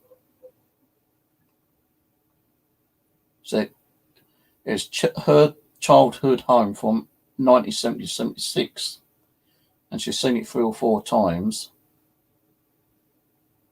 at which time would have been 4 or 5 years old. Well, I think that was like what they said, I think children are more open. They're seeing like spirits than we are, because of, I suppose, the innocence of the child. And I can't close it off. Hold on. I think it's down to the innocence of the child, like Dave said earlier, the puberty of a child, I think that there's been a lot of cases where children reach puberty, they tend to find or see, not find, but see a lot more spiritual activity. I could be wrong, but children are more sensitive to spirits, I believe. Just like a cat and a dog, I suppose. A cat or a dog can sense spirits around them. My cat's gone crazy some of the times, even hissed in here at nothing, which is a bit weird. Yeah.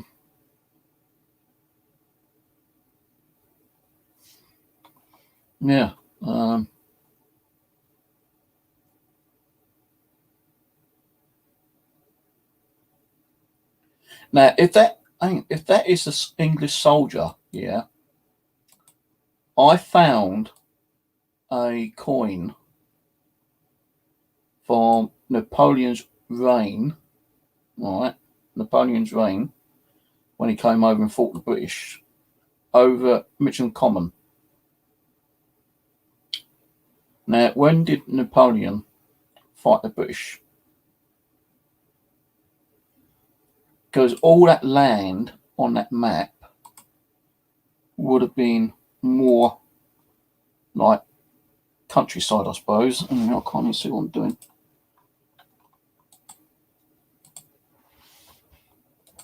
That would have been more countryside, more common ground in that area. Houses only started getting erected and built, in the late 19, well, not late 19, but like early 19s, say 1910, 1920s. But, the British fought Napoleon battle in the late or mid 18th century, I believe. And I found a coin, which I still got, but I don't know where I've put it. I know I've got like some coin books, but when I've done with them, I don't know. I'll put them away safely somewhere. but it's a Neapolic. I can't even pronounce it. Neapolic coin, and that was dated like the 1800s. And I found that over Mitcham Common. I think I've actually got that on my metal detecting channel. So, he could have been one of the soldiers that could have been fighting in the Neapolic battles, maybe.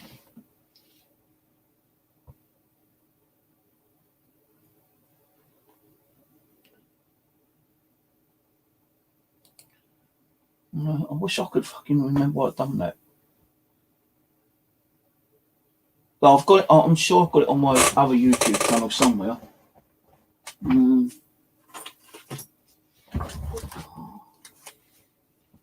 Got some here, but I don't think it's in here.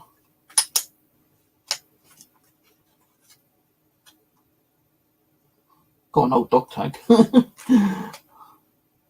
Got a lot of these coins from the 1900s I got from metal detecting. Some over Mitcham Common, some on the land I got permission from the where I do me bushcrafting.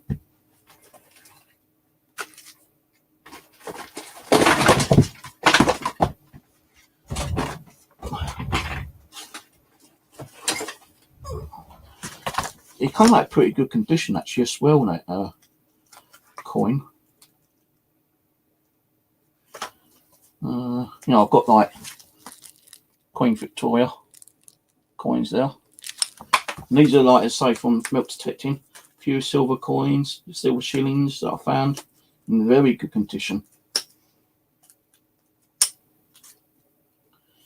I don't know if I've got. I've got the old threepences and King George pennies and silver sixpences.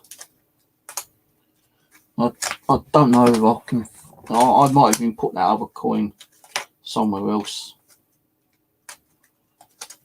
I can't find it in them 3 books.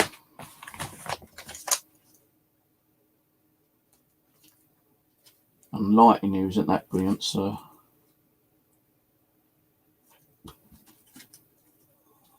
it might have even come out of the book. See, these all fell on the floor one time, and several of the coins came out, and I couldn't be bothered to find them.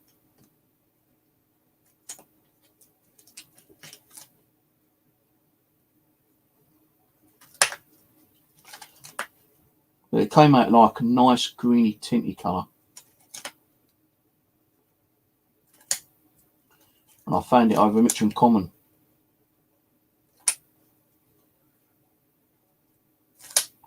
Not that, but I'm just going through them quick.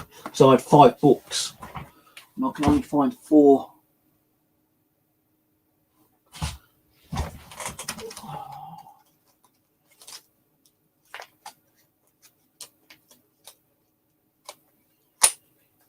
Even my son bought me another metal detector not last year, year before, a couple of years ago, I think it was. Because different metal detectors pick up, different depths when you're actually metal detecting.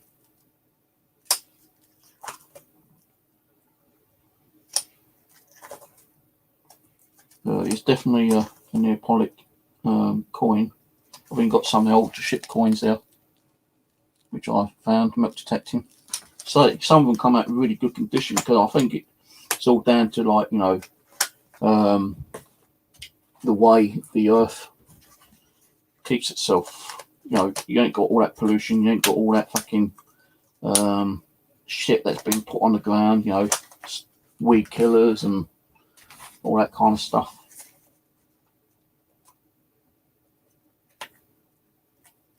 I don't think I'm going to find it.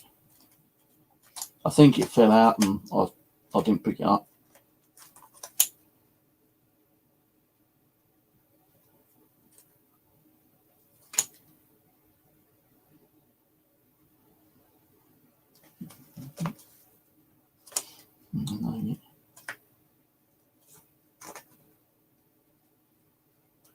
No, can't find it, I'm afraid. There is another book somewhere. It could be in that book, but I don't know where that one is.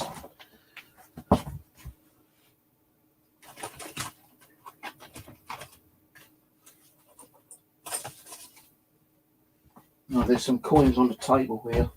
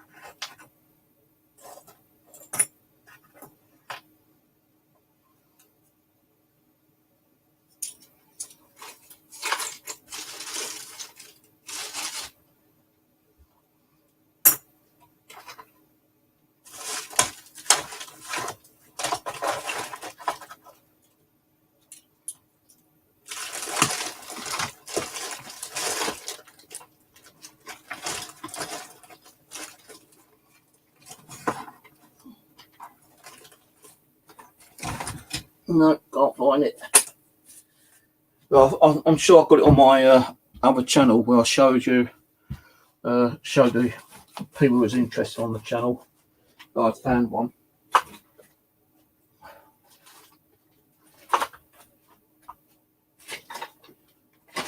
But it could be anywhere. So say I had all the books on the side and they fell down.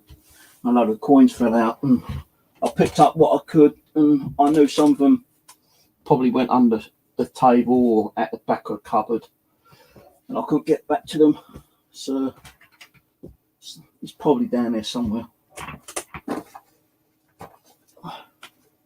Now, I'm like, you know, I'd like to find out, if even possible, which I don't think it would be possible actually.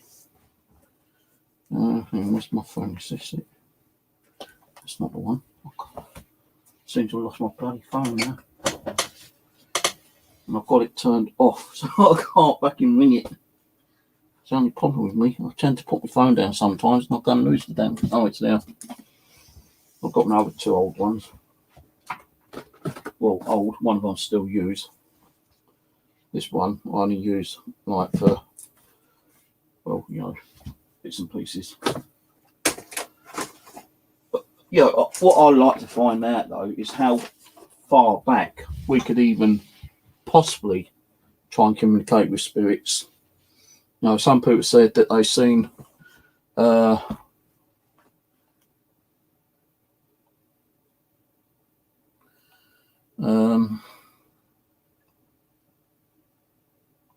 a minute. Are we gonna have another fucking troll on here? Just keep an eye on the trolls, guys, because we had some of these idiots the other day.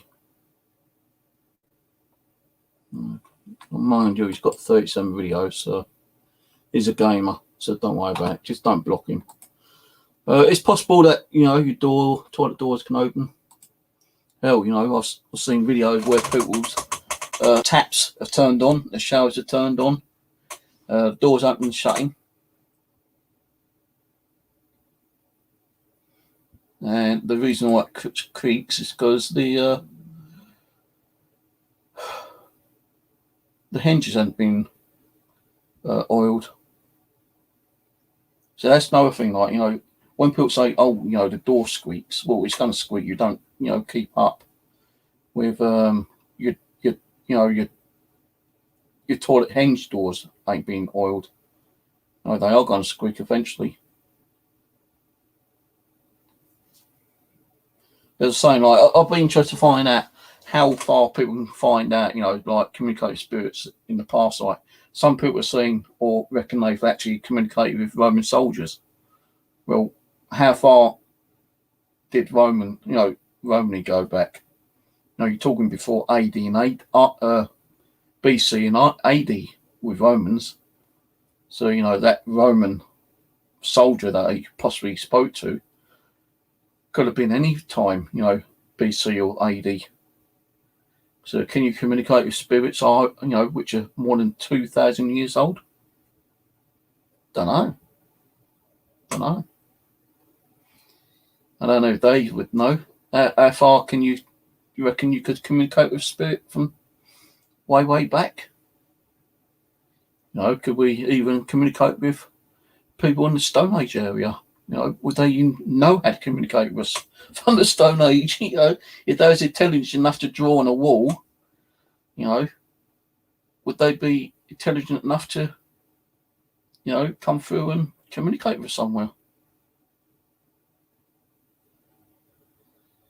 You know, we see like, well, Ulrich sees a lot of like, you know, Vikings and soldiers and from different, you know, countries, you know, Romans and monks and, you know, so if he's got that ability, you know, other people probably got the same ability as Ulrich has got.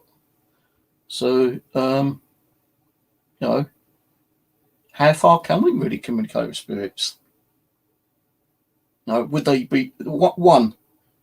Would it be possible for a spirit to come and communicate with us from say 2,000 years ago? All right. Would it be possible? Two, if it's possible, would they actually be willing to come through and communicate with us? Three, would they know how to use the equipment to communicate with us? Like, you know, like we mentioned earlier, me and Dave, like, you know, how would they learn to use the equipment? Would a spirit from, you know, more of a recent time period, like, you know, from a couple of years ago that may have died, be willing to communicate and learn, or not learn, but teach a spirit that still may reside on, you know, the Earth's plane, because they ain't crossed over? Would they be willing to even teach a spirit from 2,000 years ago to communicate with us? No, I'd love to talk to a soldier, but don't forget, like York, I think it was, said, English changes, you know. Certain parts of the world brought over certain parts or learnt, how can I put it? Like, I don't think, although we're English, I don't think we all spoke like proper English, you know, like maybe the Vikings, the Normans, you know, the Romans all came over, and, you know, with the language they actually used, was able to help us to create our own language, being English. I don't think we was all English, you know, like, you know, Scottish have got their own dialect, the Welsh have got their own dialect, you know. So, you know, did certain parts of England, were we able to speak like we are now, way back thousands of years ago? Or did we learn and use different parts of the words that other people from different parts of the world came over, and we was able to make our own words out of those parts of words? Like, you know, I don't know, but would they be able to understand the way we try to communicate with them? Because they might, you know, if you've got two soldiers, say like from like 11 AD and 12 AD, that's only 100 years in between. So I'm pretty sure they're going to be able to like communicate and speak the same language. But would they be able to speak the same language or understand the language that we use now than they would from when they were living and died in battle or something, you know, kind of thing? You know, I'm pretty sure they would not understand some of the slang we use, like, you know, hey man, hey spirit, come and talk to us on a dog and bone. Hang on, you want us to talk on a dog's bone? How can I use a dog's bone? Well, dog and bone is slag for a telephone. They ain't going to know that, are they? We're going to have to say, look, you know, communicate us through the telephone, or come and communicate us through the radio, or speak to us on the Ouija board. Would they know even how to use a Ouija board? It's like what they said, like, you know, what we spoke about earlier. How would they learn to communicate with us if spirit people do exist? No, would they be willing to communicate with us? Would they have difficulty trying to communicate with us would they think we're just fucking crazy people and just sit there laughing at us, constantly day in and day out, thinking, hey, that guy Steve, he's trying to communicate with us, and we think he's the fucking idiot. Why would we need to communicate with him? It's down to them if they want to communicate or not. We can't make them. You might, like some people, provoke spirits to try to get the actual activity, but I don't think a lot of spirits would probably put their time and effort in to even communicate with us unless they want to.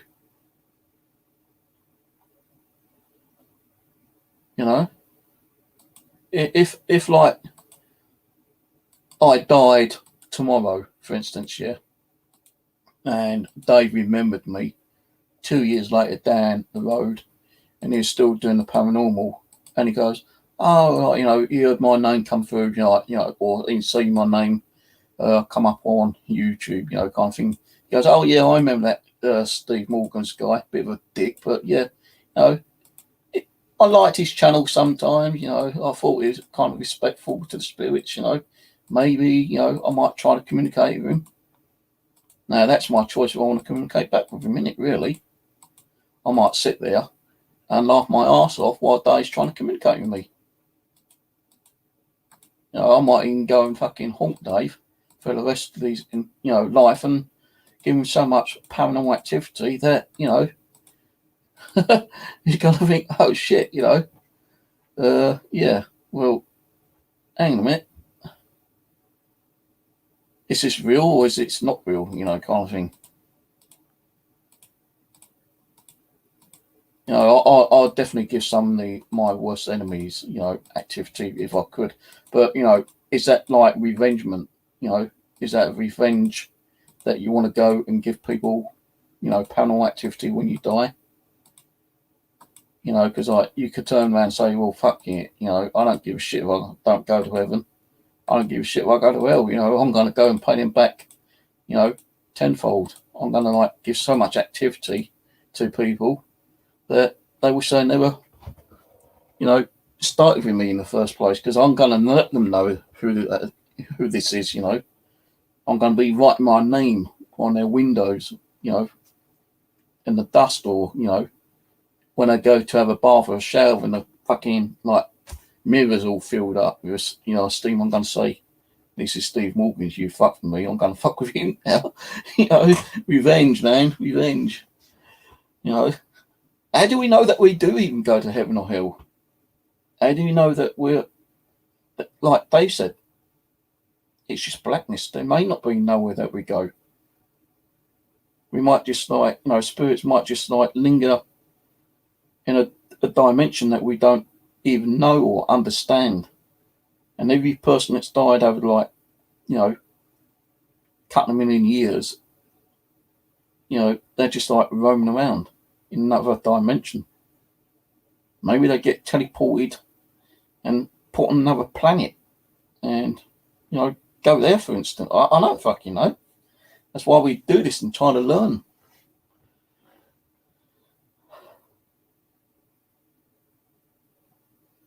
Yeah, we mentioned that actually, Patrick Swayze. I'll be giving some fucking revenge back if I knew that I could do revenge and still cross over.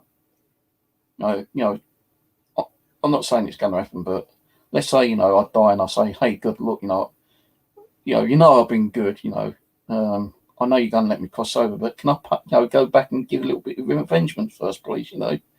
Is this going to screw up my chances of crossing over and coming to the Holy Land, or am I going to be stuck on here for the next couple of thousand years or something, yeah, until I repent myself and ask forgiveness for the revenge I've done, or am I going to be sent down to that burning place called hell, because I'm putting out that little bit of revengement, I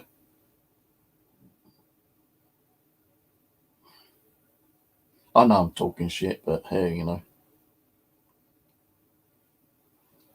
no police, you had to take care of yourself. Heaven and hell only exist within the confines of organised religion. Yeah, true. I don't know, really. I say true. You know, if you believe in, you know, God and the devil, which I kind of do, you know, I'm a Christian. I always went to Sunday school with my parents and my sisters.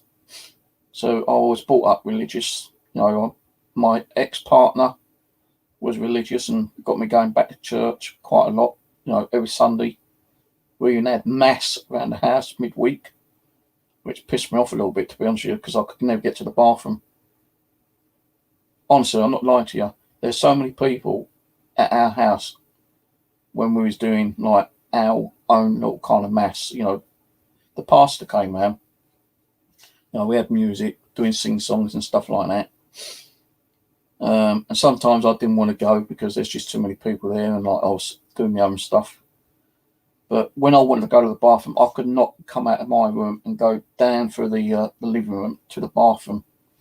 I had to go out the front door, round the back, round the back sideway, through the door, and get to the bathroom that way. And sometimes where there's so many people, even the bathroom was kind of like blocked off. So I had to come out the front, down the back sideway, round to the garden, and take a whiz in the garden. I just couldn't get there some of the times. And I was getting a bit pissy because there's just too many people there.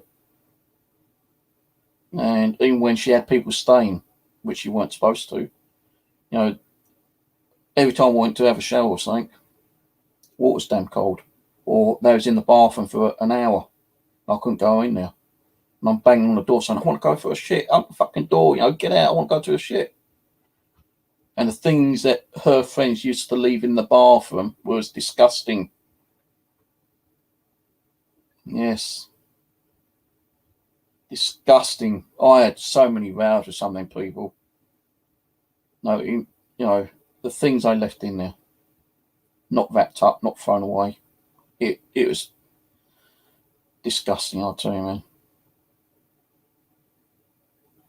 And I had a few arguments with some of her friends, I'll tell you, man. And she didn't, you know, it wasn't just like, you know, the odd 1 or 2 days. They sometimes stayed, you know, a week, 2 weeks, you know, kind of thing. And every day was like a nightmare.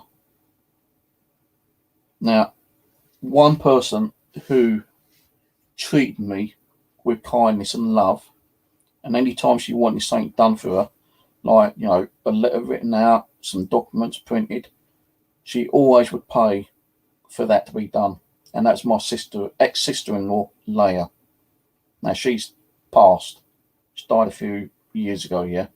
And my daughter, Jessica's always asked me to try to communicate with her. And, you know, she being Filipino, she could speak pretty good English. And I'd love to communicate with her, but I don't know if she would want to communicate with me. That's the only thing, you know, I can't think. It's like, you know, how many people do want to communicate with the living after they've passed away?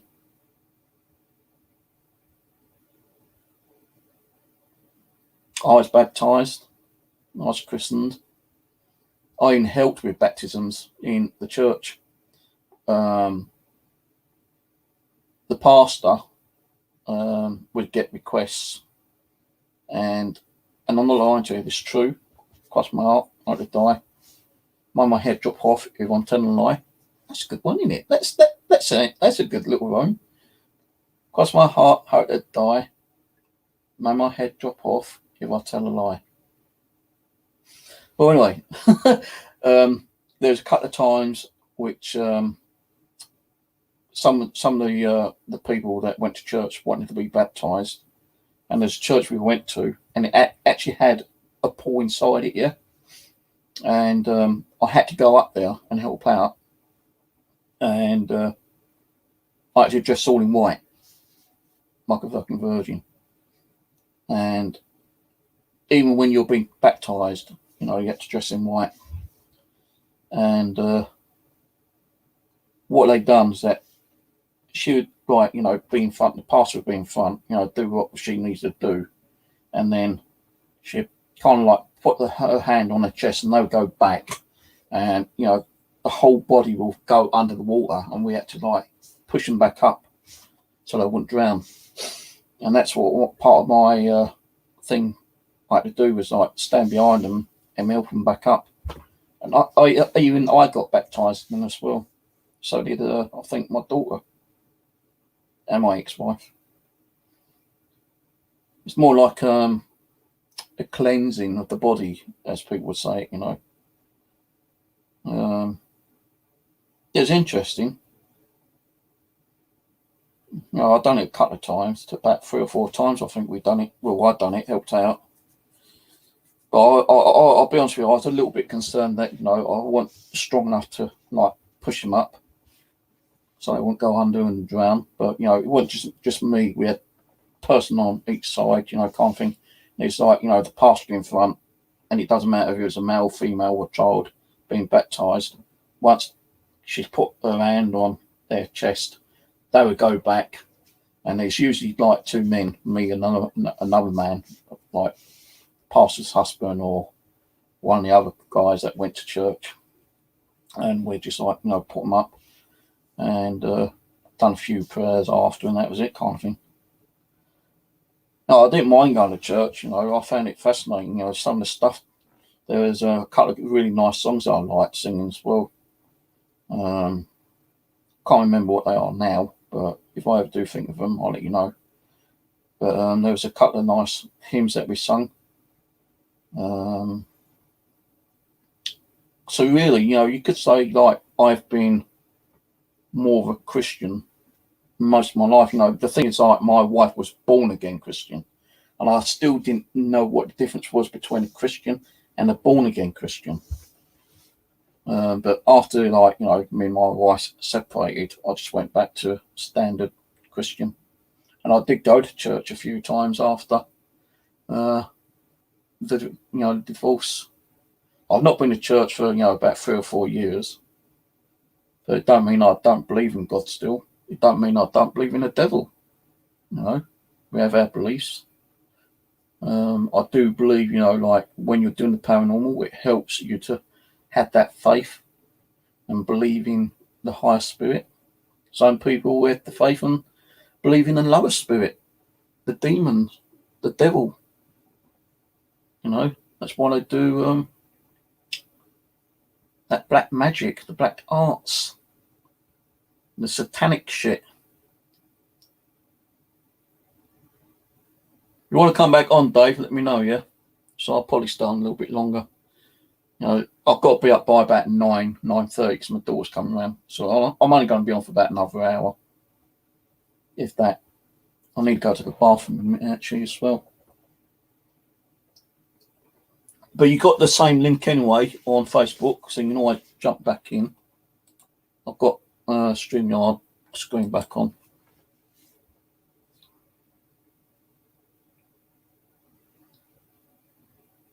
So, like, you know, I don't have many friends to connect through, you know, apart from you lot on here, right?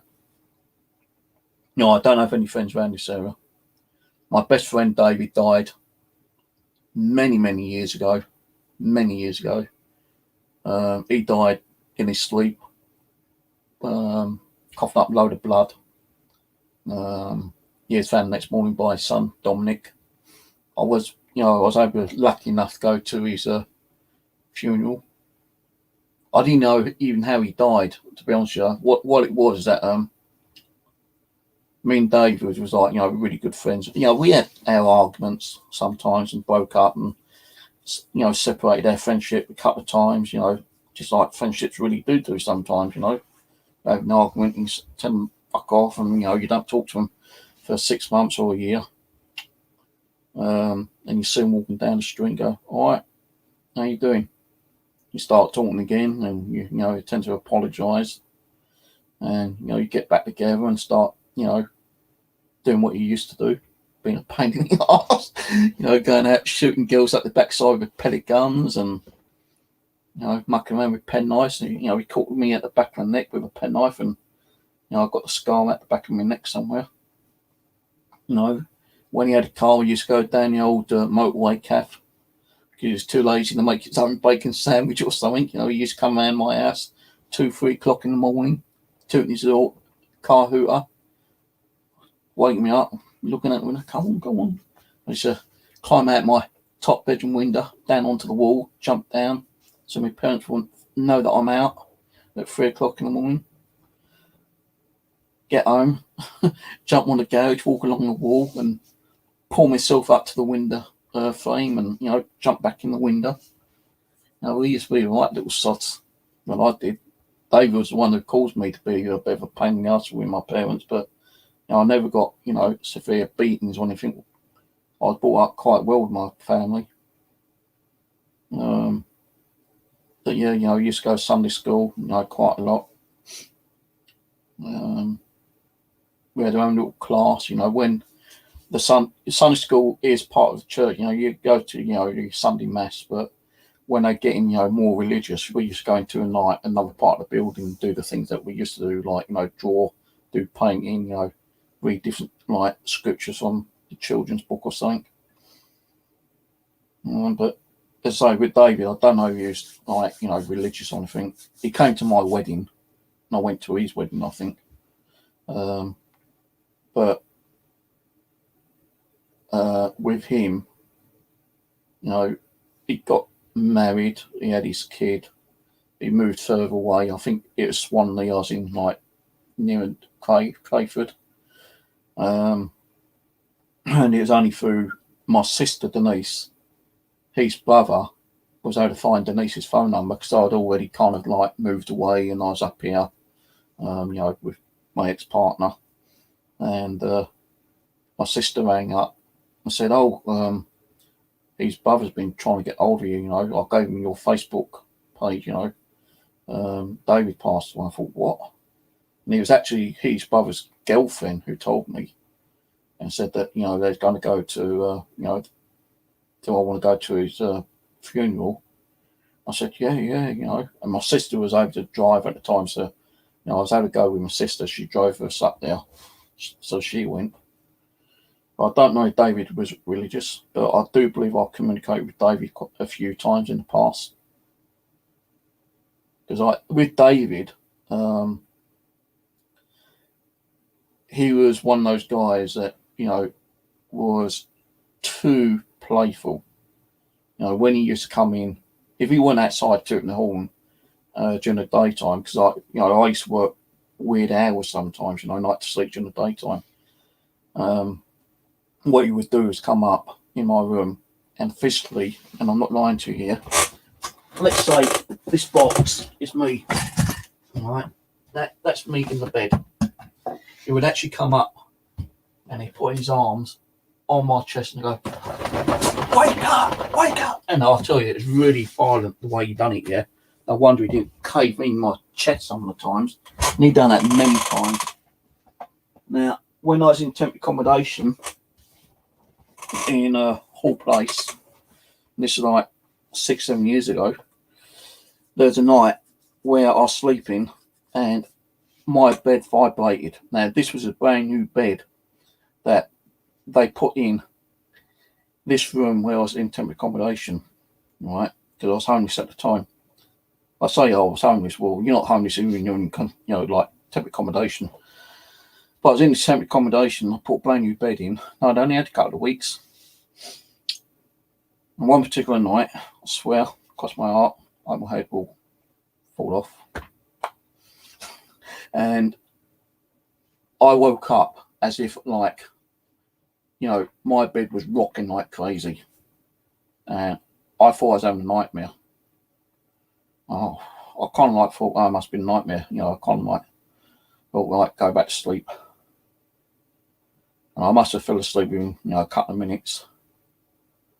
And then suddenly it happened again. And this time I could feel myself shaking up on the bed, kind of thing. And I thought, fucking hell, won't we have an earthquake, Now, I remembered about, the situation, that what Dave used to do, shake me in the bed.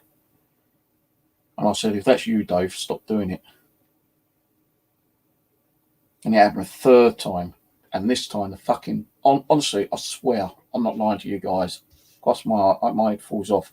The bed actually broke because of the violentness of the bed shaking. And I went, right, if that's you, Dave, don't you ever fucking do that again. You're getting the shit out of me. Look, you broke the bed. I'm going to be in deep shit as it is. And all of a sudden it stopped. I was able to go back to sleep on a broken bed. I had to go into the reception next morning and report the bed had broken. I didn't say that, what I thought would happen. So I would have thought I was fucking cuckoo. I wouldn't have been in temporary accommodation. I would have been in a fucking mental hospital. So I just said, I don't know what's happened, but the bed broke. So I said, well, we can't replace the bed. You've only had it for 2 weeks. We're not going to get you a new one. You'll have to, keep it as it is and, sleep on the, put the mattress on the floor and, sleep on the floor for now. And if we find another bed, we give you another bed, which they eventually did do a few weeks later. So I was sleeping on the floor for a couple of weeks. But after that particular night, I went on Ouija board and I asked, who it was. And the first thing it spelled out was David. I thought, you fucker. I said, so that's you? He goes, yeah. And he spelled out, sorry. I thought, well, can't be sorry for you doing it fucking 3 times, But I reckon that was the way he was trying to communicate with me, But I was shaking me chronically. Maybe he didn't know how to use the Ouija board. Maybe it's another spirit that taught him how to use the Ouija board that night. I don't know.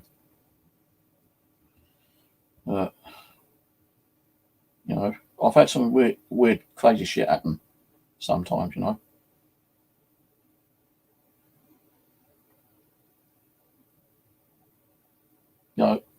don't know if it would have happened if I wasn't into the paranormal, doing this paranormal stuff. I think it was a way of them trying to, communicate with me.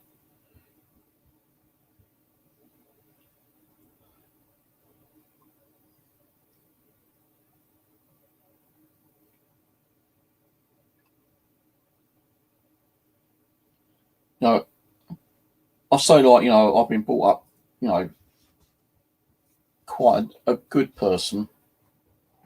Let me just go to the bathroom. I need to take a pee. Hold on. Take my cup out as well. Hold on.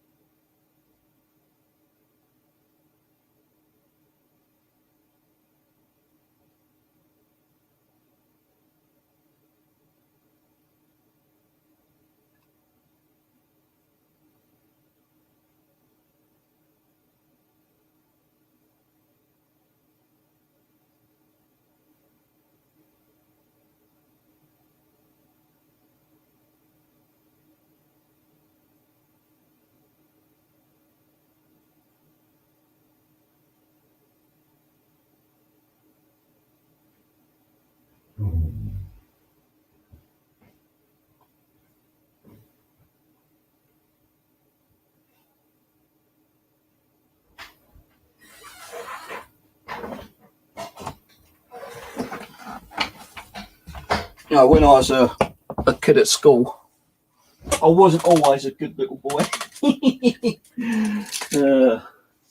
There's times I got bullied constantly from the main school bully. There's you had the boy bully and you had the girl bully. Now, I knew the girl bully quite well. Tracy Watts lived down the road to me. These stories are true. I'm going to tell you some true school stories now, yeah? And I mean, these are true. I'm not lying to you.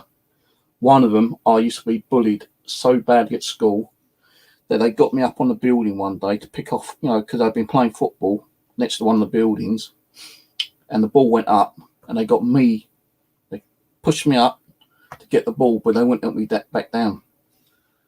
And I'd begging them to get me down, because it's like, about 20, 25 foot tall. No, I say 15. 12, 15, something like that. Because it took, two of them to push me up there to get the ball. They wouldn't let me to get it. So I had to kind of like jump down. And the way I landed on my feet. I didn't break my feet, but I really badly bruised my feet. Now, going from school up this hill along an alleyway, it would have originally took me about half an hour to get home, walking. Just to get up the hill along the pathway, it took me an hour and a half because my feet were badly, badly bruised. And I remember, because of that, I was walking along like one of the main roads where all the houses were, and I was crying because I was in so much pain. And this woman was looking out the window, and she could see, like, I was crying, and like I was, she came out. She goes, "Excuse me, love, you all right?" But no, what's the matter? I said, "I can't walk properly." She was good enough to take me in her house, bathed my feet, and gave me her son's bike to get home. And I thank that woman, very dearly. The bike got returned, but it took me an hour and a half to walk halfway home. That guy, the bully, right, always got other people to do his dirty work as well by bullying. And there's a time, I can't remember, it's either before or after the roof situation where I badly bruised my feet. I couldn't walk on my feet for like, over a week. They were so badly bruised. Couldn't even go to school.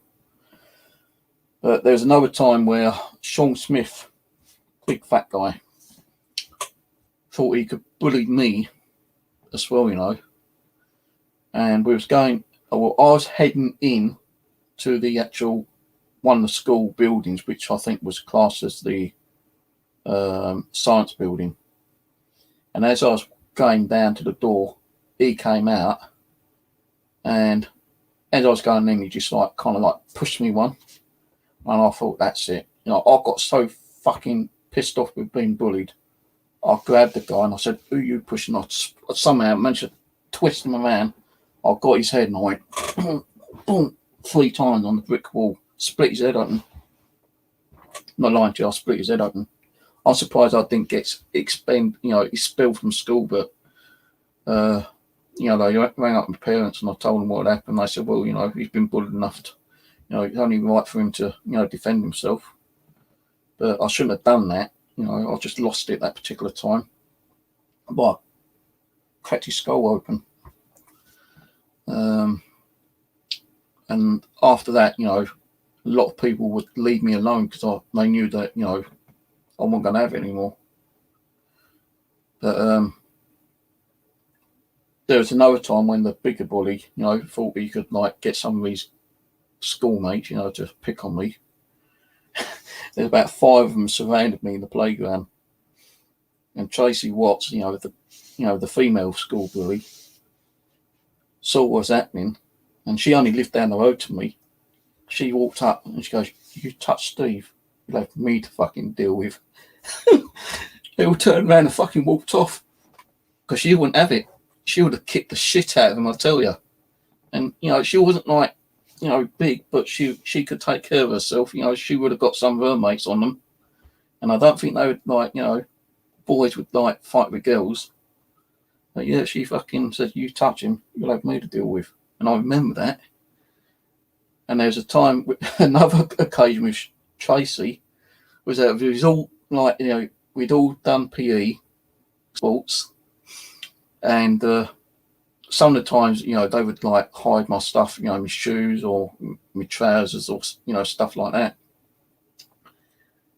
And this particular time, the water drinking fountain in the girls' toilets was not working.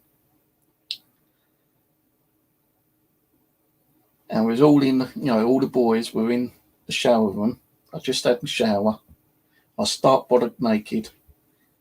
And I was the only one naked there, yeah, because I was the last one in there because I didn't want to be in there with the bullies, kind of thing. So I always had my shower last.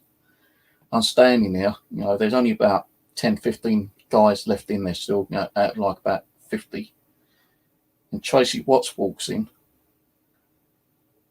to have a drink in the boys' shower room because their water fountain was fucking not working.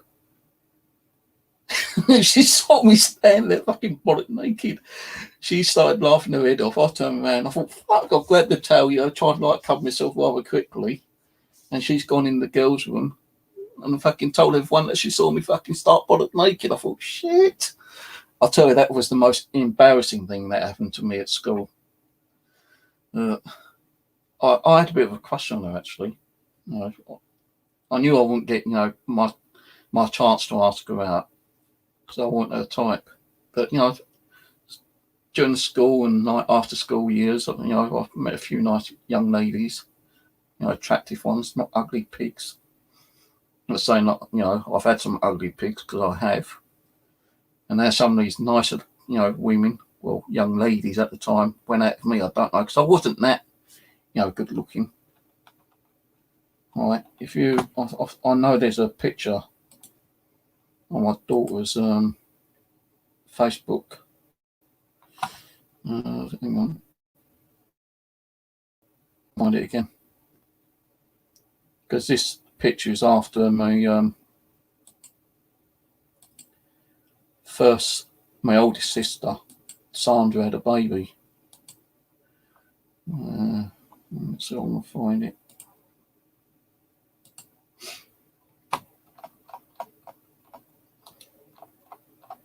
It's a picture of me holding, my sister's baby when I was younger. If I can find it again.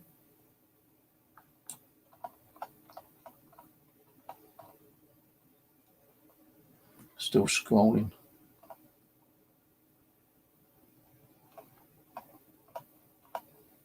I hate when you go on your Facebook and you've got other pages open, you get that little fucking bar taking ages for it to open up.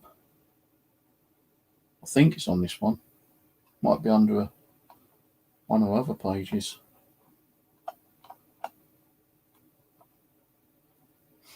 I think it was under the other one actually.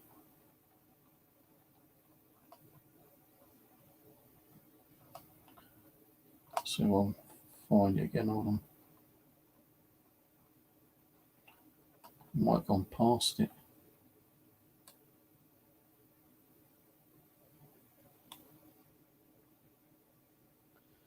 Yeah, that's on chat. I don't want to be on a chat. I need to be on a Facebook.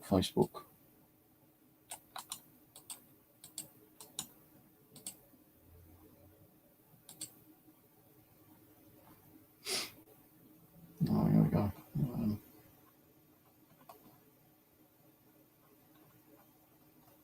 Yeah, I was on the chat where it's got a lot more content on there. I needed to be on a actual Facebook page.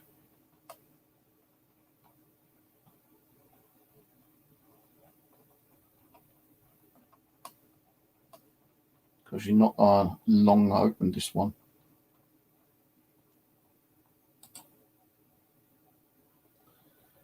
Alright, so this is the picture of me. Oh, that seems right on. Yeah, this is a picture of me in my early teens.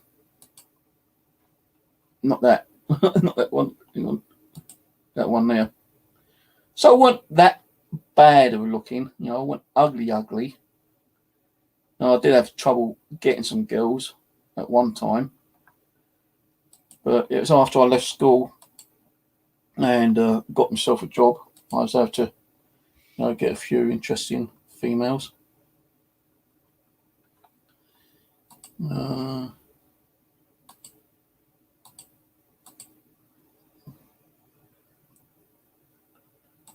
So yeah, like my school years used to be like even that big bully, the one who picked on me quite a lot. If it weren't him, there's another time at school where there's going to be a big meet up on Dartford Common, Dartford Leaf, and it's going to be like the Wilmington Secondary School, which I was used to be on, at the time Wilmington Secondary School, and a massive punch up with the Swanley school boys.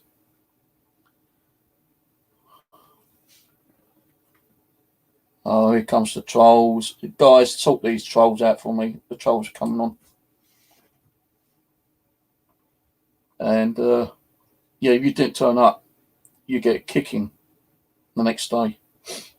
You had to turn up at Dartford Common and join in with this massive, great big punch up. And I got severely kicked in by 2 or 3 of the old Swanley lads.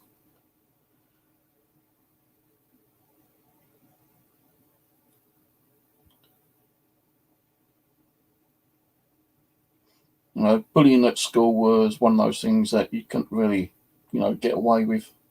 There's just too many who would pick on me, and I thought I would have had enough at school, but you get it here.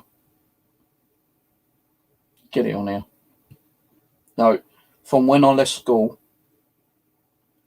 I got a job in a chip shop, and there's a time when the potato fan, which was delivering potatoes, because I was like, in the back, cutting the potatoes up and making the chips. This potato fan pulled up, and I went out, and guess who was in it? The bully from school. And when he saw me and I saw him, I thought, oh, fuck, here we go. I'm going to get beaten up by him. And he's like, guy in a truck. But I didn't. He walked up to me. He goes, is that you, Steve Morgans? I said, yeah. Is that you? He goes, yeah. He goes, oh, I'm glad I've seen you, mate. I really want to apologise for all the shit I put you through at school. My life's turned, my life's better. When I was at school, it's just completely shit. And I just had to, put my grief and my anger out on, picking on other kids at school. And you was one of them, and I apologised. So I said, well, that's in the past now, mate. I hope you're doing well. We shook hands, and he delivered the potatoes, and I got on with my work and got on with his work and never saw him again.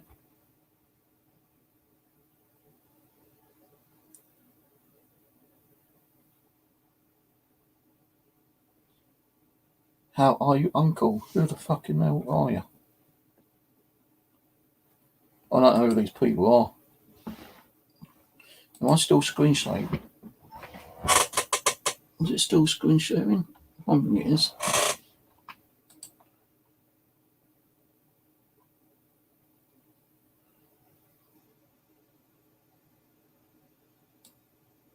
Yeah, we got several trolls in here by the looks of things.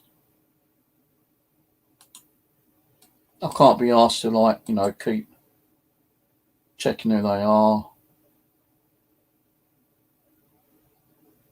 Some of them might be genuine YouTubers, but to me they look like trolls. But trolls will be trolls. But yeah, my school life, was like crazy sometimes. There's supposed to be, which I always wanted to go and check out, but I never got to do it. There used to be like where the school is, it comes up and there's a mound, which is like covered in trees and, like normal overgrown grass. And then you've got like a fencing, which is where that alleyway is, which I had to go park through. And that used to be really spooky at night time, especially, early hours when it gets dark at 4 o'clock, 4:30. I hate going through there. I actually practically ran through there. Couldn't ride through it because every time I had a bike and I took it to school, it got nicked all the time. Even when it was padlocked, it got nicked. I found my bike on one of the bike shelter things at one time, and I had to drag it down. Now they got it up there, I don't know, because I had a padlock on it. But like an idiot, I still used my bike to get to school. And out of the 3 bikes I had, all 3 bikes got stolen. And I wasn't going to buy more. I'd either walk, or if I had like any pocket money left, I'd walk up to the top of the road. Instead of going through the alleyway, I'd walk further up to the bus stop and get a bus. And, get a bus most of the way home. But where this alleyway was, there used to be, I think, it might have been like an old bunker. Didn't look like a proper air raid shelter bunker, but they said it was an old bunker, like an old tunnel thing, and it goes, all the way along. And someone mentioned that it goes down into the fields, but it's so dark and gloomy in there. You never thought about, checking out with a torch. There's a story going on about someone did go down there and got stuck down there, thing caved in on him. True or not, I don't know. But the school used to be fun sometimes, but I hated going to schools. I even got beaten up by a teacher, Mr. Blewett. He was the French teacher, I think it was. No, hang on. The woman downstairs was the French teacher. Can't think of the French teacher's name, but Mr. Blewett taught history, I think it was. And his homework was fucking hard, and I mean really hard. And one day I went there and I didn't complete his homework. I was scared shitless like anyone would be. And he just had it in for me. I don't know why. He had it in for me. When he said, right, who hasn't done their homework, I put my hand up.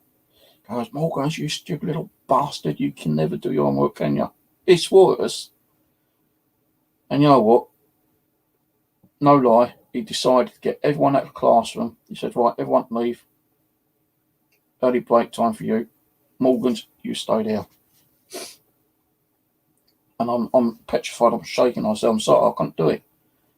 It's just too hard for me. I just don't understand, I don't know what the questions are all about, I just could not do it. Now, he got the chalkboard rubber. He threw that, just missed me. I'm fucking sitting there petrified. He picks up a chair and throws at me. That just about missed me. Then he comes over and he grabs me by the neck and he does a chokehold and he picks me up and throws me across the tables. And the teacher downstairs could hear the noise coming up here. She could hear him screaming and shouting at me. I'm not lying to you. True story. She came up just in time because I reckon he could have fucking murdered me. She shouted and sweared at him. She was able to get me out of the classroom. She goes, go downstairs. I had bruises on my on my body. She goes, go down to my class and wait there. So I went down, I waited. She came up. Well, she came back down. She goes, what happened? I said, I don't know. He said, didn't I do your homework? And I said, I didn't do my homework. I couldn't do it. So he got reported. She put a complaint in. I didn't need to put a complaint in because the headmistress could see the state I was in. And he got reprimanded. He got suspended. And instead of him being suspended for an amount of time, I heard that he handed his notes in and said, fuck the school. But I went home all battered and bruised because of one particular teacher. But there's one teacher there, can't remember her name now, but she was hot. She was as I say, addicted to the boys at school. She would wear a skirt right up to her backside practically. You can see her underwear. She'd bend over and make you think, whoa, she was a tease, I tell you, man. Quite a lot of boys had a crush on her. But, you had some weird teachers there.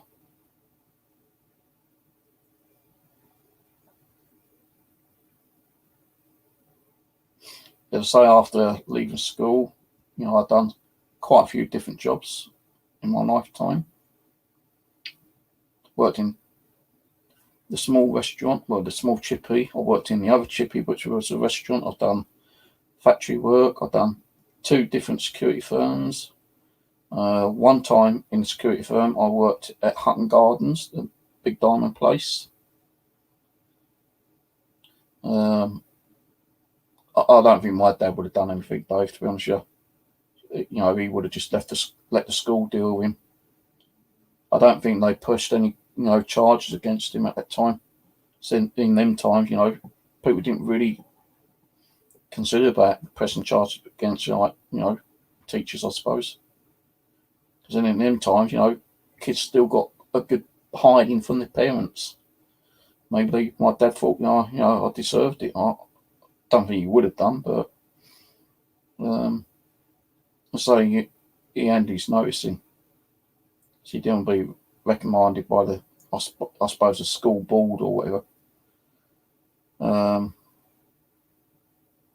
But yeah, going back to work, I've done 2 security jobs. I worked in Hatton Gardens for a couple of days in the Big Diamond Jewish community. And I'll tell you, with that was interesting because they came in with briefcases and you had to make them open the briefcase and see all these little packets of diamonds and fucking hell. Honestly, one guy must have came in and his briefcase was filled with diamonds. There must have been millions of pounds worth of diamonds in there. I'm not bullshitting you, I'll tell you. Oh, fucking hell, man. The Jewish community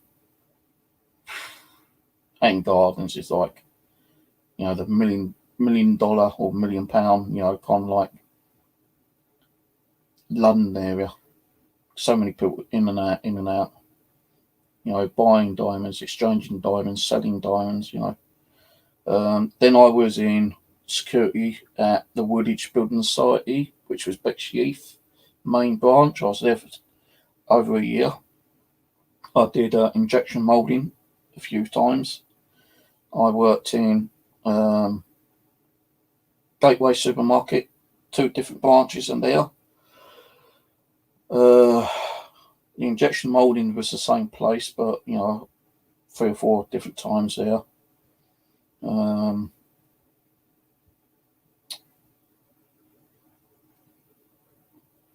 I worked on one of those agencies. I went to an agency when I was unemployed and I had to do different jobs on that agency. There was one where I was making Saveloys in the Saveloy factory.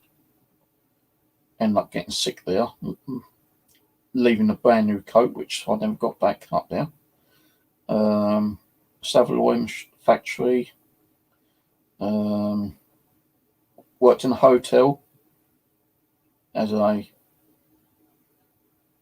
hotel work. I was doing different jobs. I was doing like receptionist, security, fucking like taking, coffee and tea and sandwiches up to, the people's rooms.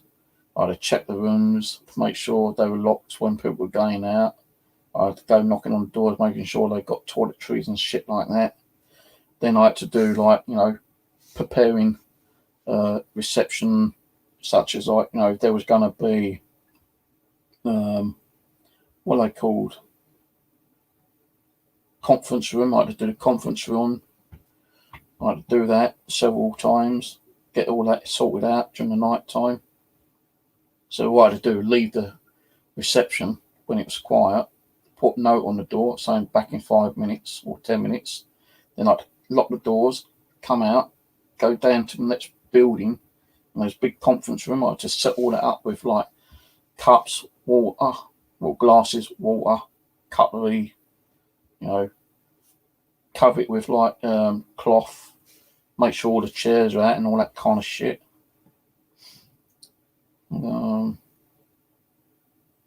What else have I done? Worked in a video retail store. Also worked in a computer shop, building computers. I learnt to build computers at one time. I'd done my NVQ in ITC and web designing, which I've got certificates for. MVQ 1 and 2. I've done my art drawing, art class course. I want to go on another art class course actually to try to even better my art, but it's going to cost money, which I don't have. So that ain't going to happen. Got my stomach rumbling because I've not eaten at all yet. But yeah, I've worked most of my life. I pay my taxes and VAT, well not VAT, but my taxes and insurance and all that kind of shit.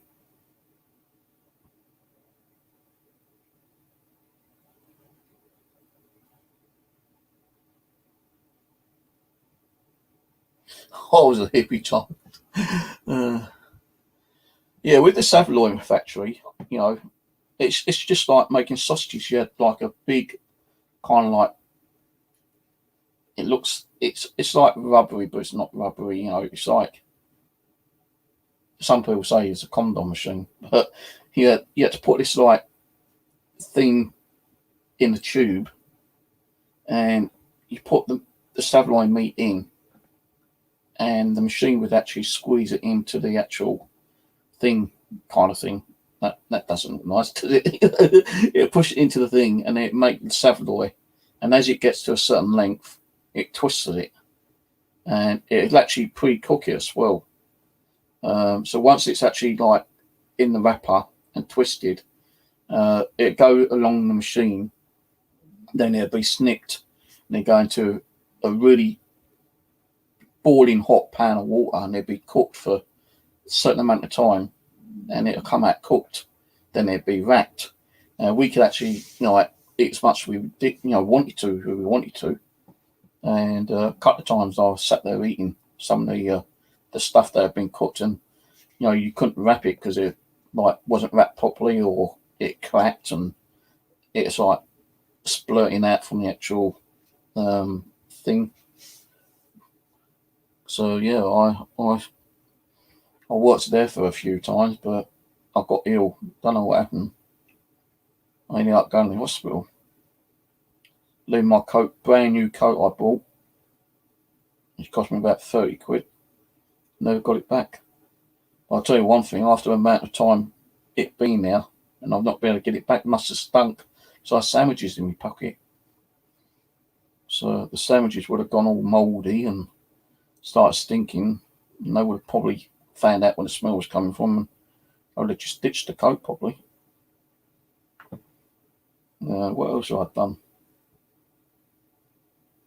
While I was at school, I went into the Army Cadets and the Navy Cadets I was in as well.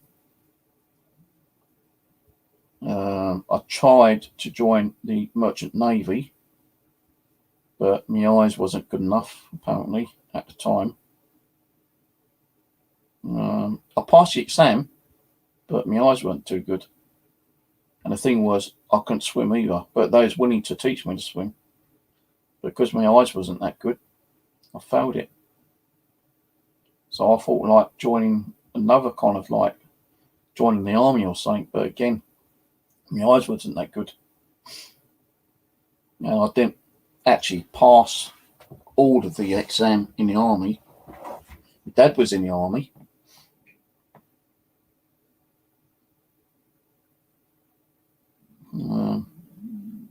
But yeah, I didn't get into the army or the cadets, the Merchant Navy, but I tried.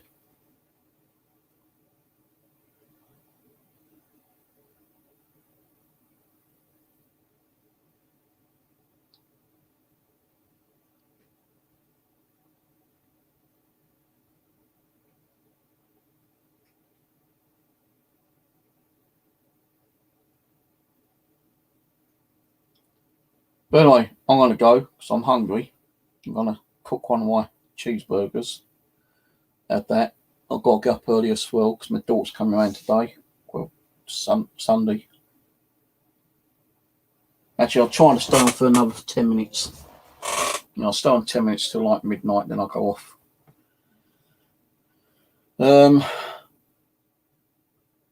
I've had a few strange occasions which might have been paranormal, but you know, there's that time when me and my sister was watching that horror movie and things happened during the horror movie, like banging on a window and tapping on a window and then banging on the door. No one was there. And it's just me and my sister Sandra there. Mum and Dad was over at me and Nan's house at the time. Told them what happened, and they said it was probably your imagination, which it could have been. Tarkin Lane during night time, fucking creepy, man. Really, really creepy. You're walking up the lane, pitch black. The street lights were like one every 500 meters or whatever, So sections which was completely pitch black. Couldn't even see in front of your feet some of the times.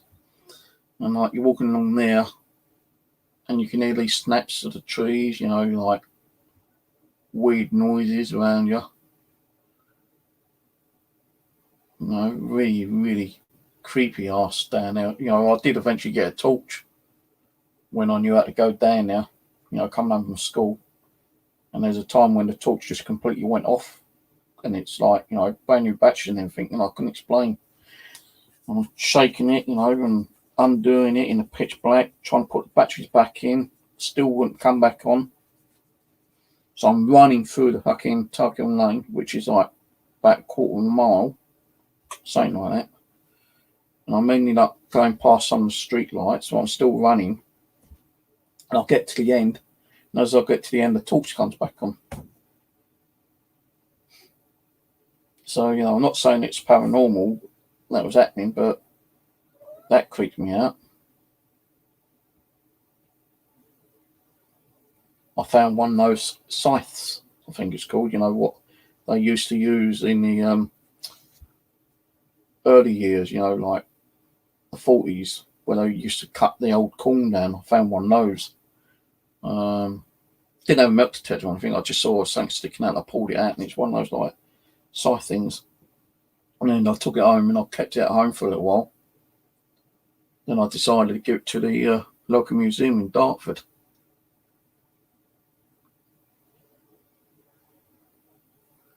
So, because I had that, kind of history about, the old farmers down there. So I thought, I'll donate that to the museum. I'd love to go down and milk the tip down there. I'm pretty sure there's going to be loads of stuff down on that old farmland. But when me and my nephew's done the paranormal stuff on the fields, where it used to be a bordered line to Bexley Hospital, which ain't there no more. Now you still got the main entrance to the Bexley Hospital, but 90% of it's been knocked down. It's just like a residential area now, and you still got the farm fields there.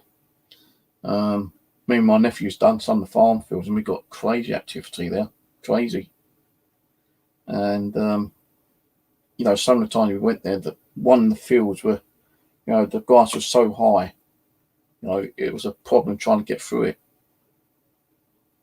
because you had several fields next to each other, and on one of the fields there used to be a mound. And I know Time Team went down it, but they wasn't televising it at the time. But Time Team done one of their digs down there, and they dug in that great big mound what used to be on one of the actual fields. And at that time, Bexley Hospital was still there. And they found not just animal bones, but human bones there as well. And I was able to be allowed to actually do, a bit of digging. They taught me how to use the little spade thing. Because that got me kind of a little bit interested in archaeology. That's probably why I like doing milk detecting now. It's more like, digging for the past, archaeology, I suppose. I've got 4 metal detectors. The last one my son bought me a couple of years, about 2 years ago. I've not used it much. So when the warmer weather gets here, I'm going back out to my permission where I've got my bushcraft. I'm going to do metal detecting there, because that's why I used to metal detect there. Then I've got permission to do my bushcraft. That's completed now. My little shelter. Don't know what state it's in. Last time I went up there, I think it's towards the end of the year. I can't remember. Not long ago. It was still, intact. No one broken into it. The padlock's still on the door. I got in. Load of cobwebs in there, which I had to clear away. Bit of water still coming through, which I've got to sort out next time I go there. But when I go there, I'm going to take my metal detector, do some metal detecting, have a break, go into my shelter and make myself a cup of coffee, probably something to eat. Take a roll, make myself a bacon roll or sausage roll or something. Have that to eat up there. Pack that up, come out, do some more metal detecting. If I've got time, and if I think about it, I might take a ghost box and camcorder. Well, I always take a camera with me anyway to record what I do anyway, whether it be metal detecting, bushcrafting. I did do a little kind of mini ghost hunt up there not long ago actually, when I last went up there.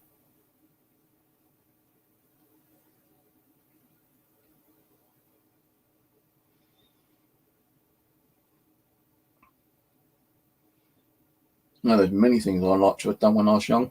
If I hadn't got married and had the kids, I'd love to have, there's so many things I'd like to have done. Now I've done some of the stuff I didn't think I was going to do, metal detecting and bushcrafting. Bushcrafting got me involved and interested. So I wasn't really streaming much on there because all the bullshit was going on there on social media. But I didn't want to be away from social media. I just wanted to be away from this channel. So I started watching other channels, and as soon as I started seeing bushcrafting, I thought, yeah, that's something I wouldn't mind doing. And as you saw, on my other channel, I videoed from the day I started until the day I ended that shelter. And there's still videos on after I've done that shelter. And I thought, if I was younger, I'd love to live out in the wilderness, survival, on the wild. But that's things that you wish about when you get older. You don't think about those things when you're younger. If I thought about that when I was younger, I probably would have loved to have done that.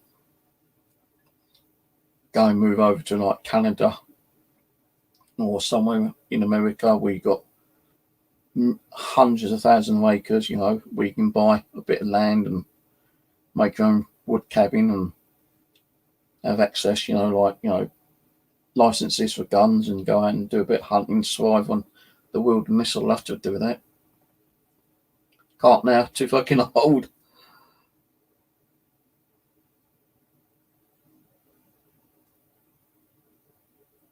I'd love to have been in the army or the navy or something, see the world that way. No, I've been abroad. I've been to the Philippines twice, been to America, been to Las Vegas, gone across the Golden Gate Bridge, been to Disneyland, been to France and Spain. France and Spain was when France, can't even say it now. France and Spain. Where was it? Lloret de Mar or something, I think it's called, in Spain. Is it called Lloret de Mar? Something I can't remember. But we went to Spain with me nan. And that was interesting. We used to go down the coast quite a lot to Laysdown. I loved going down Laysdown because we hired out a caravan. Big mistake when we took my nan down there though. God fucking hell. All you could hear her was rattling her money each night, making sure no one's gone in and pinched a penny. She used to be one of them women, a skin-arsed little cow, she would not give you nothing. She wouldn't even give her the dripping off your nose if you begged for it. She was that fucking tight. But eventually, she started learning that she can't take it when she dies, and she started getting a little bit more generous. I'd like to find out where my nan's graveyard is. I know it's in the same cemetery as my uncle Reggie and my cousin Kevin, because Kevin died after his dad, I think it was, and they shit, my arm's gone numb.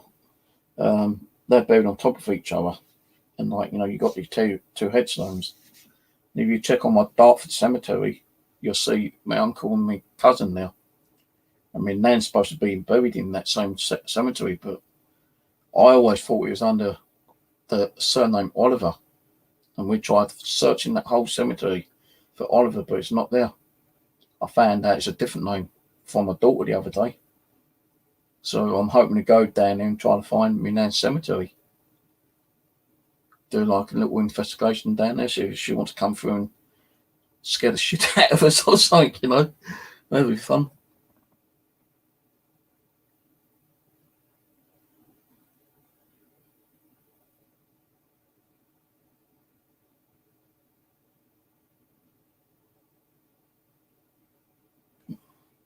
Oh, let's eat some of my little sweets. I bought some sweets the other day on Poundland. They're called Rainbow Belts. And they are kind of like meant to be rainbow kind of colour, but it's got a lot of sugar on it. And, you sit there and just let it. It's not like that kind of sugary where it pops in your mouth, which I thought it was. It's just like normal sugar. No, not my mum, my grandma. My mum's still alive. My dad, I've got his ashes and my dad, some of them his ashes. But my mum's still alive. It's my nan who I don't know. I know she's buried in Dartford Cemetery, but I don't know where. Because I thought it was under the old surname Oliver, but it's not. It's under a different surname.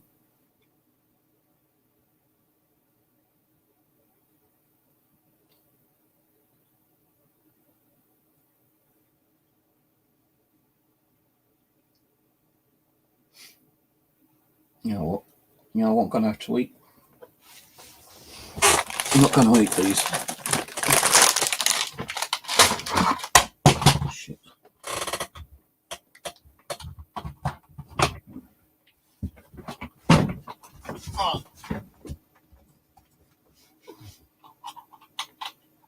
Right, but this fucking back on this now.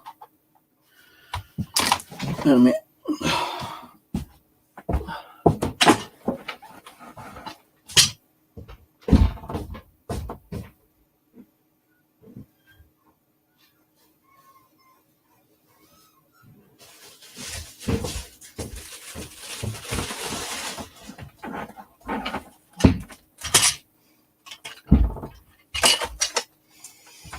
I bet Dave likes these. These ain't all that good for my teeth, but fuck it. The old pork belly. The old pork belly scratching. I made a complaint to Poundland the other day when I went up there. I picked these out and I said, "Here, mate," because one of the shopkeepers were man. I said I bought 10 packets of these the other day, and each packet had 4 packets in, not 5. So I said, "Well, you should have bought them back." I said, "Yeah, if I bought them back with a receipt, you would have probably thought I ate a packet each out of each packet, and you still would have probably turned around and said no." So he opened the bag up and there was 5 in there. So I picked out another 8 packets. I've already eaten 4 the last couple of days. But, so you have to suffer me crunching now. You don't get many in there though. Look. Not even half a packet. Not half a packet even. Fucking bullshit. Even if you're going up to a pub, 99p in a pub for 1 packet. Well, that was how much it was when I last went in the pub, which was several years ago.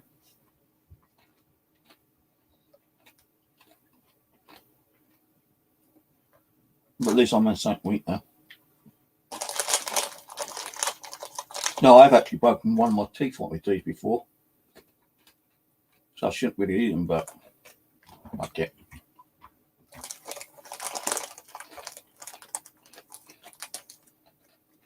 Oh, my streams are fucking well up behind on YouTube. Yeah, I like these.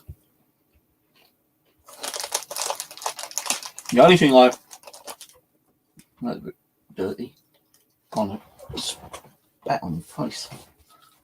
The only thing I've not eaten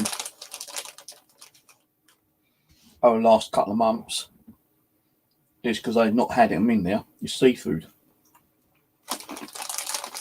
So I get these like big kind of like, they look like prawns in a certain kind of sauce.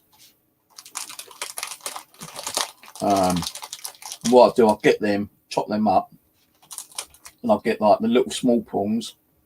I get crab sticks. And I put them in a bowl, mix them up, and I put like salad dressing on, like mayonnaise, mix it all up. Love it. Love seafood. The only thing I don't like seafood is squid, octopus.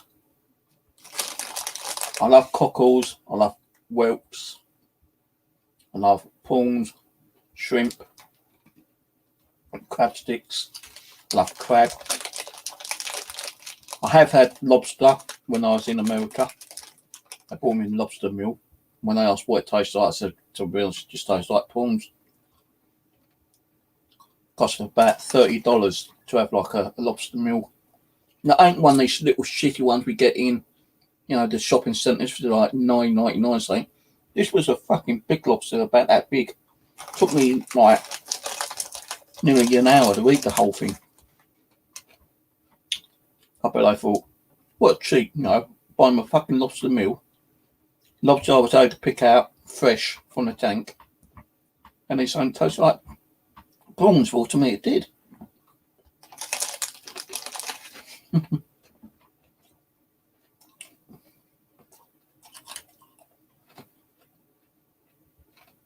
I bet Dave loves prawns, seafood.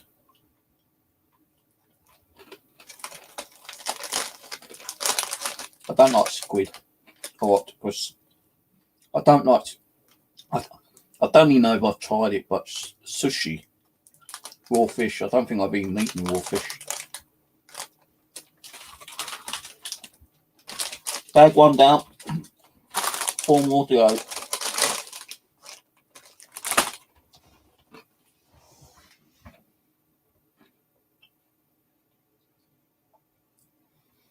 Yeah, 4 more to go.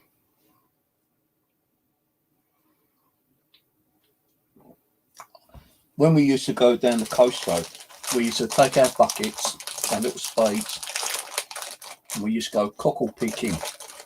You know, those little black sea shell things. And the only way you could get them out is by a pin. Looks like, you know, a worm being pulled out, but they're nice. Cockles, love cockles. I know. As I said, if you want to come back on, you can come back on. Sometimes I'll get, you know, a good 5-6 hours sleep before my daughter comes up. I'll be on for another hour, probably. So it's up to you. You want to come back on? You've got the invite still. It's on your Facebook.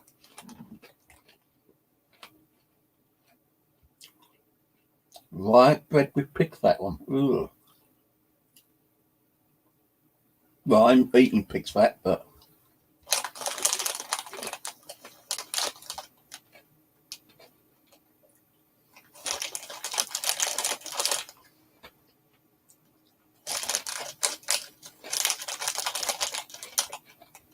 so I've eaten today. 2 packets so far. And so I've got like cut of hamburgers and hot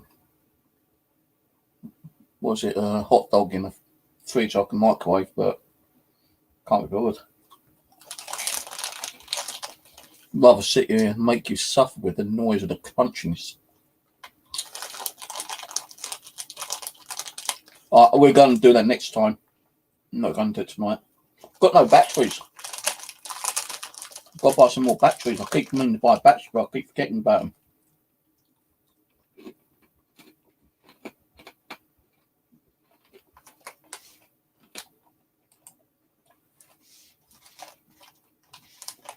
I can't eat vegetables. I don't like I'll eat peas. I don't like it, but I'll eat cabbage with kebab. I'll eat tomatoes, lettuce, onions, different types of mushrooms. Don't like beetroot.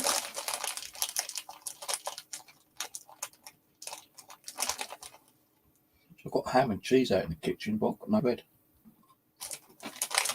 Keep me and go shopping, but I keep getting too lazy to go out. Packet 2 down.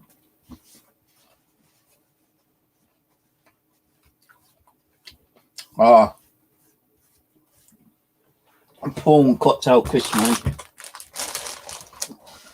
I like them, but to me they taste a bit too kind of like spicy, really. Like, you know, I like cheese and onion. Salt and vinegar. Last time I had salt and vinegar, it's just way too much vinegar on them. I like buying those rich ones. I don't have any in the kitchen, actually. I'm meant to go and get them. You get like 2 of each, like bacon, beef, and cheese, I think it is. Rich crisps, something like that in each bag. And I think it's like 75p a bag. But if you think about it, going to a shop now and buying a single packet of crisps in the shop around the corner, you're talking well over 50p. You know, Walkers, whatever. Well over 50p for a packet of crisps, which ain't even half filled. So in my crisps, I always buy them at, you know, Lidl's. And I buy the 6-pack one. I have bought the 24-pack, which has got, you know, different types. You've got beef, prawn cocktail, salt and vinegar, cheese and onion, plain. I used to buy those ones, but I prefer the rich ones. Don't get as many. You only get like 6 packets in here for, I think, 75p, 79p, I think it is actually. But for a 24-pack, it's like £2.59. So you do get more, but they're not as tasty as the ones I normally get.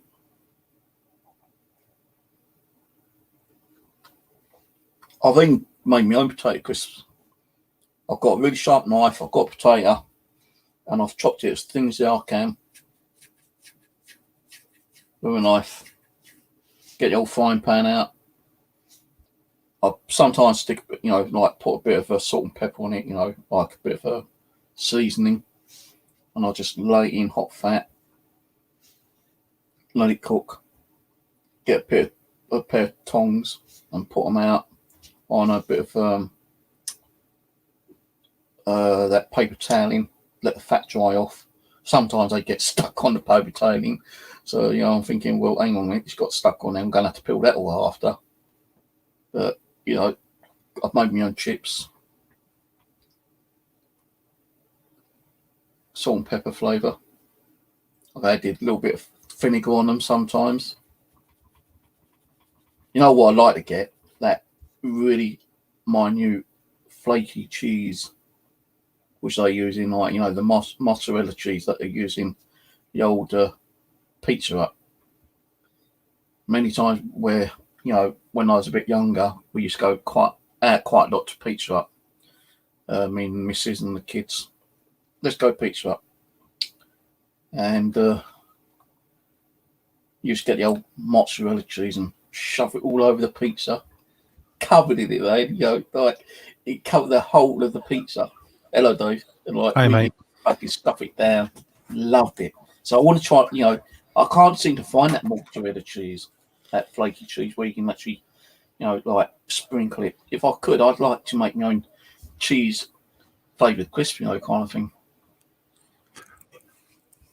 That sounds good to me. That. Yeah.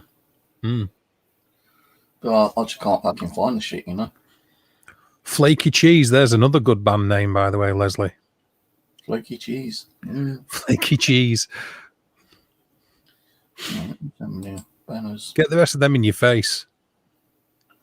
Get the rest of them in my face. Yeah, eat the rest of them crisp if you're still hungry. If you're hungry, lad, get them down you. Yeah. Oh, well, there we go. No, I like the thing is though, like I've bought stuff which I've enjoyed making myself, but when I started like doing videos, I got hit on by the hate out there. Oh, Steve's got a candy floss machine now. He kind of like coach the children around, and I thought, well, fuck you, I bought a candy floss machine. Yeah, the other thing I love eating on a hot sunny day is the old slush puppies. Oh yeah, I love those, man, and I want to get a slush puppy machine, but it's not hot enough to get one at the moment. But candy floss machine I've got, slush puppy I'd like to get. I did have, which I thought it was, but it's just a normal mixer. But there's one which you can actually make, your liquidize, into like a slushy kind of drink, where you can add like berries, strawberries, raspberries, bananas, peaches, pears, and just mix it up into a nice big kind of slushy kind of like drink. Mm-hmm. One I made last time was so revolting. I thought, right, that's no good. That went straight down the toilet. The only thing with Jamie Oliver, Ulrich, is he sort of like led the way for healthy eating in schools, which is fair enough. But it took away like kids being able to get treats and lots of choices that kids used to be able to have, and sort of paved the way for low income families to struggle even more to be able to feed the kids. So yeah, but he's also a bit of a dickhead. I mean, when we was at school, we could go to the tuck shop. We had a choice of what we could eat. There's very limited in choices school meals now because of people like Jamie Oliver. That's that famous cook, in it, Jamie Oliver. Yeah. Yeah. I had to cook myself anyway, being on my own. Like, I love cooking pork and chicken, cover it with herbs, like different types of herb, amagami, mint, salt, pepper, mixed spices. I won't put any of that hot chili stuff on it, because I'm not all that good with like hot chili stuff. Like with the takeaway, like the Indian takeaways, like chicken tikka or whatever it's fucking called.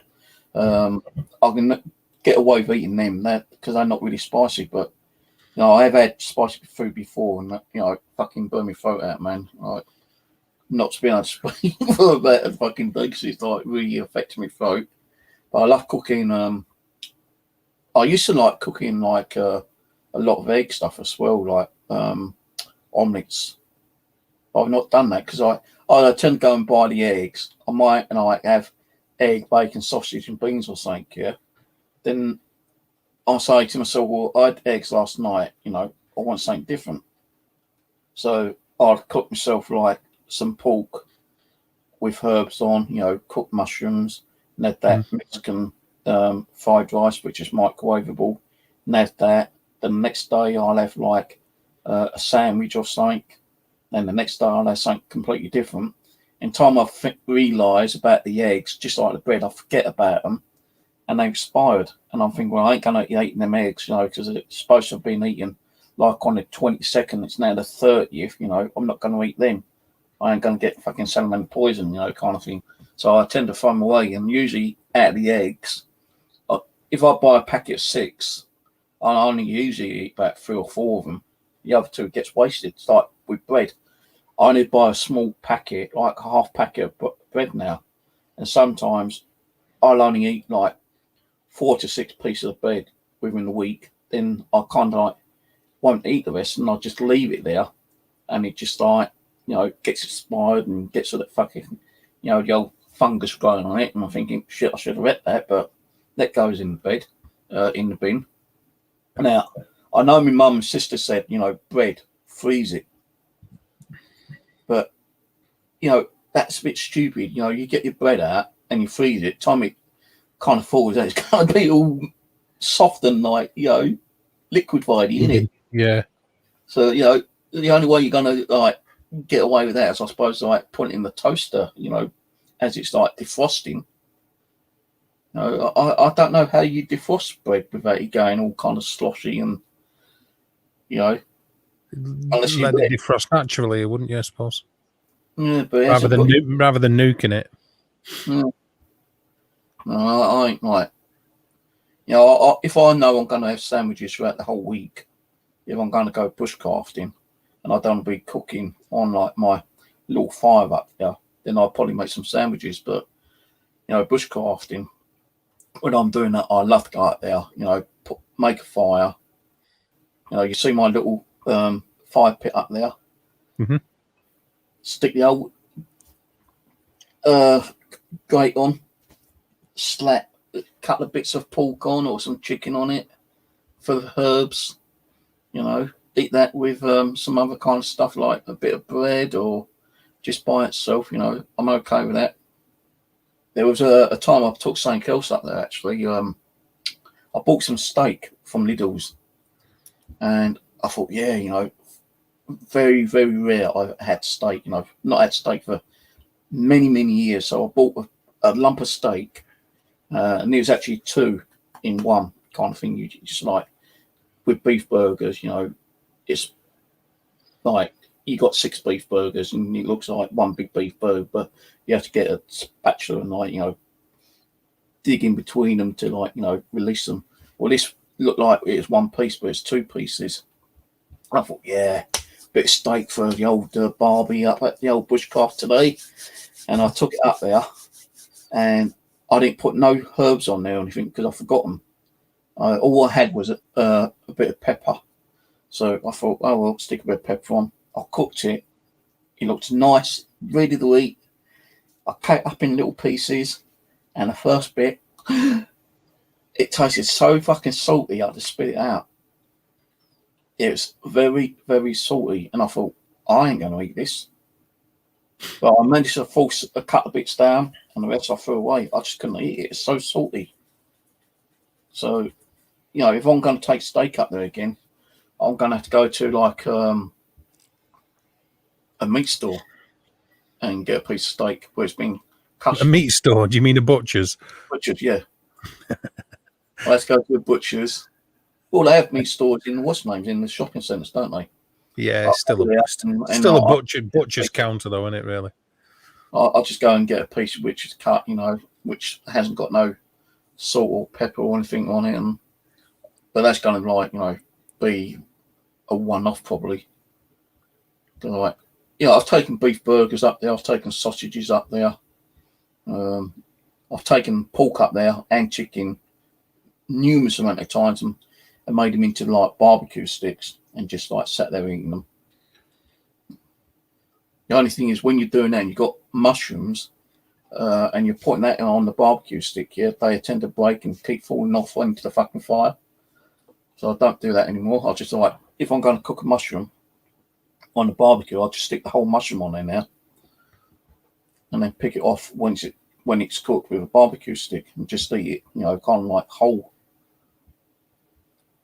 Good night, Winter Witch. Night, night, Winter Witch. Thanks for coming on.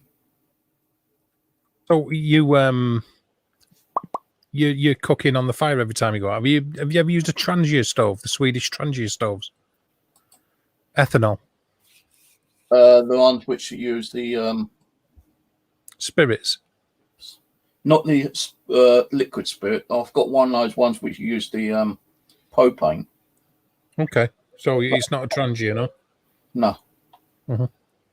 Not use one like that.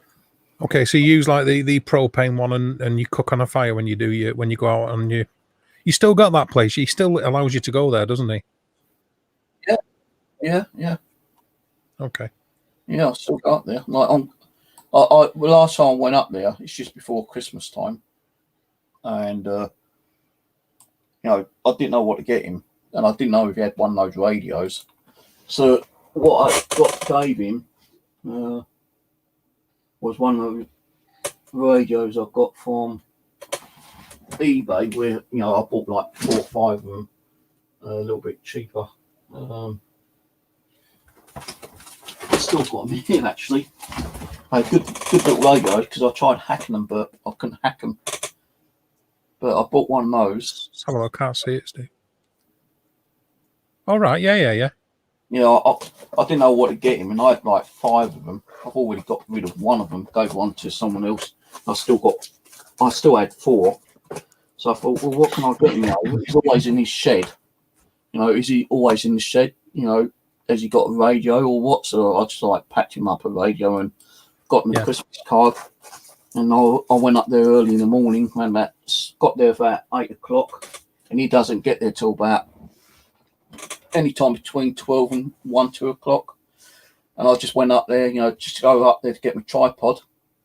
And that's the only thing I did want to get. My tools are still up there, my axe, my saw, my electric saw still up there, my screwdriver, my hammers, all that's still in the bench bed underneath. And I checked to make sure they were still there, because I haven't been up there for a couple of months. And it's all still there. The door's locked, because when I went up there, I thought it's going to be probably like burnt down, or someone's vandalised it or something. But it's all still complete standing. I thought, fucking hell.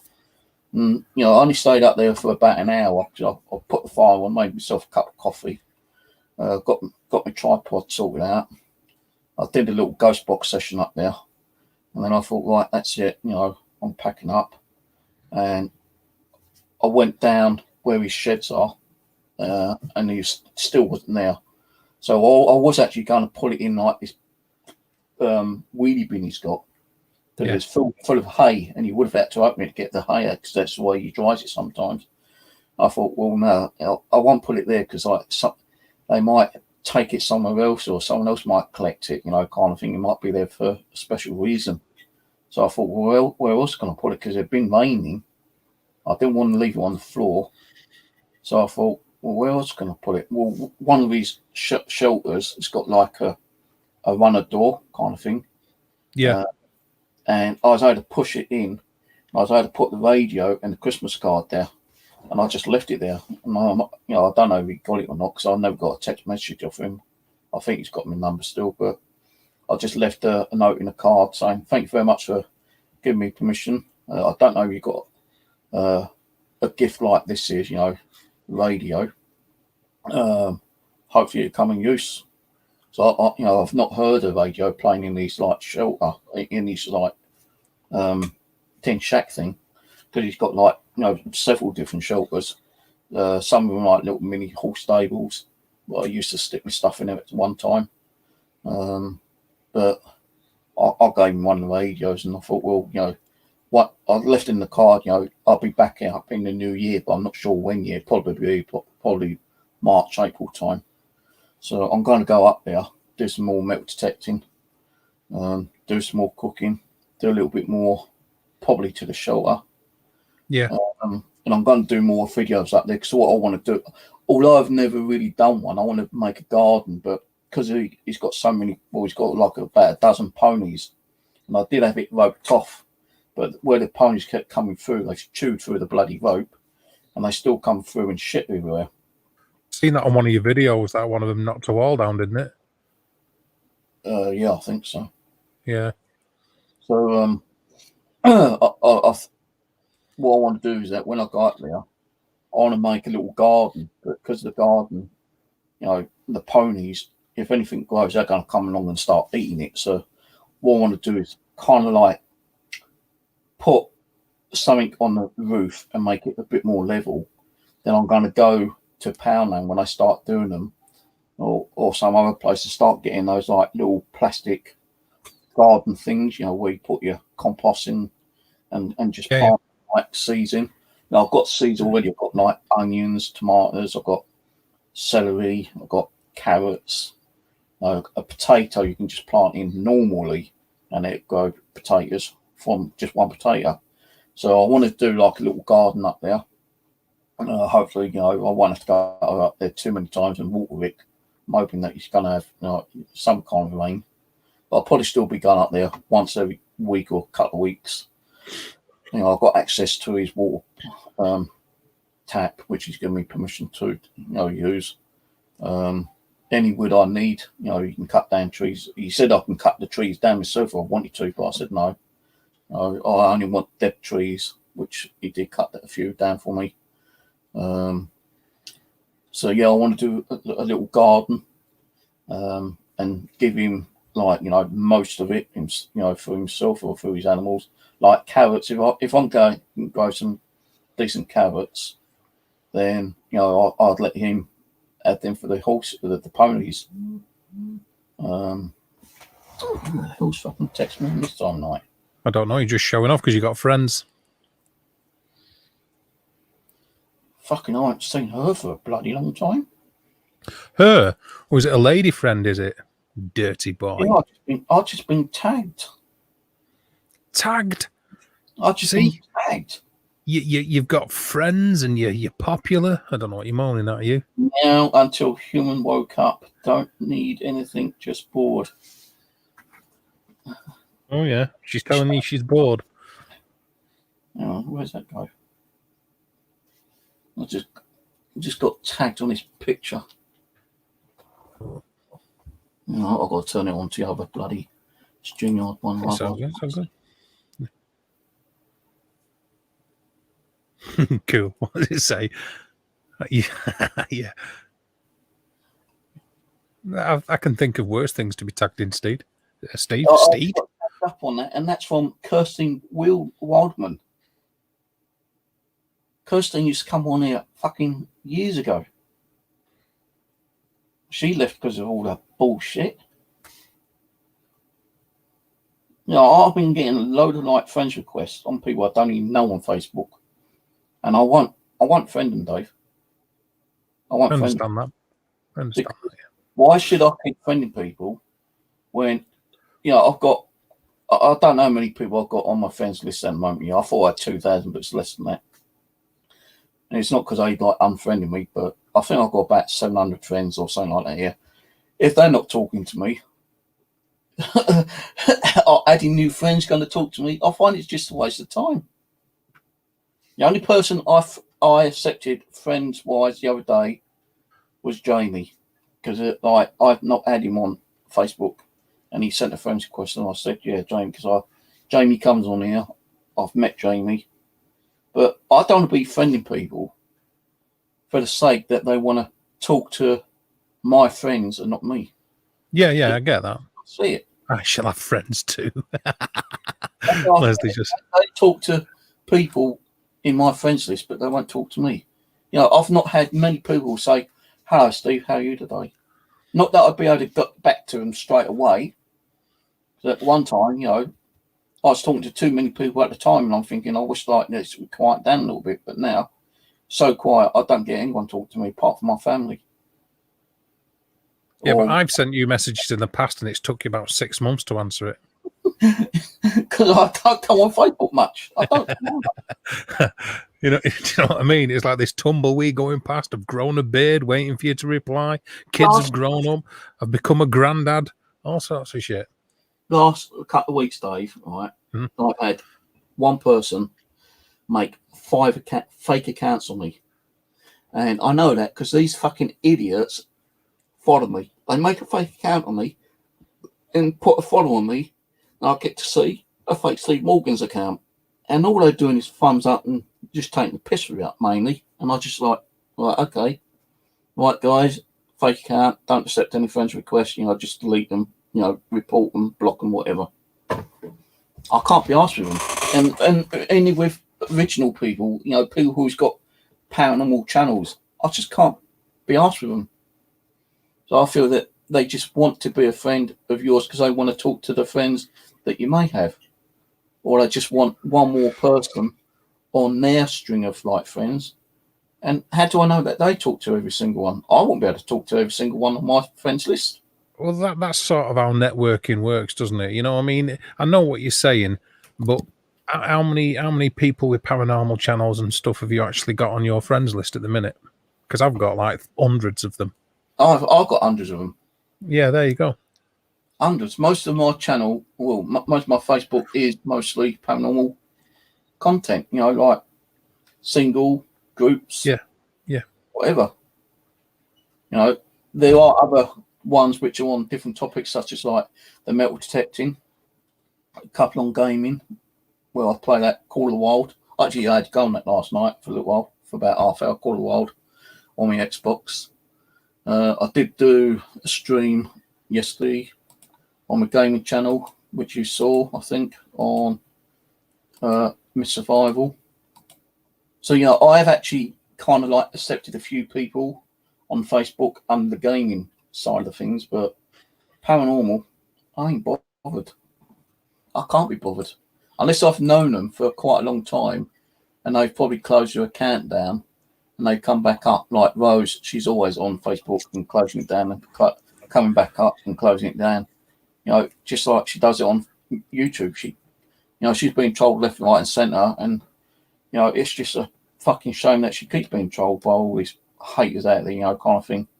But you know, the amount of times I've been like friend requests from Rose and people who I used to talk to in the past and suddenly disappeared. Like there was one, what's her fucking name? I've got to try to think of her name.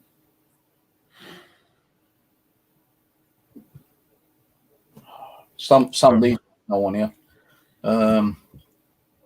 I've done a stream on her behalf because her husband died, and although I think she was in a new kind of relationship, she still felt a lot for her ex-husband, and she asked me if I could do, I think, a ghost box or maybe a Ouija board. I can't remember what one it was. And what I told her, which I was getting through, only she knew, and she broke down crying. She goes, "Steve, you're fucking amazing. I don't know how you knew that information." I said, "Well, I'm only telling you what I'm getting through the spirits, through Abby, through Tina. I don't know anything about you." She goes, "I know, because they're not publicly known." You know, she doesn't put any of that kind of information on any of her Facebook page. Or I'm trying to think what it was, with a bloody handle. Your handle, I like it. What was her handle? I love it. I can't think of her name on bloody Facebook now. Yeah, like she sent a message to me several months ago. She goes, "I'm still around. I still watch his channel, but I don't come on because I can't bear seeing what's going on with you, you know, kind of thing." And I said, "Well, thanks, but you know, people are going to be like they are, you know, kind of thing." But she goes, "Yeah, you know, I still, you know, remember the time you done that stream for me," and you know, she said that I'll always be her friend. She'll always support me, but she don't want to be on social media much. So I said, "Well, that's okay, fair enough." But I can't think what a fucking handle was now. 1 minute. Back in and just getting a quick drink of water. Right.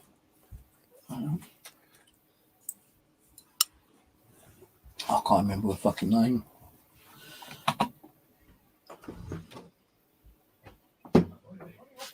Supply sunflower seeds cheap.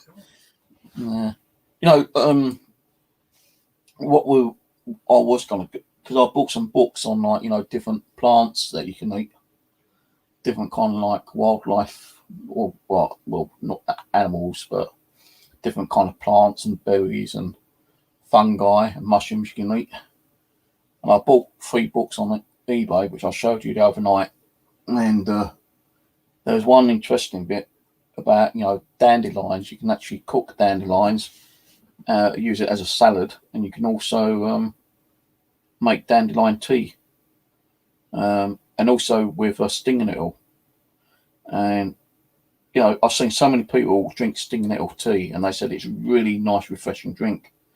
And I thought, well, you know, maybe I might do that one day. But they usually take the top parts of the stinging nettle and not the lower part, or they take off like the bigger leaves gently with a pair of gloves. I ain't going to want to keep stinging myself. Some people know how to actually remove the stinging nettles safely without gloves, without getting stung. And I've seen so many videos on people like making sting nettle tea.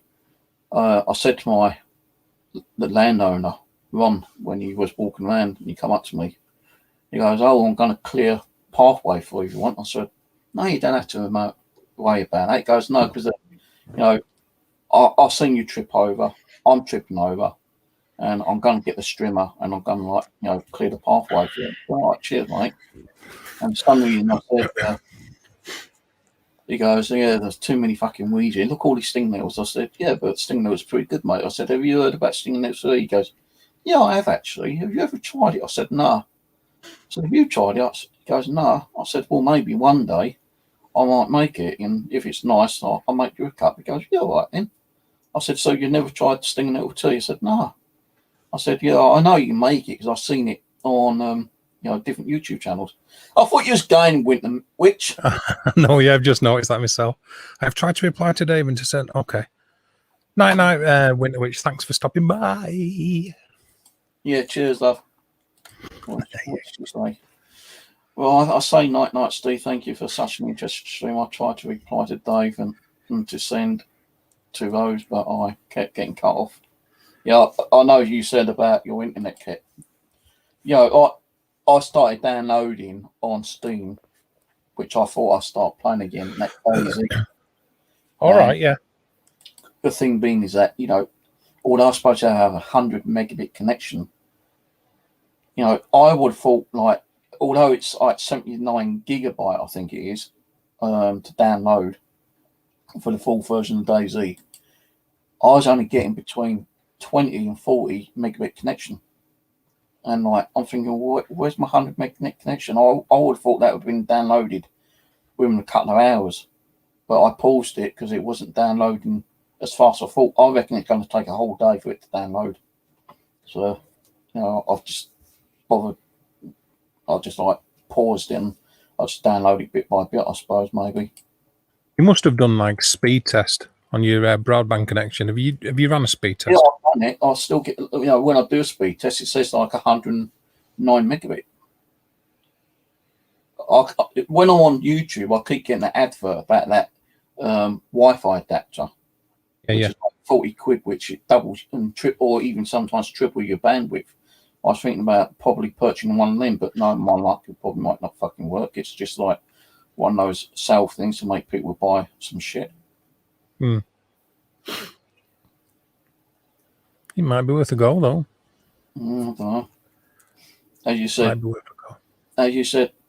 you don't buy it, don't test it, you don't know if it's going to work or not. And that's the one. I could buy it, test it, don't work, I'll send the fucking thing back. There you go. Or sell it on eBay to someone suspecting victim. Yeah. I wish I could fucking remember her name, though. Of what? Sorry. That woman who used to come on here quite a lot. There's been lots of women that used to come on here quite a lot. Steve, This is the one, the one I said about. I've done that stream for her. All right, okay. That information, which she only knew, which was like fucking crazy to me. Like there was another one, American girl. Can't remember her name actually now. Amber.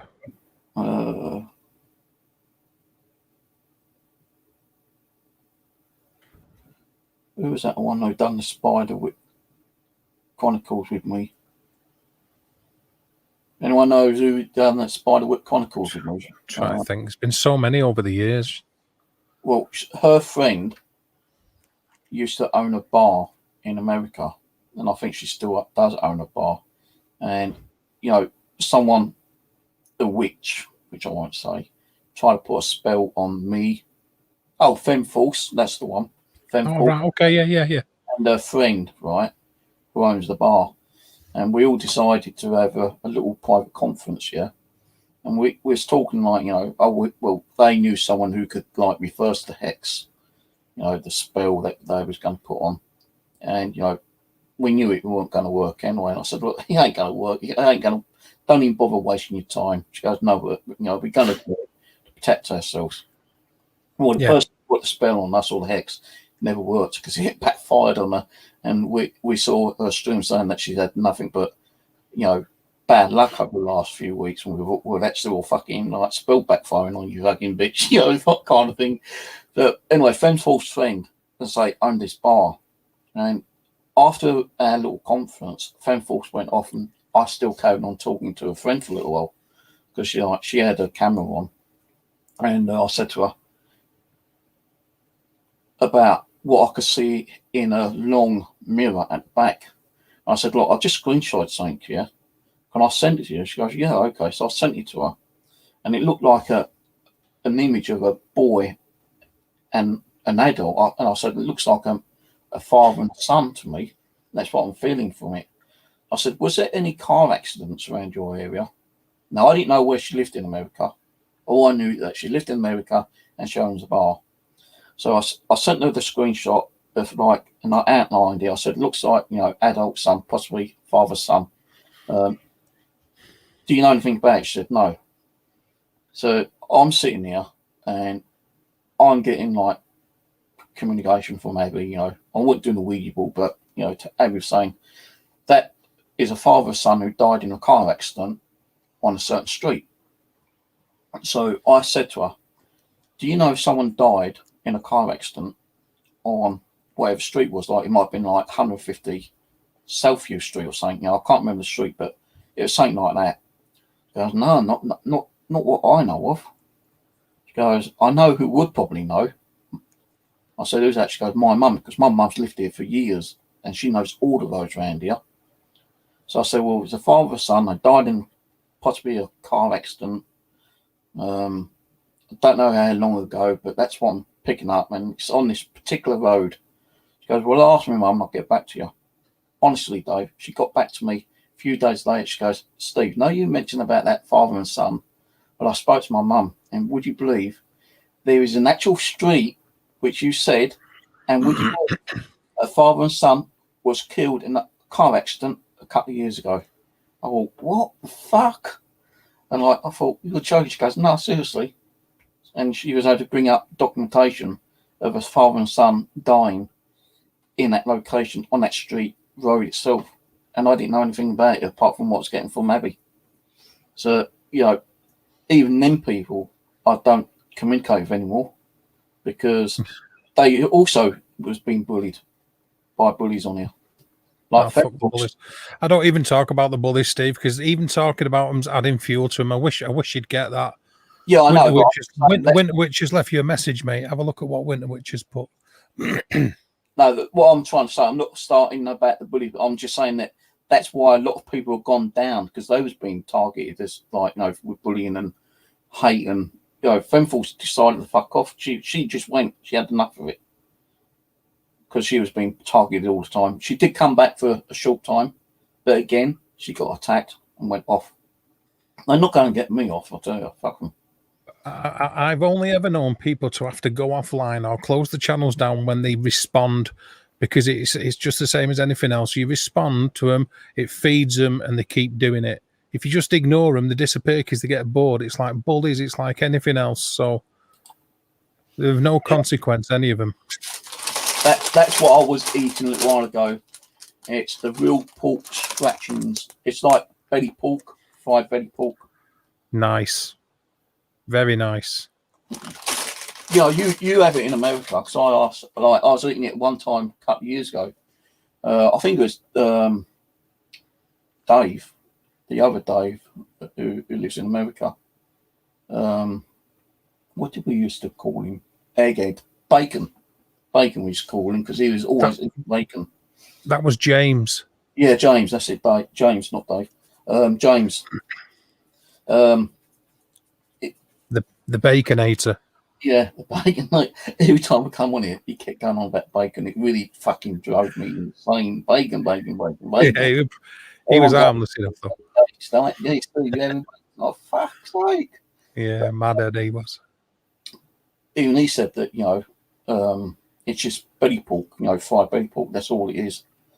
And I do like it, but I've had times where it's been so hard I've bitten down and broke my fucking tooth on it, but that's the way things happen, you know. No.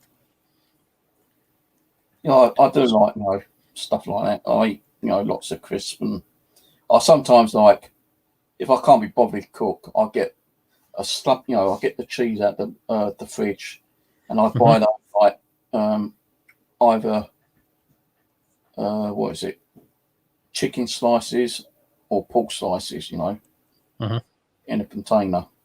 Probably get about 30, 40 bits in each container.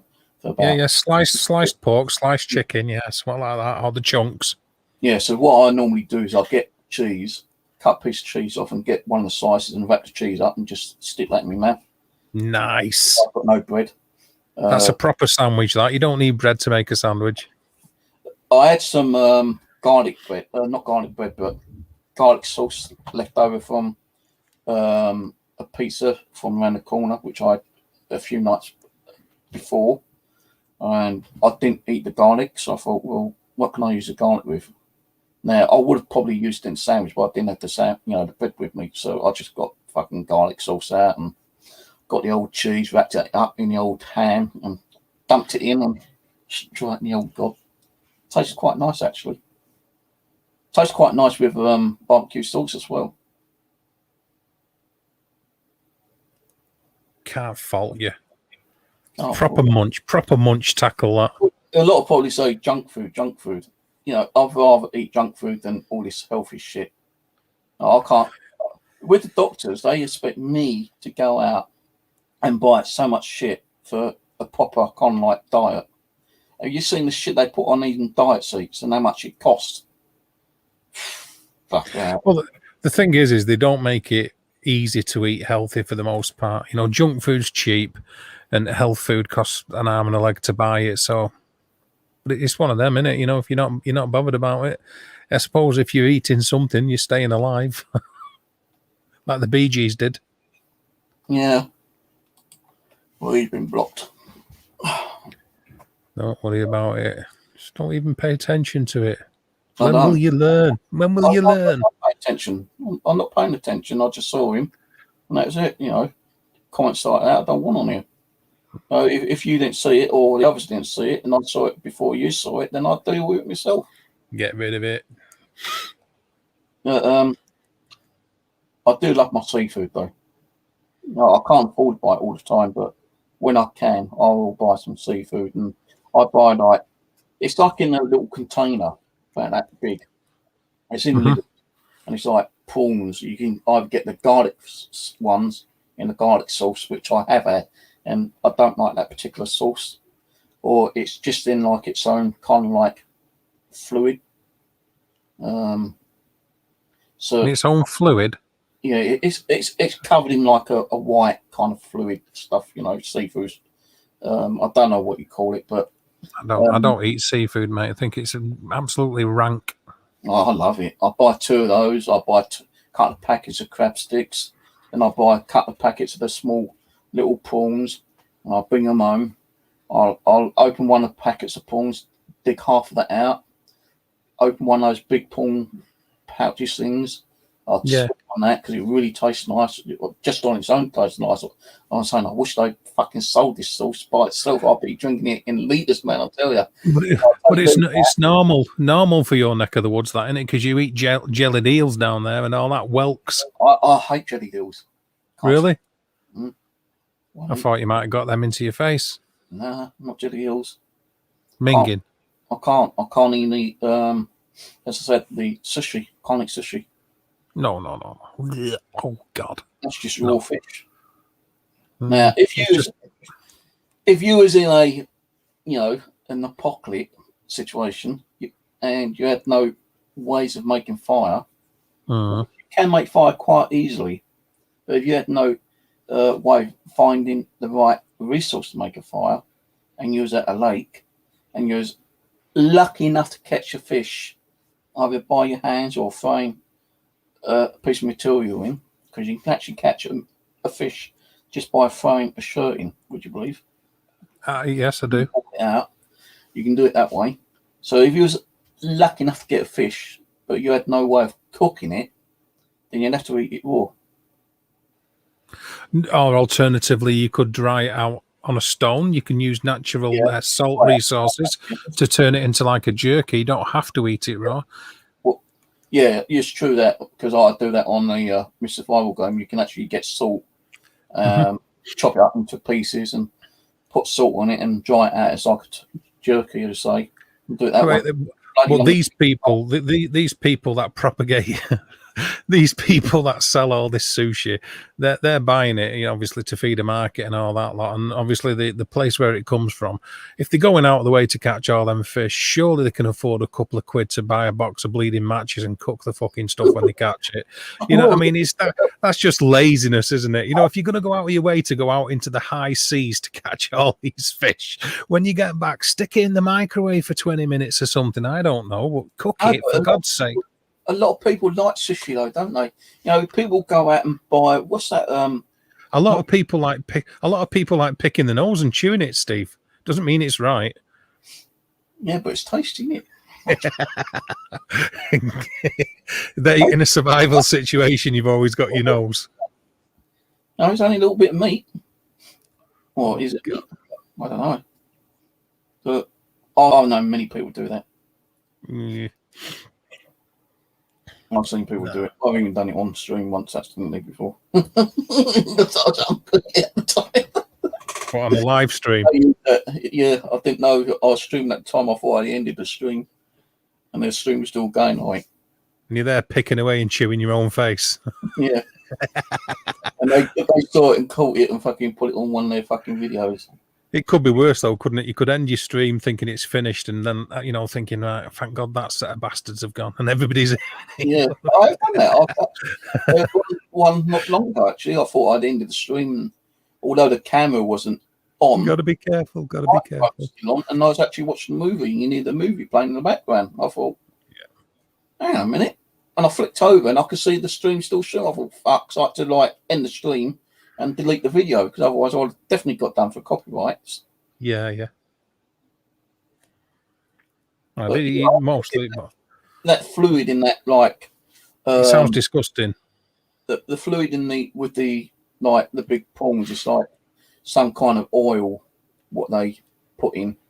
It's really nice, it's really, every time I buy it I drink it just out from the actual container itself because it's really, really tasty, I'll tell you. Well, I would say if there was, I don't know, of course, how many people in the chat have tasted it, but I bet if you've done a consensus out of the 8 or 9 people that are in the chat, you're going to be the only one who likes it. Yeah. If I get one anytime, I hope to get some possibly even next week or two. The only time is, and the only thing is, every time I've gone there, they've only had the one with the garlic sauce, and I don't like that one. The other one I'd like is it because it's like you've got the garlic one and the one with the oil or whatever it is inside. Yeah. You have it in the same box, but it's like 2 different kind of like jars in the same box. If you see what I mean. I do. So when you go to the box, you've either got the choice of that one or that one. No, I like that one, which has got the oils or whatever it is in. I don't like the garlic one. Now, when I went there to get some last time, they sold out on crab sticks. They had like the small prawns that I like there, but they didn't have they had the big prawns, but in the garlic. And I thought, well, I ain't just going to buy like the small ones. I'd rather buy all 3 and just like make a little meal out of them, which I do. And when I do have all 3 of them, I split them up, cut like the small prawns. I just leave unless they're worth cutting in half. I'll cut them in half or leave them whole. I'll cut the big ones up into like smaller pieces, and then the crab sticks, being that long, I'll chop them up into pieces, fry it all in, get some mayonnaise, mix it all up, and that's it. I'll just sit there stuffing my face with it. It's really nice. And I have it as a meal. Yeah, that's definitely a personal thing because I'd rather suck the fart out of a tramp's ass. That'd be tasty. It doesn't appeal to me. Shrimp's just let on to you, by the way. Need some fish and shrimp. Yeah, I know. I've still been on for a while. I know I said I'd probably go for about 1 o'clock. It's only 1 o'clock now. As long as I'm in bed by 2, you know, as long as I get 5-6 hours, that's okay. Because like my daughter's coming up today. You know, she said she wasn't going to stay. You know, I was going to take all the baby clothes down and toys down to her for my grandson to play with, to take home because they're going to go and visit her mum. And my son has got to go to work early, so they're just going to come, say hello, get their stuff, and they're just going to go. But then she said that, you know, if I put the cat in the living room, which I can't do, they would stay a bit longer because, like, she's a bit worried about, you know, the youngest, the newest boy that she's had, my second grandson, who's probably about 4 or 5 months old now.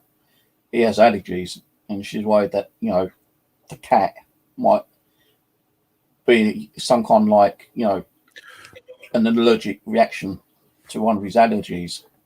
So I said, well, I can't put a cat in there, you know, just take the stuff and go. And like once I've cleared out the living room a little bit more, then, you know, come around another time. So, but I said to her, I had to like pull that living room apart yesterday, Friday, and a little bit Saturday to look for the stuff that I was going to give her anyway. So, you know, it's back at the fucking mess at the moment. So I have to pull everything apart again. So, but yeah, she's coming up around about 10 o'clock. She won't be here long. I'll probably do a stream tomorrow during the daytime, a bit more Miss Survival. I might even try to get the old Call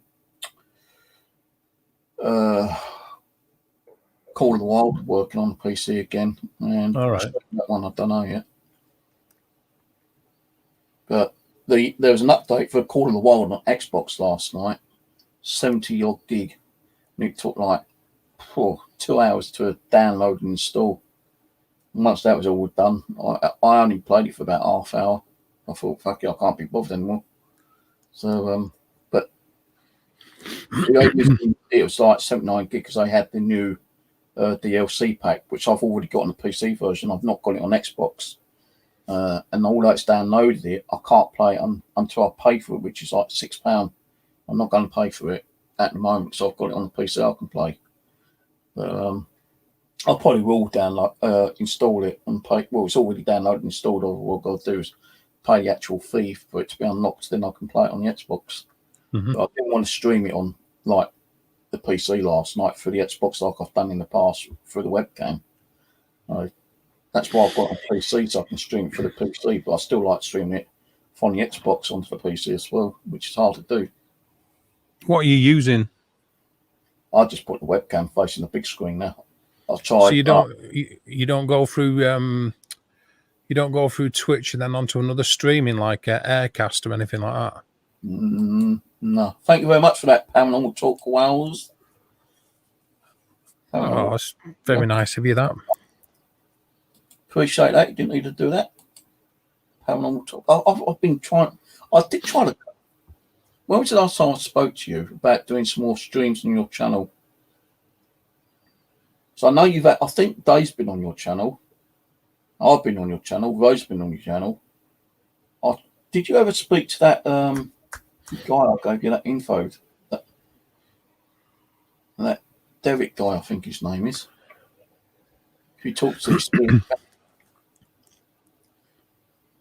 can't think what his fucking name is now. There's a paranormal channel.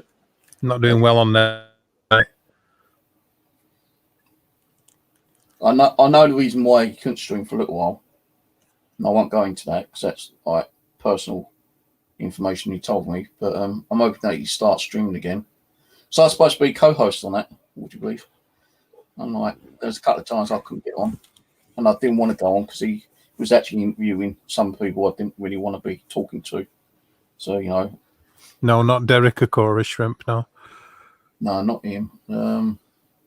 I can't remember some of the channels. I've just kept away from some of the channels. Some of the channels I've not kept up with because I've completely forgot. But there's a paranormal guy who goes out those like residential hauntings, and he's got his guy Becky that he communicates with. You just had a reply. He's just replied to you anyway.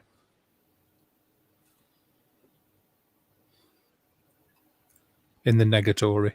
Yeah. Are you going to be doing any more streams? Because if you are, let me know and we can start streaming again. Bring your other mate on as well. Yeah, let me know and I'll fucking join in too. They are. Oh, I'm sorry, Steve. You just said that really cock-a-canee then. It was funny. You know, if you do it, let me know and we can start streaming again. You know, I'll get you on here if you want to come on here sometime. Let me know. Just hit me up. Definitely nice to give that £5 over. That was cool. Yeah, it was. I don't get many donations now, which I'm not too worried about, you know. I try to kind of like budget my money as best as I can. And if I need to buy something, I just like lower the food cost down and lower the energy cost. And, you know, I've stopped paying the TV license for now. Fucking. Don't admit that. There's too many grasses. Too many sneaks. I don't give a shit. Oh, swearing as well. I paid them too much money, mate, and I've never watched TV. I don't even have a fucking TV antenna connected to my TV. Yeah, it don't matter that. If you got the means with which to receive the transmission, we've had this conversation. I mean, you think I work for the Ofcom, don't you? I once called ITC Edgar Allan Poe during a live stream. Femforce did. He manifested visually. Visually, yeah. His face with a distinctive moustache. Yeah. Mm. Who was the other one? Tesla. I was going to ask you about Tesla earlier, but I forgot all about it. Nikola Tesla, yeah. Yeah. He got communication EVP through TV, wasn't it? He's the original ITC expert, if you like him, Nikola Tesla, mate. He's the guy who started it all off in many ways. Yeah. But again, they're doubting in that though, because he used the TV was it a detuned TV? Yeah, tubes, cathode ray tubes, spark transmitters, all sorts of things he was using. Because they reckon like a lot of like people who think trying to debunk him said like it's like what you said, like if you're able to pick up an FM frequency, then they probably picked up. But how long was FM out or any kind of like radio frequencies while he was doing these? Because I don't know what year that was, but I don't think we had TV at the time, was it? When Tesla was doing it, all that kind of stuff, obviously he didn't have the same broadcasts as you did now. But FM's relatively new where radio is concerned. They was still using like double sideband. I mean, Tesla died in the 1940s. Yeah. So a lot of his experimentation was just going on in the 20s and 30s. He died. He died skint. He died a pauper despite everything he invented. Him, all his copyrights stole off him. Yeah, but we never had TV in the 1940s when he died, did we? We didn't have television. No, we had wireless broadcasting and stuff like that. Yeah, so there's possibly he could have picked up a wireless broadcast from another country or something that people reckon he may have done. But some of the stuff that apparently he picked up, I don't think it would have come from a radio station. Like if you think back the radios we use now as ghost boxes, it's banned against the law for radio to even have any swear words on it, yeah? But we picked up on ghost box, fuck you, die cunt, and all that kind of shit. Yeah.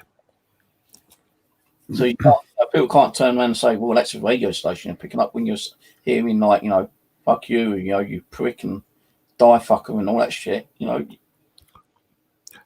I mean, you've also got to bear in mind that when you're dealing with phonemes, you can make if it's an actual definite word, that's a swear word that sounds exactly like a swear word, yeah. But a lot of it's, I've had people play sessions where they've played it back to me and they're saying, "Did you hear that? It said get out, demon," or whatever. And I said, it didn't sound anything like that to me. See, people can look into it what they want. But yeah, we've had some spirit box sessions where it's there was one in particular where I was out with Andy, who's the lead investigator with the paranormal team I run. And yeah, we were doing a spirit box session at the site of a plane crash. And I'd done the spirit box session first. then a guy called Steve, he done the spirit box session for a little bit because we take it in turns, asking the questions and that. And we weren't getting anything. We passed it over to Andy, and the amount of abuse that started coming out of it was just like constant. He even used his nickname that nobody uses it. He only ever used it at school. So they didn't say Andy. They used his nickname that he used to have at school and just give him an absolute torrent of abuse for about 20 minutes. Is he dead? No. Oh, that's good.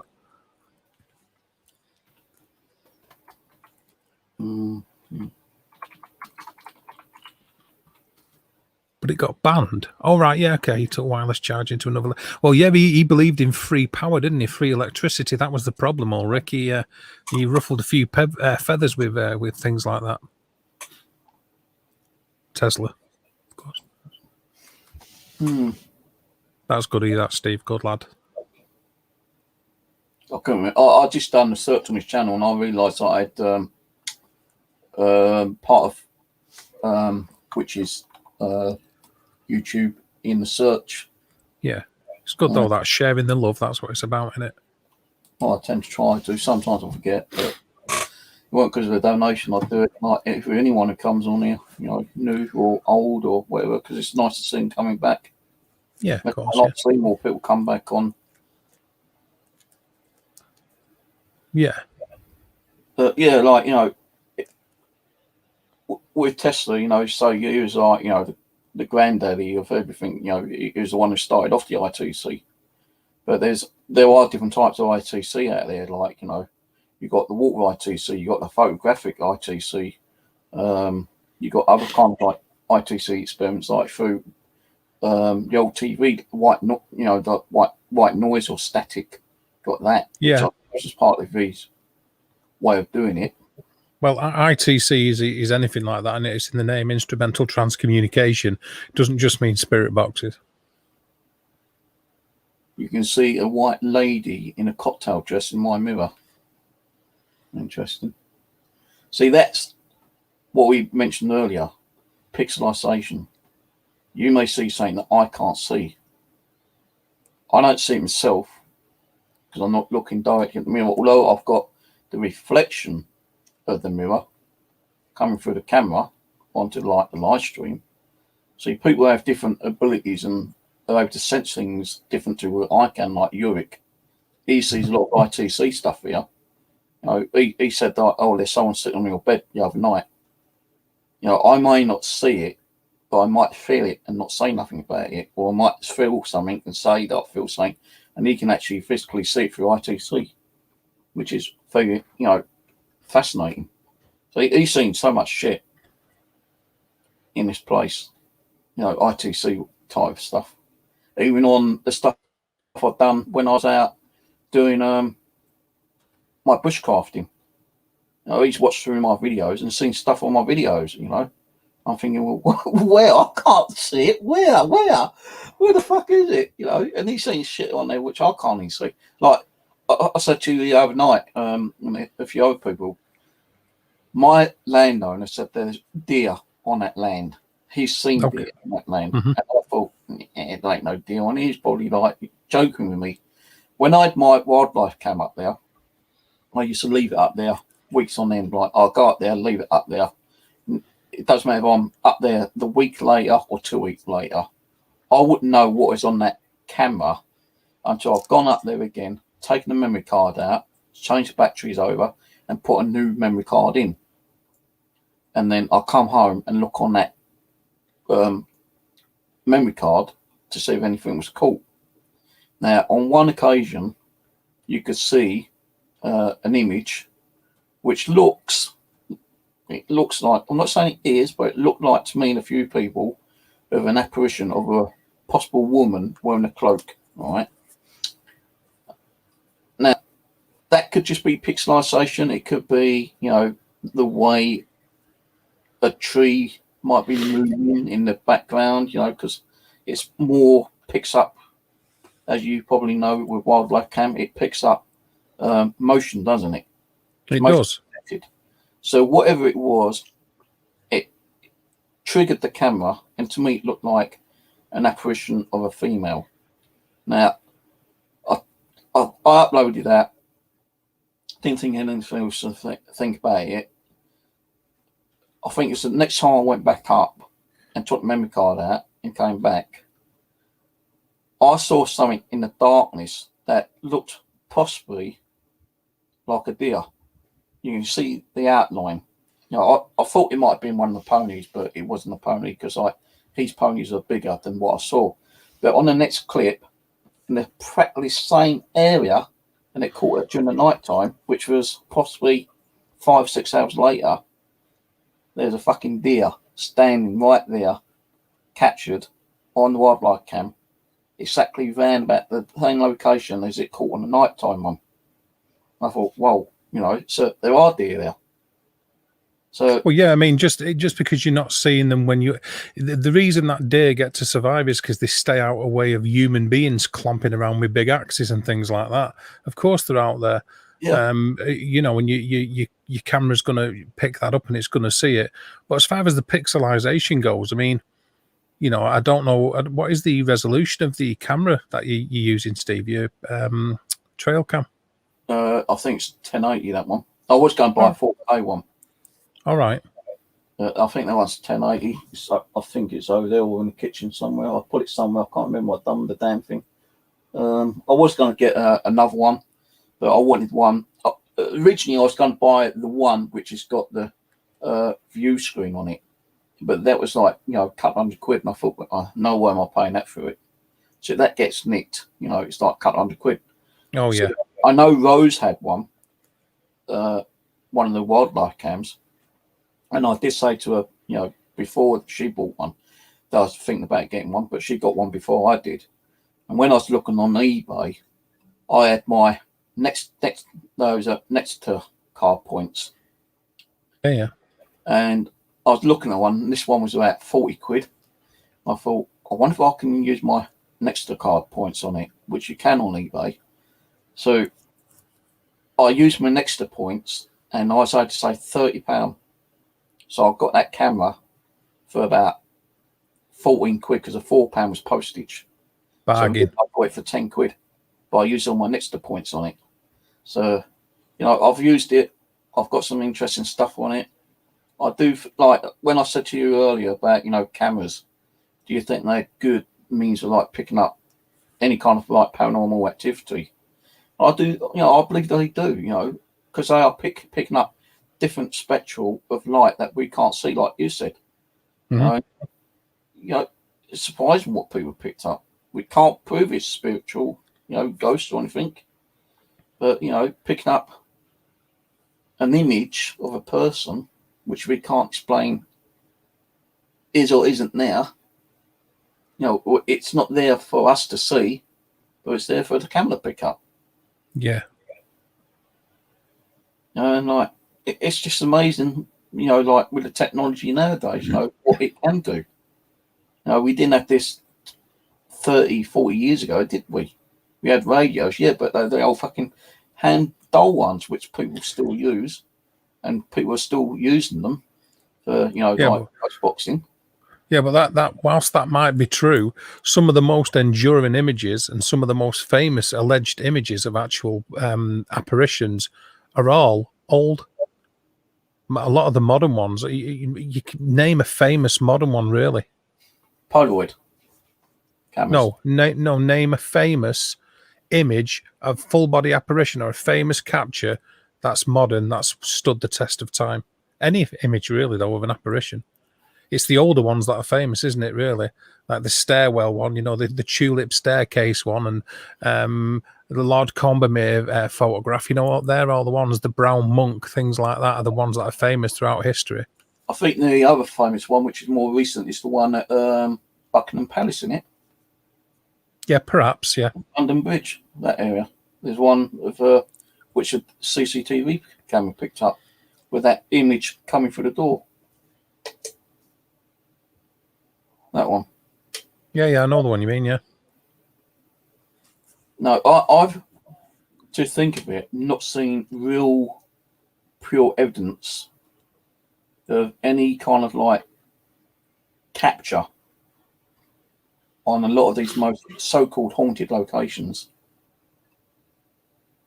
Like, you know, Stanley Hotel. Have you seen Yeah. any real proper images of like spirits being caught on camera there? You know, No. I mean, Mackies, you know, they caught. but But we know why them places are famous, though, don't we? I mean, See, I'm you know that you know, I talk to a lot of the YouTube streamers in the States, and a lot of them have done investigations at places like Bobby Mackey's and Lake Shawnee and places like that.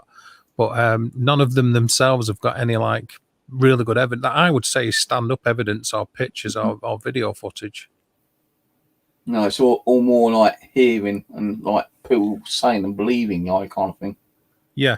You know, you could turn around and say, well, like, you know, it's just more word by mouth and, you know, things that you're hearing and people want to either wish to believe or not believe, you know. I could turn around and say, well, there's a house down the road that's got so much activity that I've caught stuff in there, but I'm not allowed to give it out. All right. Are people going to believe me on what I'm saying? Because I can't give that information out because if, you know, the owners probably still live there and they don't want groups going there and investigating. You know, I could have been the only person to be there and say, you know, last night I saw a real fucking full-blown apparition with my own eyes and I've got it on camera. But I can't show you on camera as proof because the homeowners don't want that information given out because they don't want to be contacted by other groups. You know, there's probably someone in the family that might have been standing there and it, you know, like manifest right beside them when we caught it on camera or photo. It's like that one with that black lady, which I said about earlier. Little boy right next to me. You know, you can. You know, I've shown so many people that, Dave, and people said like that looks like a little boy, and I've not even said what's in the photo.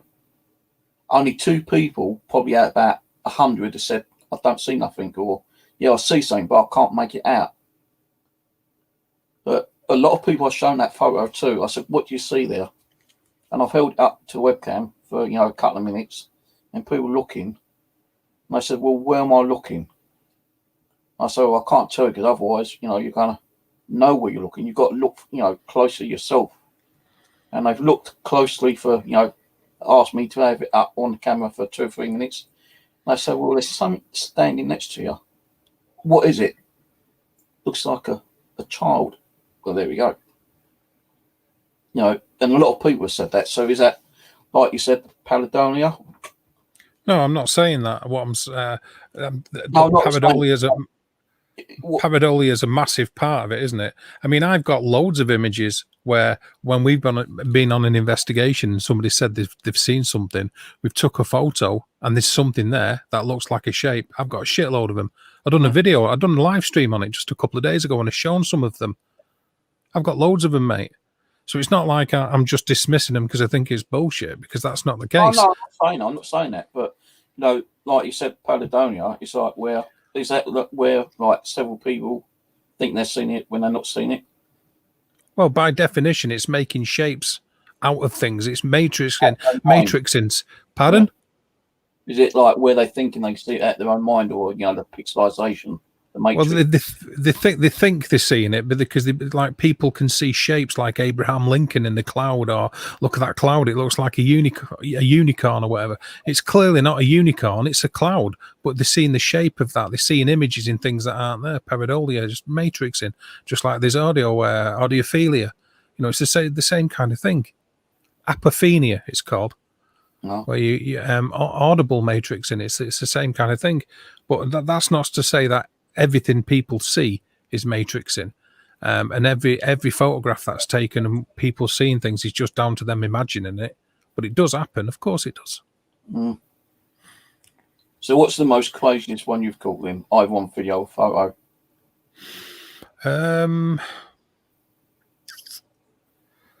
I could show it. Is there any way? I can share it with you, and then you'd have to put it on screen. But I can show you if you wanted to see it. Yeah. hang on a minute then. I won't say it's crazy, but it's certainly an interesting one. I think there's a way of doing it. Sure there is. I think- Remember what way it is. Hang on. I think you got to share it and I've got to reshare it. I've got to Yeah, share it. I'm just getting it ready now. So yeah, you got to share it to me and I've got to share it to them. Yeah, I'm sorry. I'll be with you in a sec. Just right. Okay, so I'll share this with you now.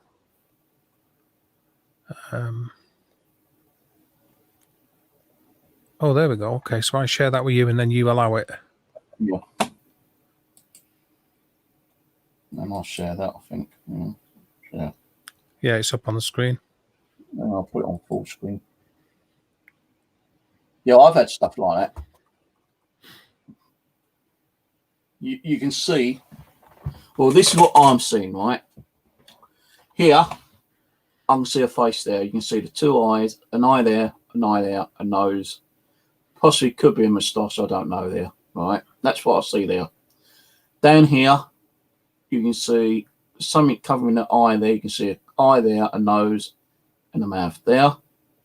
Here, looks like fucking alien with big two eyes there and a pointy nose. But if you look above that, it now looks like there's a big eye there, a half closed eye there, and a nose there. Up here, you can see a mouth. We can't see where you're pointing, by the way, Steve. Oh shit. No, it's okay. I'm just letting you know that we can't see where you're pointing. What I'm seeing, if you ignore the mist thing that's off to the left of the picture and concentrate on the center, is it looks like a face. It looks like somebody's wearing a hat which is cocked off to one side, has got like a shawl on or something around the neck, and you can see like a face kind of thing. The hat almost looks like it's got a buckle in the center of it, just above the nose, like a buckle or a badge. I think the thing to the left of it is a different kind of thing entirely, either part of it manifesting or part of the mist that's making it. But I think it's the center thing I'm talking about. Right, I'm going to try a different way. Hold on. Don't do me for copyright. Oh shit, I don't think I can actually. No. Let me do it through this way. Yeah, shrimp. When you're seeing them physically right in front of you, then matrixing isn't even. If you're seeing them solid, then it's clearly not matrixing, is it? Or pareidolia, he's seeing a physical apparition or a solid apparition, if you like. Can't do it because it's not. The only other way I might be able to do it is drag that over to my small screen. Oh, can you not just copy and paste that, or do you want me to send it on Facebook and then you can do it? I'm going to copy. I'm going to screen share it. Go into my paint and paste. There, I can do it that way. So do you want me to tell me when to stop sharing? No, keep it up for a little while so other people can see what they can see. Like, I'm going to do it the way I can see it. Okay. Right, so I'm going to put it in like red circles.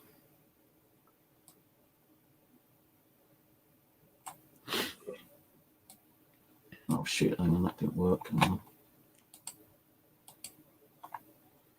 Don't save, paste. Right, right,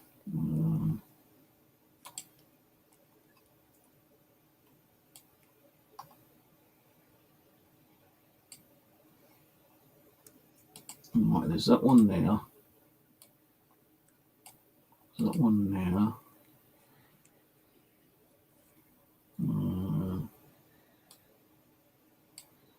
That one there.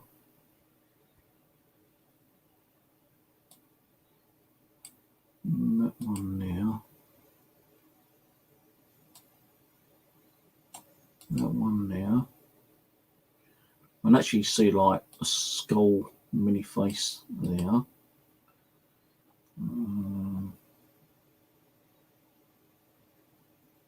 No, there could be more.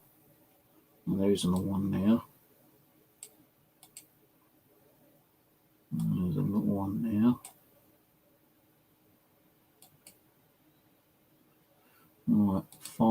Save. Desktop. Desktop. I'll just leave it untiled. Let's have a look what's going on in the chat. Right. Remove that and screen share. Okay. I can stop sharing now, yeah? Yeah. Okay. Right. Now, bear in mind, sorry, Steve, but bear in mind that a figure was seen walking, so the camera was fired off and we captured what we saw walking. All right. Well, you got the big one there where I can see a face and the hat and the badge in the middle. The second one to the right, which if you're looking at the screen to your right, where me voodoo witchcraft thing is, that looks like a full body actually to me. It looks like, you know, two legs, waist, chest, arms, and a face. Down below there, underneath that is like a skull. Under the big one, there's definitely another face underneath that face. Because if you see the face there and you've got the hat, then you've got like that fabric kind of thing around his neck. Just underneath that, you can see two eyes and nose and possibly a mouth underneath there. Next to that, there looks like a weird looking kind of like face there. Above where the sticks are sticking out, next to that big face, you got an image there which looks to me possibly like an owl type of creature. Next to that, to the left on the top, you got a face there, and then you've got something down at the bottom which looks like a fat kind of like stretched out face, which you've got an eye, nose, a mouth, and possibly wearing, I don't know if he's wearing something or it's just like the blackness where his head is. Could be the top of his head or something like that. So I'm actually seeing in there 2, 4, 6, 8 images. Now you might not see 8 images, but I see 8 images in there. How many Ulrich sees, I don't know, but more people would probably see more. Some people see less, and some people might say, well, I don't see fuck all in that. But I see what you're seeing. Do you want to see another one? Yeah. And this is at a place where there was a Viking or Norse settlement, so this might interest Ulrich. I should just be able to share this. One sec. Okay, where do I go to? I've lost this. There we go. And this is another time when we've seen something, shut off the camera, and we've captured something. Right, I'll try to do that full screen. I've got to wait for a minute or two on that because it's coming through YouTube. Right, hold on. So yeah, no worries. Go into full screen, screenshot that, minimize.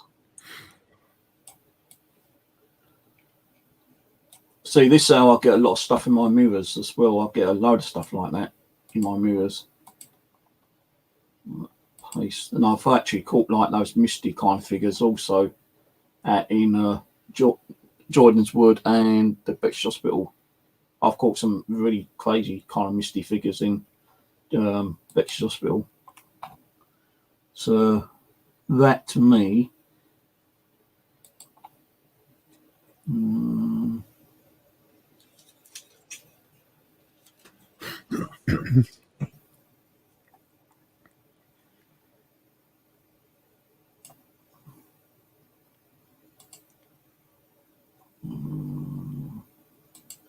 I'm only seeing the one though at the moment, but I'm going to put down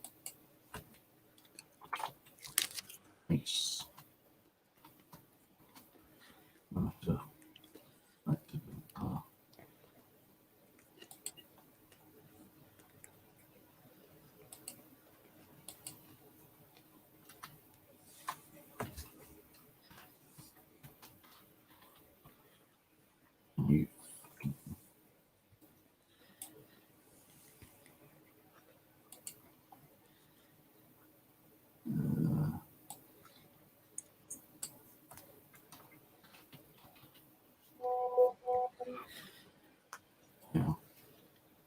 You're doing the paint shop thing again, whatever. Yeah. Okay.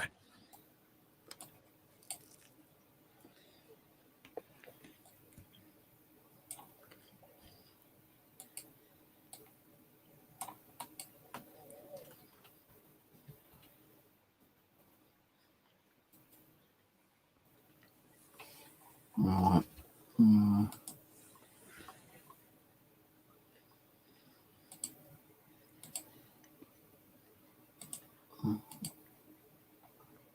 Right, that's what I'm seeing on that one.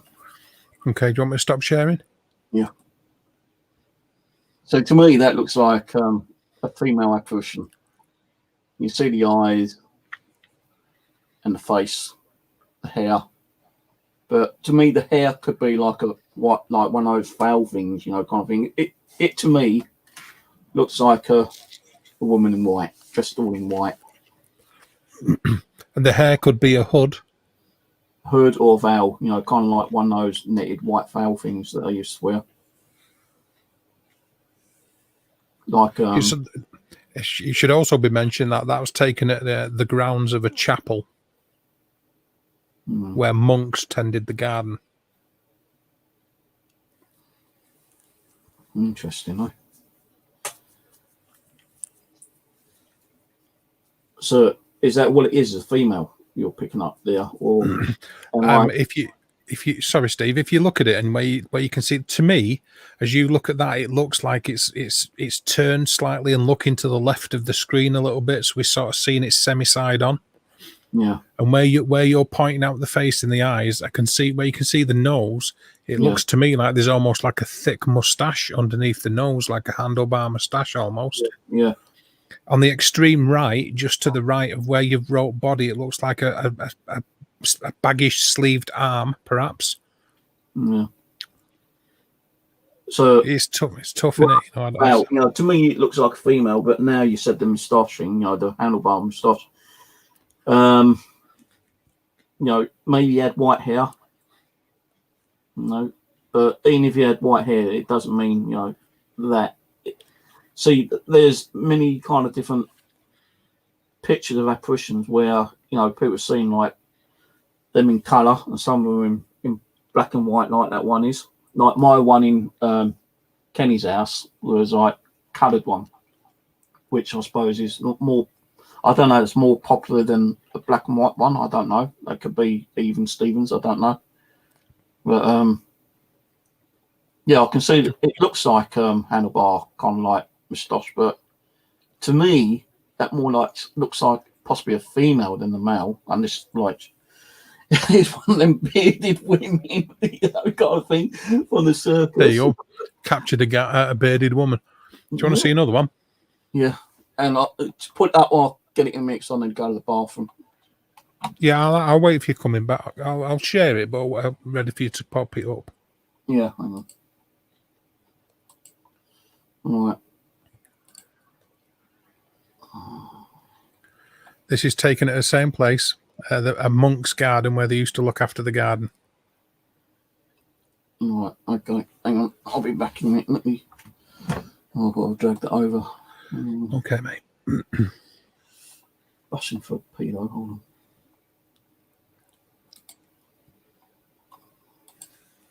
on. Let's screenshot that. Yeah. You go and get your pee. Yeah, I'm busting for a pee. File, new, paste. Oh, for some reason it didn't do it that way. I'll do it when I come back because I've got to go for a pee. I'm busting. Yeah, you're okay. You're no problem. Again in a minute. Okay. Yeah, Ulrich. They're certainly interesting. I mean, these are on nights when we've done investigations, and they're not like blind captures. They're sort of like gone along with when we've thought we've seen something or seen a figure. So obviously one of the team members have snapped off the shot, and these are some of the things we've come up with. I've got many of them, many photos over the years, but some interesting ones. And we battered that particular location for quite a bit, as you can imagine, you know, because we're getting like results. So you makes sense, does it, to keep going back? So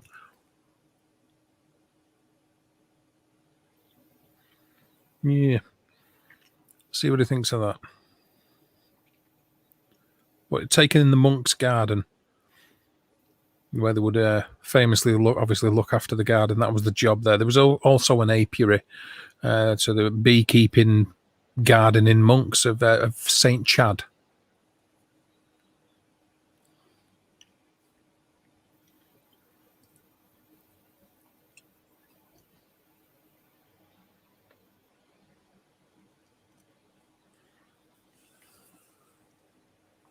Also a Roman settlement there many years ago, and Viking, and I think there's this things going back to like the Bronze Age, and it's got quite a bit of history, that particular area.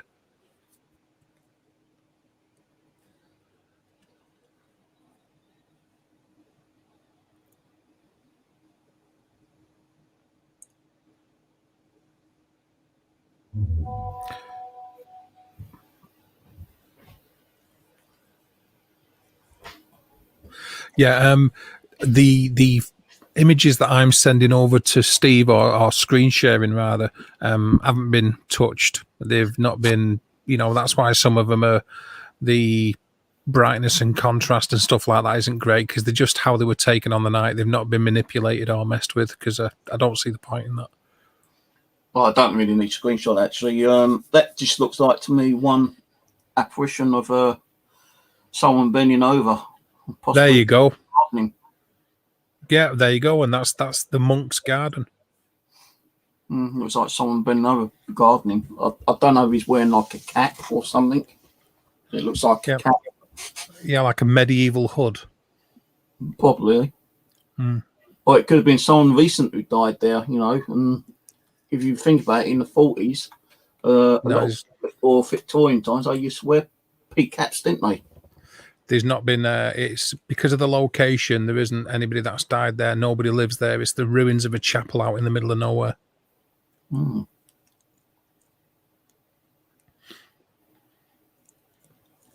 See, to me, with these, it seems like three phases of them trying to manifest themselves. One being an orb, a light anomaly. Then, if they got enough energy, then they manifest themselves as a kind of a misty, shadowy figure. Then they've got a hell of a lot of energy, then they can manifest themselves as like a full-blown apparition where you're not actually seeing through them. But yeah, you see them sort of like physical. Yeah, to me, that's like a phase 2. Probably he was trying to manifest himself as a full-blown apparition, but just didn't have enough energy to do it. But he had enough to actually show himself as a misty form of a apparition. Interesting. They're interesting, though, aren't they? Yeah, I've got some on my one, but I'll stop sharing it now if you want, Steve.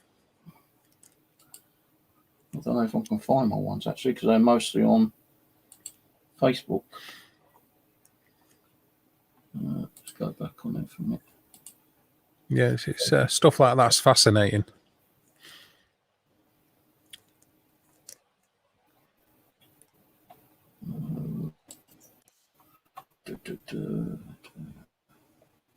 I like it, I do. Fucking like it.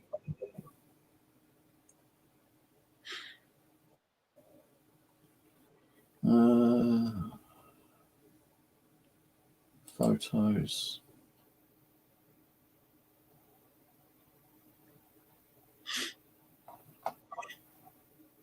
Bosh. Let's have a look who we got left. Still 6 people watching, so there's still a few people out there. Your photos. Don't know where they are actually. Could be in albums.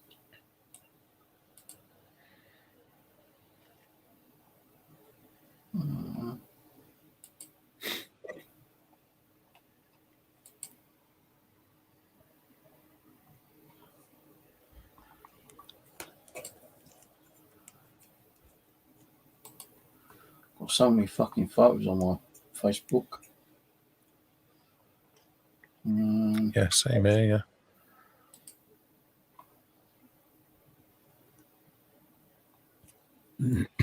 Loads of them. So this is, I think nothing in that one. When I went out to cook that night. Mm.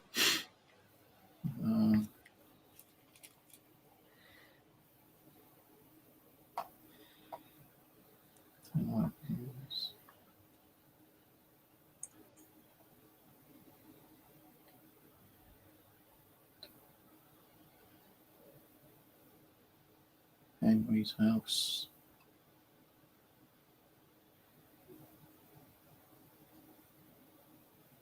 Are you winning? No, I can't seem to find it. Oh, there might be some on this one.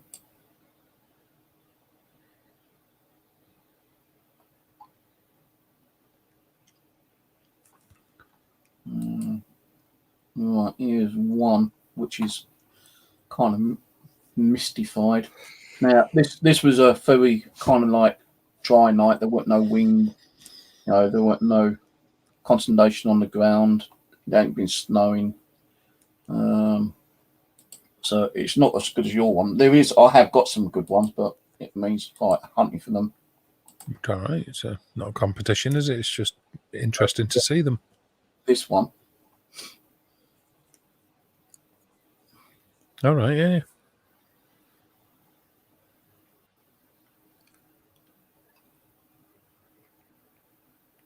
Looks like Where was this taken? Where was this taken at? This was at cemetery, Bexley Cemetery.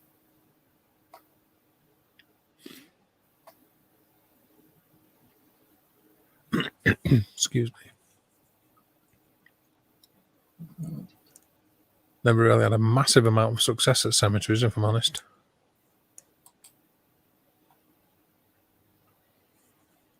This one was at Pete's house. This was the one I showed you not long ago.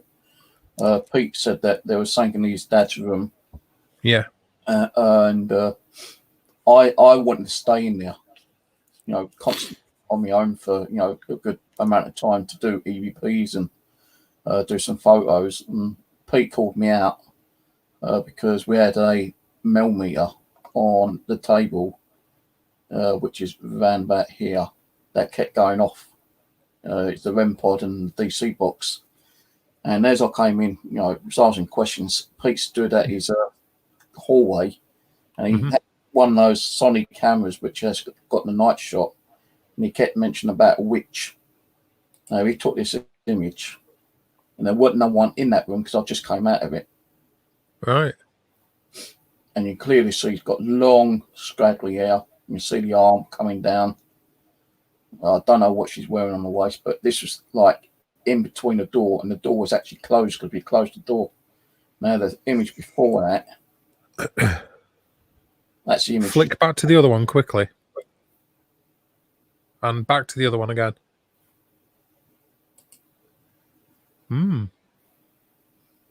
Like, he took that shot within about a second, 2 seconds. That one. Yeah. Then the shot was him turning around, taking pictures. Now another interesting one.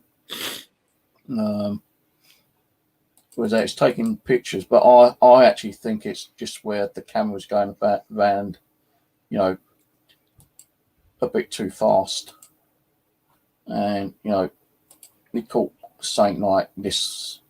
But if you see where his parents are, yeah, that's his dad. Well, you can't really see him, but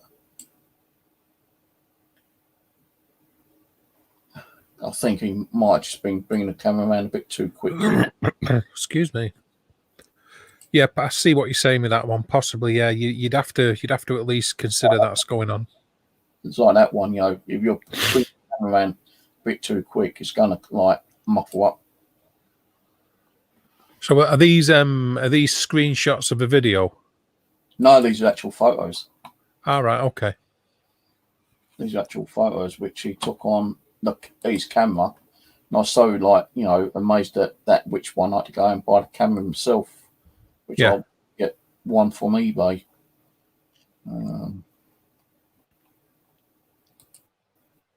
what do you know what camera it is? I've got one some. It's a Sonny one, I think it is. All right, okay.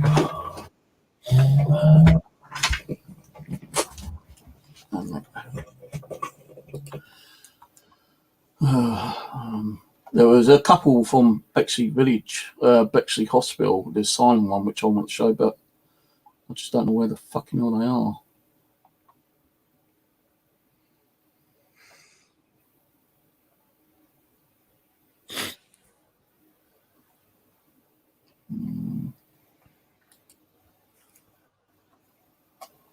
All these dolls I'll take photos of. Probably one of these somewhere.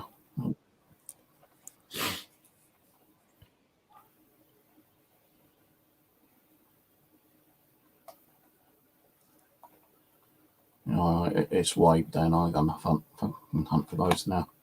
I'll have to look for them and overnight. Like this one here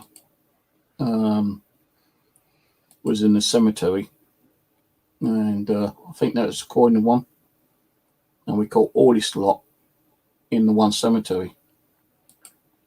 You know, you can see like, you know, possible orb activity. You got all this misty kind of like activity going on as well. You know, you got like, looks like a fucking triangle face there. You know, it looks like a nose. Just where that's, you know, longer headstone is, Yeah. like a fucking spear. Just above that, and it looked like a face there, but above that face, it looks like, to me, a woman fucking dancing. You see her arm kind of moving. She's got a skirt on. You see one of her legs. Just about to see her head, and that's the one where, you know, the top two brighter, not the larger one on your right, but the ones in the middle, the top two brighter light anomalies, circle ones. That's where I'm seeing like a female there. But, you know, people see different things. How old is that? Is like a few years old, that photo, yeah? Yeah, quite a few years old. Yeah, you find ITC in drone photos. There's some good ones. There's some good, like, well, people say it's Bigfoot, but some good crypto type photos that have been captured by drones as well, Ulrich. I don't know if you've looked into that. Some very weird ones at the banks of rivers and stuff like that in Washington State.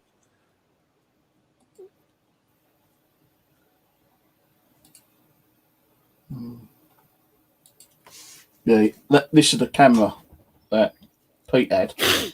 It's okay. An 8.1 megapixel Sony.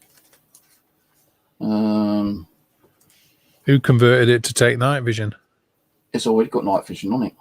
Oh, right. So it's got night shot as a digital stills camera. Night shot 15 times. You've got night shot there on the corner.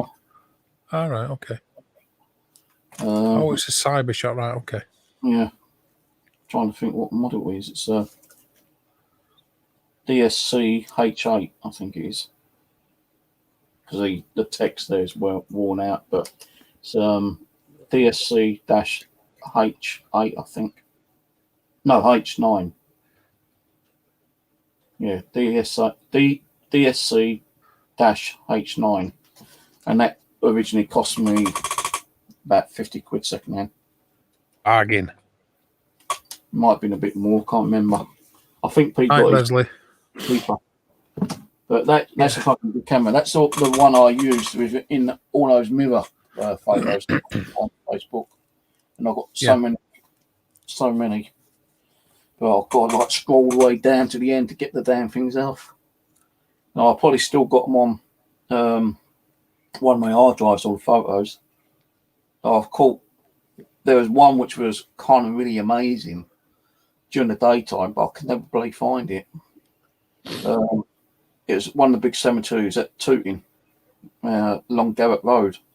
I've gone down and I'm just taking random photos, and right at the bottom, got one of those kind of long crypt type headstones, and you got some trees on each side. And as I took a photo, I didn't realise I took it on and blowed it up. You got one image of looked like actually looked like real people, but they're not real people because there wasn't no one there. But it looked like someone was leaning over doing something, like, you know, possibly reading the part of the text. Yeah. Another one, a bit closer up, there's a tree. You can see someone peeking around a tree. You can see another person, two people, actually face to face talking to each other in between, in the middle of the long headstone crypt kind of thing. Then there's another one, you know, at the end of the crypt thing, just standing there facing me. Then further up, closer, you got another person, like kind of like kneeling. Oh, I think there's about 7 or 8 that was in that one photo, and I just can't find that photo. And I thought, wow, that's that. You know, when I saw it, I thought that's one of the best I've ever caught. You know, there is photos where I've caught of when Pete took me down to Puckley Village. And it's not an actual photo; it's a video clip of it, of that possible apparition, which looked like a little girl because of the height. There's a tree there. There's a tree there. This bloody camera. Right. There's a tree there. Tree there. She comes on that tree, walks along to this tree. So she's coming out from this tree, or this way. Doesn't matter what way it is, but she's coming out from one tree. Yeah. To the other tree. She goes around and disappears, and she's wearing like one of those hoods. And you know, by the looks of it, you know, it looked like a child. Yeah. And that's on video. And that's on YouTube. Mm. You know, and you know, I'll be honest with you, like, I didn't know I caught it until I got home and checked the video footage, because like Peter kept going on about, you know, he was behind me with his daughter and the son, you know, a boyfriend and his son, you know, his son's named Peter as well, but we call him Pee Wee. But they was all behind me going on about they could hear something beside them in the bushes. And I had my Sony camera, not that one, my other Sony digital camera, you know, which got like a 40 gig hard drive in. And I had like IR lights on, and I was just panning around slowly. So I was wondering what they were going on about. I was doing that. And I came back on it, and I was still trying to find out what it was on about. And I turned around, I didn't see anything in front of me. And, you know, then it started to raining. People was going on about, you know, the rain, you know, and all that kind of crap. He wanted to go home. So we kind of stopped the investigation, and we all packed up and started going home. But as I was panning it round and bringing it back, you could actually see the two trees and someone walking in between the two trees. And to me, it looked like a little girl, or possibly a girl, wearing a hood. Now, with Screaming Woods, I don't know if you know about that, but, you know, many people reckon that the reason why they call it Screaming Woods, because like people went in there, got lost, and, you know, screamed out for help, you know, to be found and guided back out. And people just died in there because they couldn't find a way out. Because in them times, you know, those woods used to be a lot bigger than they were, you know, miles long. We're talking like, you know, probably 2, 3, 4, 5 miles in each direction, maybe. It's only because, like, you know, the development, it's like made it smaller than it is. So the story going is that they apparently like got lost, and, you know, they screamed because they were frightened being in there, and they just trying to find a way out, and they probably like just died in there, starvation or something, you know. Yeah. Been murdered, don't know. But Puckley Village is supposed to have several different types of haunting. You've got the railway station, where apparently there's an apparition that appears on the railway station around about midnight on certain times of the month or the year. You got the Headless Horseman that's supposed to gallop through the village past the pub during midnight, full moon, certain times of the year. You got an old broken down factory, which is just a shell, you know, the walls and the roof. I think people have seen apparitions in there. And then there's a farm where they've seen apparitions of like an old farmer or someone roaming the grounds at night time. So there's supposed to be several different like spirits being reported there over like several, well, you know, years and years and years, you know, like 50 to 100 years. especially like the Headless Horseman. That's been apparently reported, over the last couple of 100 years. Sure or not, Yeah. we don't know. But because Putney Village is supposed to be so, haunted, it did get into like many books, lots of paranormal groups gone down here. We actually went down there the first time. We didn't know where Puckley fucking Woods were. We ended up walking across farmland fields. No, as we got to the end of them, that's just a railway line. So we ended coming back, and I thought, you know what, I'm going to get my Nokia out, which I had at the time. Those well behind me. That's probably a couple of 1,000 feet away behind me. I say, like, if I had to call him, I would have had to shout. But we was heading back to the car, and I had my Nokia, and I just turned it on. And I said, like, hey, if there's anyone around here, can you tell us where we are, please? Because we're lost. And I left it recording, and I probably had it recording for about 5-10 seconds, turned it off, played it back, and what I heard was kind of fucking amazing. So I played it back to Pete. He goes, fuck me, Steve, did you hear just what I heard? I said, what did you hear? He goes, Parkley. And that's what he said. Because I said, where the hell are we? We're lost. I was expecting him to say, in a field, but it said, Parkley, in that kind of tone of voice. And Pete was there to, like, verify it. I didn't even say what it was. I just said, what do you think it's saying? He goes, well, you can hear it saying, Parkley, in that tone of voice. I said, yeah. He goes, that's fucking amazing. So anyway, we got back to the car. We still didn't know where the woods were. So we ended up going back to the village because there's a map in the village on the main road kind of thing. It's like on a square piece of land, like a roundabout or whatever it is. So we went back and we found out that we had to get back in the car and go past where we were and drive further down that road and turn, I think, left it was. So we went all the way down there and we did eventually find Puckley Village, like the woodlands. So we've all got out, this car park down in the park. And as we got out, we noticed that there was another car there and there was another paranormal group there the same night. I thought, whoa, maybe we might meet up to them. We go, oh, I don't want to be meeting them up, fuck that. And we just went in there, done a little bit of an investigation and came back out and came home. We didn't get much that night, but the second time we went down there was more interesting because we got that apparition moving around. We did hear screams, yeah, but it wasn't like paranormal screams, ghost screaming. It's like females being chased around with their boyfriends, because it was a weekend night, pubs around. So, screaming.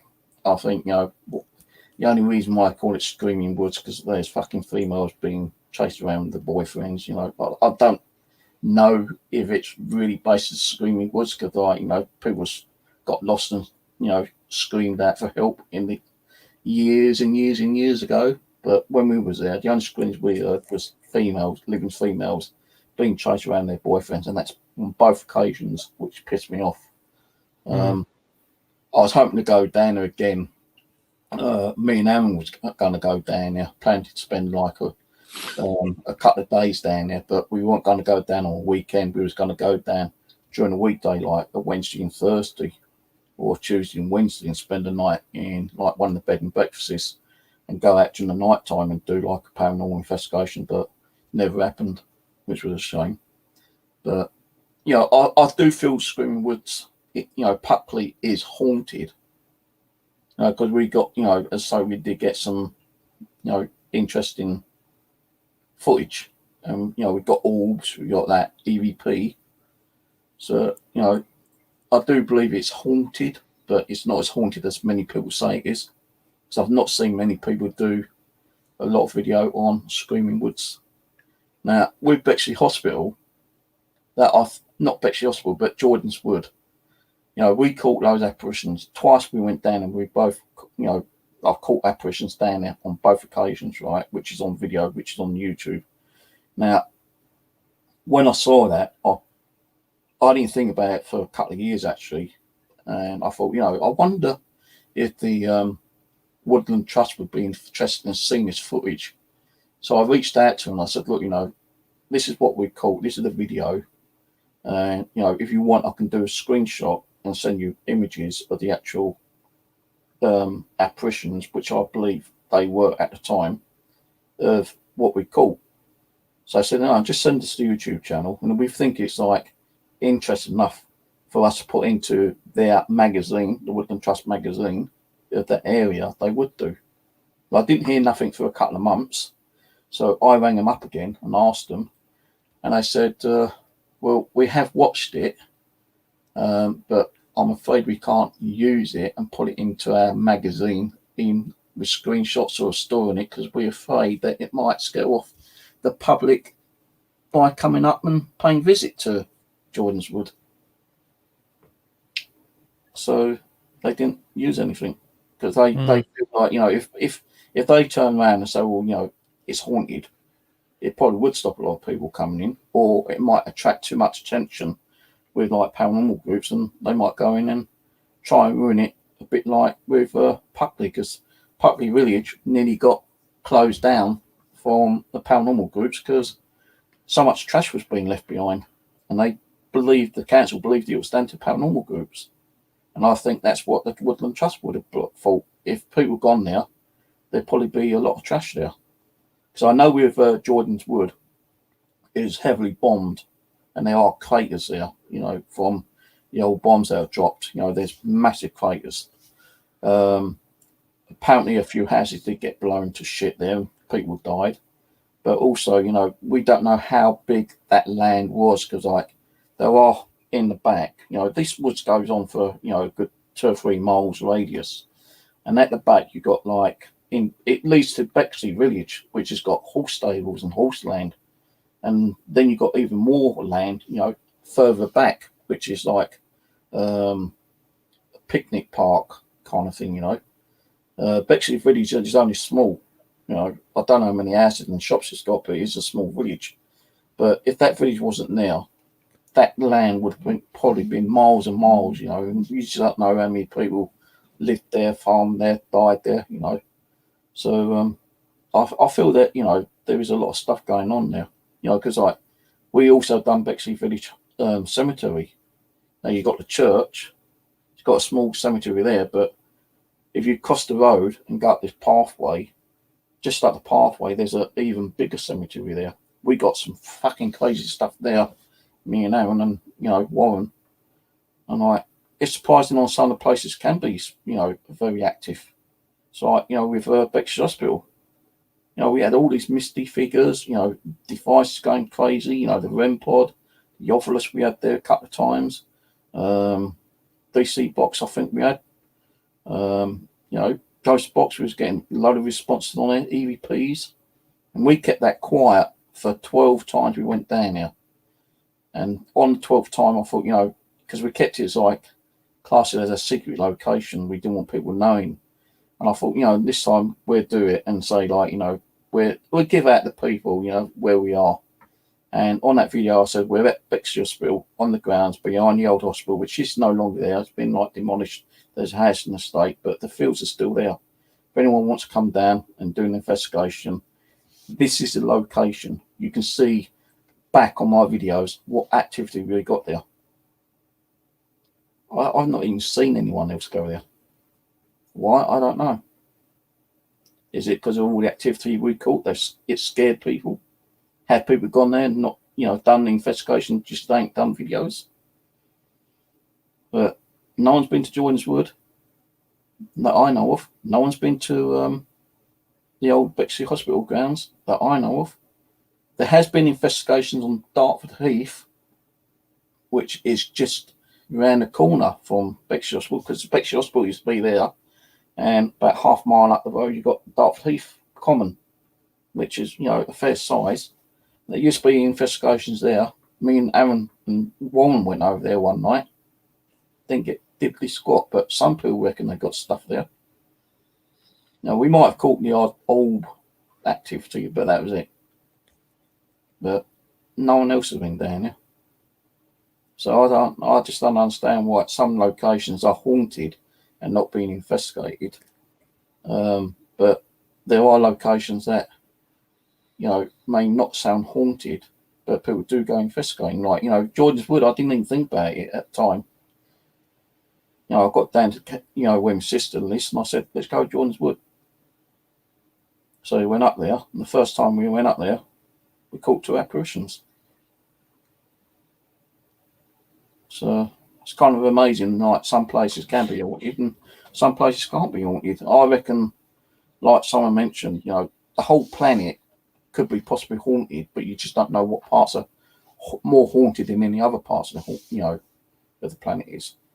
Like, you know, you could be walking down your road and there could have been like several murders down there, and people might have seen apparitions of like some of the victims, or, you know, some kind of weird activity.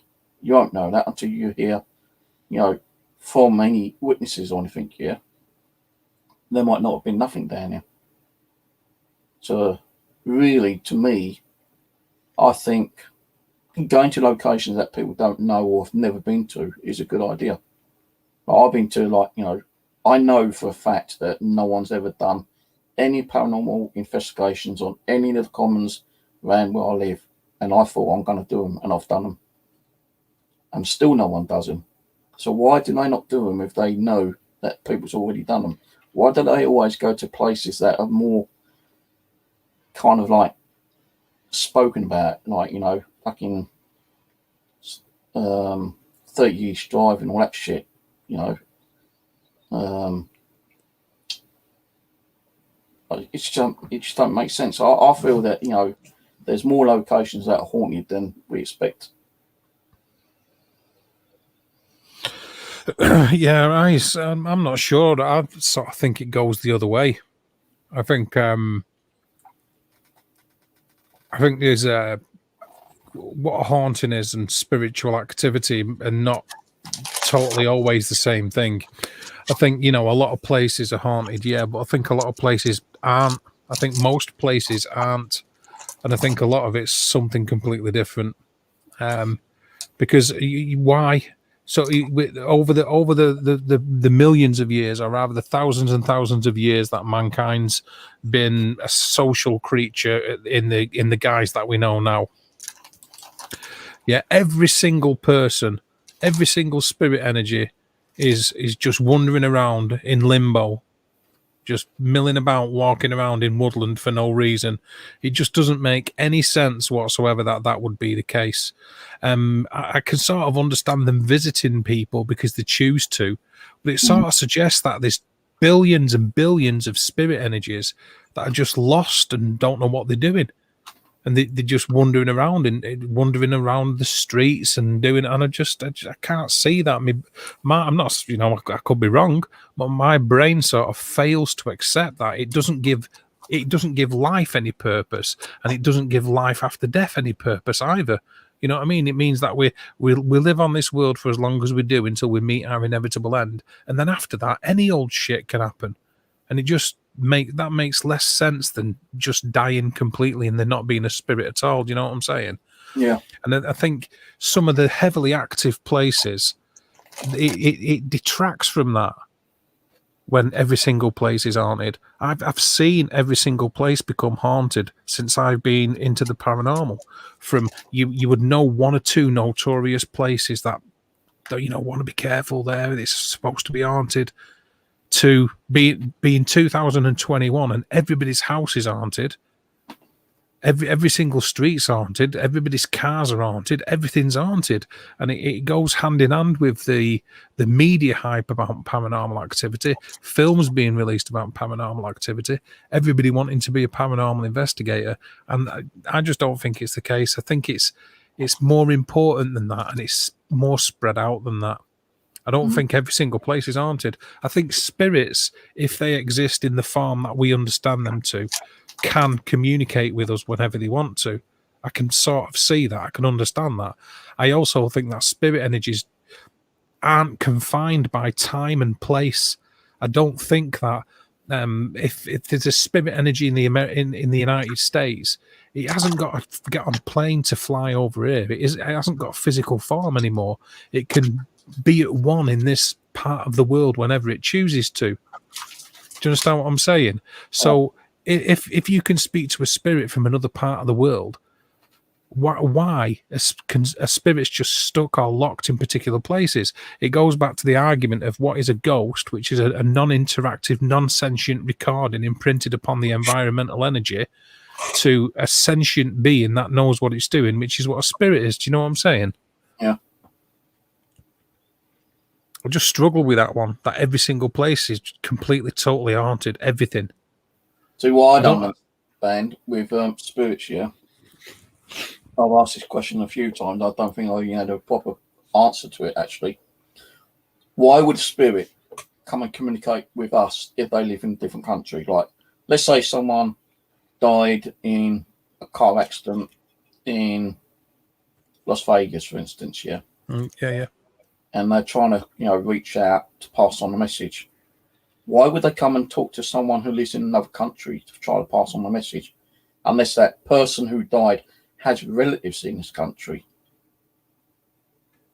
That's pretty much the type of point I'm making. A lot of it's almost farcical in what some of people's claims in a way, but you've also got to look into it as if they're interdimensional or transdimensional, they haven't got they're not stuck in a physical form. We only need to travel distance in a linear fashion through time because we have a physical form. We have a mortal form. We're made of flesh. But if any ethereal being, any spiritual being, isn't stuck by the constraints of time and space, it isn't stuck with a physical shell that it has to lug around, it can move independently at will throughout time, throughout space, and throughout dimension. That makes more sense to me, and it makes it more important, more reverent than just a load of aimless spirits totally trapped walking around and stuck in a block of flats somewhere, even though they lived 400 miles away or something. Or, if that was the case, we're constantly walking through spiritual energy. I think it's grander and bigger and more important than that. Do you know what I'm saying? I think it's a bigger, more majestic thing. Well, I'm just putting an alarm off for the morning. Yeah, you're all right, mate. I know that it's getting on a bit and you have to get up.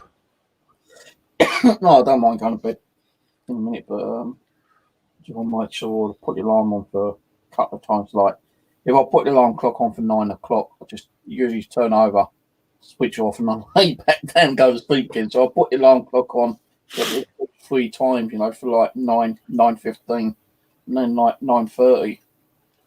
So I know if I turn over and I miss that alarm call, my daughter is coming up tomorrow. She said around about 10 o'clock, but no more. Like, I'll probably wake up for 9 o'clock and she might not turn up till 11, 12 o'clock or something. No. So, just trying to sort that out. So I've got 3 alarm clocks set. Yeah, just to double make sure that you wake up. Yeah. That's heavy duty waking up, that. Yeah. Yeah, many times I go to bed early. I need another drink. Fucking a bit of pork scratchings in my throat now. Nothing wrong with that.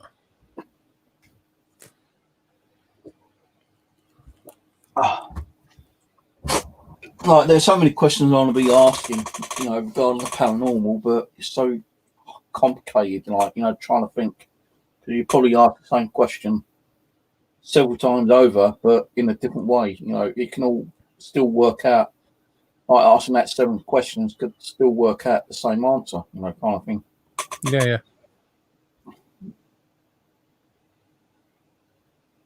So, have you got any other kind of residential stuff you're going to be doing at any time? Yeah, we've this, obviously we're all in the same boat with what's going on with lockdown, but that's obviously got in the way of doing anything. But yeah, there's a couple lined up that I was looking forward to doing. Hopefully that's still a viable option when lockdown's lifted and we can go out and do that. I'd like to think so, but everybody's life's been turned around by it a bit, hasn't it? Really, it's a difficult one, but yeah, a couple actually. Yeah.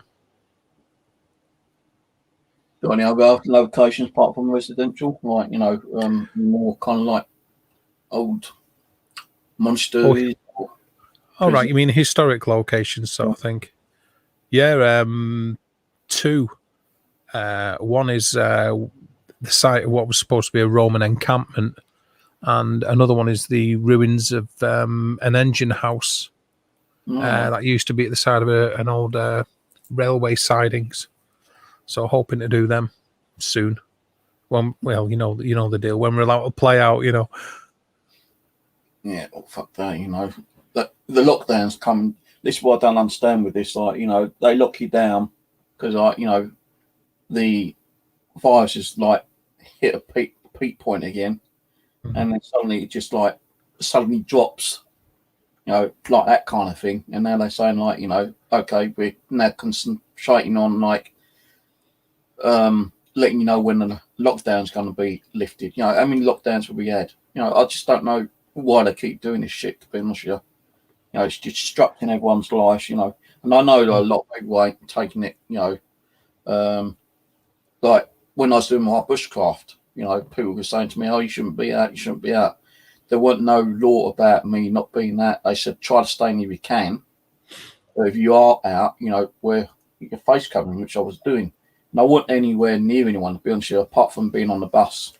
And even the buses, like now over here, I don't know if you have it over where you are, because I know you drive, but over here, if you got like a single decker bus with the amount of seats and people standing, you could probably get about 50 people, maybe more, on a single decker bus here on a busy day. Now with it, you'll be lucky if they allow probably about 20 people on the bus. So when I was actually going out bushcrafting, I went out very early in the morning. I was leaving here around about 6 o'clock when the first bus or the second bus turned up here. I know going from here to there, people will still be getting on and off the buses here. And they're saying, well, only use the bus, if it's necessary. They did state that, exercising. They never said how long you can go and exercise for. So to me, that was exercising. And when I jumped on the bus, I had my face mask on, I had my gloves on, and I just went. I thought, well, what are they going to do if they stop the bus and say, well, where are you going? Well, exercising. So that's why I went out. I went causing no problems or anything. I would like to have done a lot more ghost hunting, to be honest with you, but I was too busy involved in building that shelter. That's why I thought, well, if I'm not doing ghost hunting, I might as well do something else, with my life, with my free time. That's why I went out. But I do believe that there possibly is something. I feel it in myself and the energy around there that there is possibly something spiritual around there. If I've got one apparition on that camera, I reckon there's going to be more. And that land, it's been horse land for around about 100 years, but we don't know what could have been on that land before that 100 years, from like 1800s earlier. So that's why I like getting out and doing like investigations outside, because I believe that there's land out there that could be spiritually active, which we don't know about, kind of thing. So, when I go back up there, probably March, April, when we got the longer days and, the better, drier weather, I'm going to be going up there again. I'm going to be doing milk detecting. Then I'm going to take a break, go and have a cup of coffee, sit in the camp for a little while, for about half an hour, get back out, do some more milk detecting. And then I might have another coffee after before I, pack up and come home, but I might even start doing some ghost hunting up there as well. Do that on a separate video. So I seriously feel that even when I'm up there, when I was up there during the daytime, I felt like on the odd occasion I was being watched. When you get that feeling, that there's someone there, but you can't see there's someone there. And, the foliage at the time wasn't overgrown.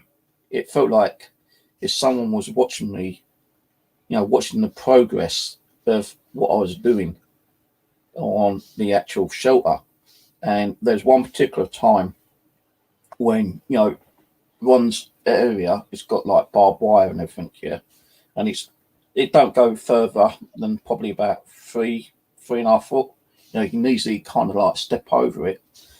When I went onto the other lane, which belongs to Tom, which I had permission to get some dead wood off there to use, for the shelter to, use as like the roofing and stuff. And I was able to like, saw some old trees down, which he gave me permission, just like, broken down ones. So I was like cutting them down, and I was dragging them all over, and I was throwing them over the barbed wire fence. Now it could have just been me being stupid, but on one occasion, as I was coming over, it felt like someone just went like that as I was trying to get over to the actual other side of the barbed wire, and I just went flying over, ripped my fucking trousers right up.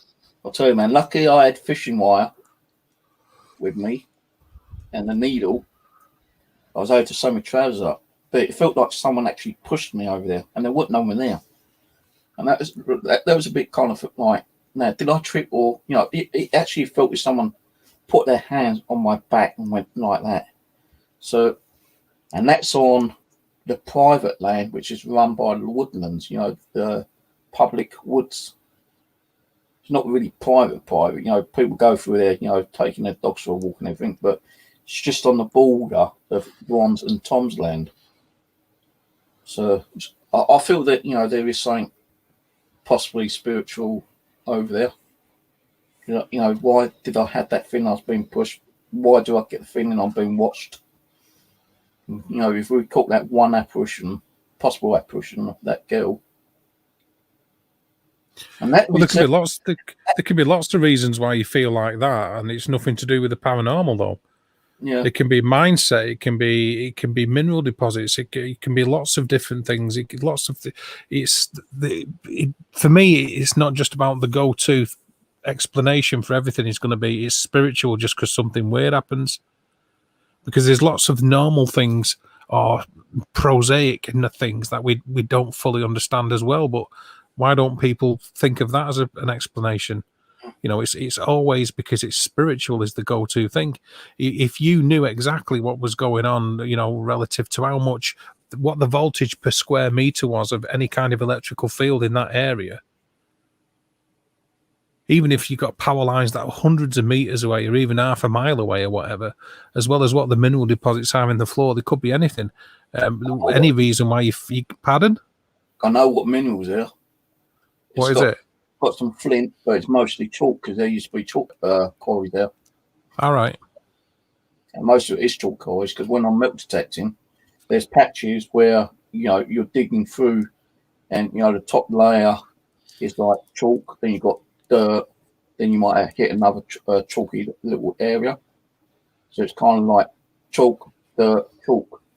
I signed up for something on Google where it gives you information about that area, through the last couple of 100 years. It's like one of those websites that gives you the details that may have been, what was there. Shows you the actual map from like 1900s up to like today. We can see the different progress where it used to be woodland, then it went into fields, then it went into woodland again, then it went into residential, that kind of stuff. Okay, so what type of research have you done into the place to look to find out if anybody's died there or where habitat was or where people lived? I haven't been able to do that. I've done like the ground searches, like what used to be there throughout the time period. But I've got a way of actually finding out who may have died there, what kind of buildings used to be there before they got demolished, and and what's the results?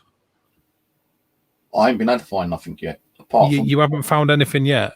No. So, given that you're not sure if anybody died there or whether there was any houses on there, or anything like that, what makes you think that it's haunted? Well, I'm not saying it's haunted. I just have a feeling that it might have some kind of like spiritual energy there. I'm not saying that it's like haunted. Oh, but, so you're going off a feeling then? You're going off a feeling? Yeah. Because I as I say, I've got I can't remember what the bloody website is now, but I had to pay I think $9.99 per month, so I can continue doing research, not on just that land itself, but any land I go to throughout the whole UK. It gives you information about the land itself, what used to be there, what was there, what is not there now, and what's there. Yeah, and I know how it works, and that the key to having people on your stream is letting them speak. Is what I'm saying to you is, apart from the fact that you've go on, is a feeling I get. Okay. I get a feeling that someone's watching me. I'm not saying that it is. It's just like my mind, mind play. I suppose like, our brain plays tricks on us, don't it? I actually think that something possibly could be there. I'm not saying it is there, but could be there. Until I actually find a way of researching the land a lot more, which I could probably do if I go into the local library and look at the plans of the land, what used to be there, and doing research in going through all the old papers and stuff like that, which would take a hell of a long time to do. I won't be able to prove that there is anything there that's spiritually wise. Like you say, research, and I just don't have the time to do all that. It's just, me probably going crazy and thinking that there is something there.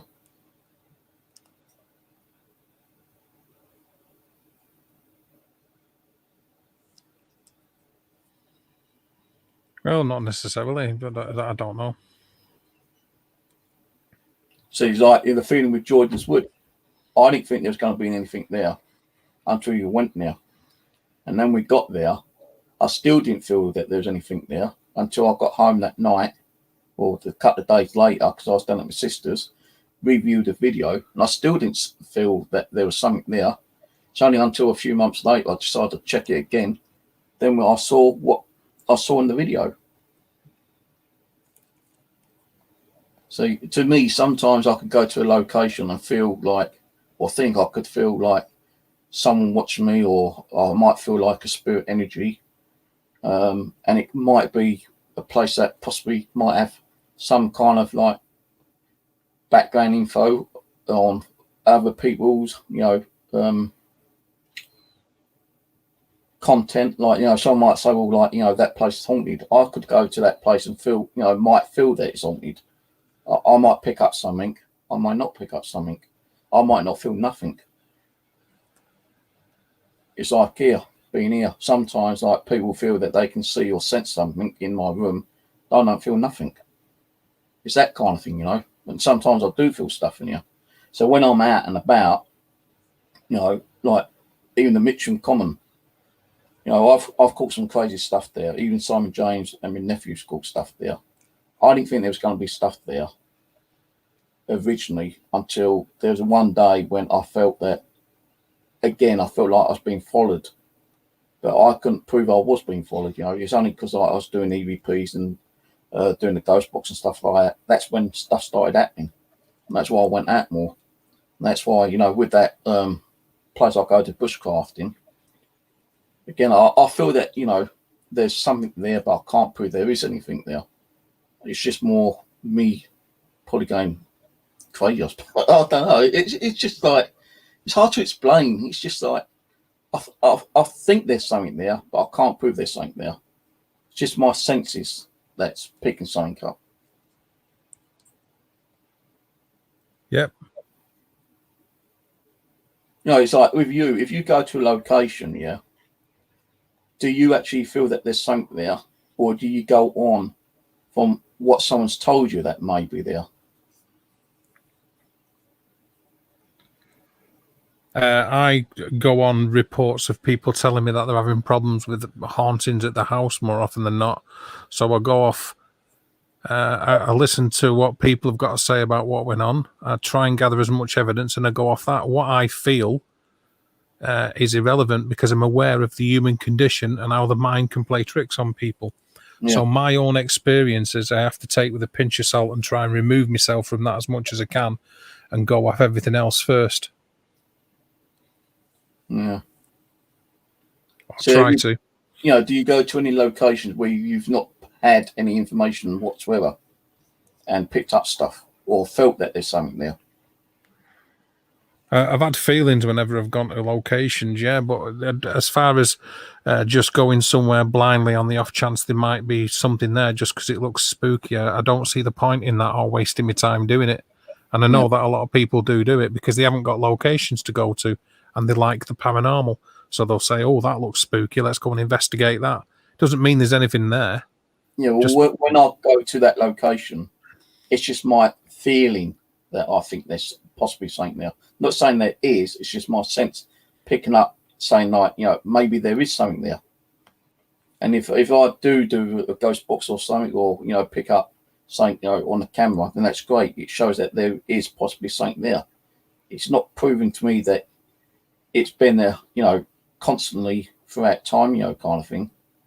Because every time I do catch a something, I'm thinking, well, of course, something that I can turn around and possibly say that this location possibly has some kind of like spiritual activity around it. I'm not saying it's a haunted location, but there's something spiritual going on here. And that's what I feel when I go on location sometimes. I might not pick it up straight away, but when I go to a location, Jordan's Wood, Mitcham Common, Stratton Common, Wimbledon Common, wherever, although I've researched some of those locations, I could go to a certain part and not pick nothing up at all. But then I could go to another part of a location, like let's say Wimbledon Common. That's known for many murders. Yeah. I could go there and I could probably feel that I could be picking up an energy of a murder victim. But then I could go to another part, which I've researched, and gone to that same location where another person's been murdered and not pick up nothing.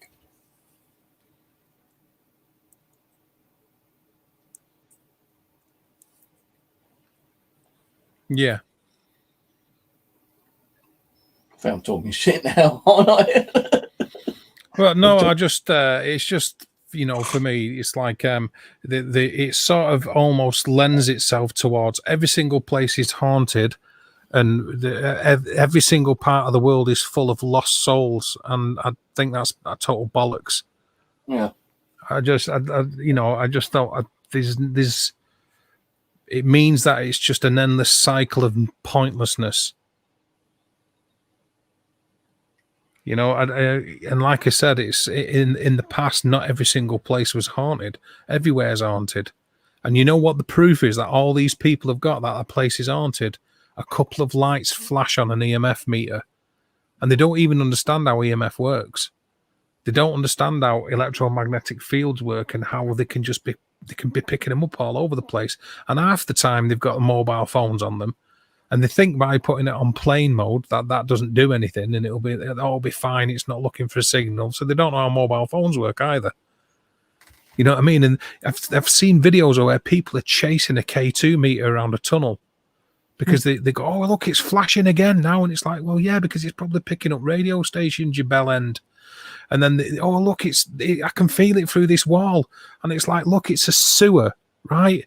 When you die, are you going to think to yourself, right, I'm dead now? And obviously there's something not right because nobody's talking to me anymore. Everybody's ignoring me. And I can see my own body over there on the slab. So I think I might be dead. Well, I've got a good idea. The first thing I'm going to do to celebrate the fact I'm dead is I'm going to go and hang around in a fucking passage full of turds and piss. I'm going to go and hang around in a sewer. Of course you're not going to go and do that. Why do people even think that? I can't wrap my head around why people would think that.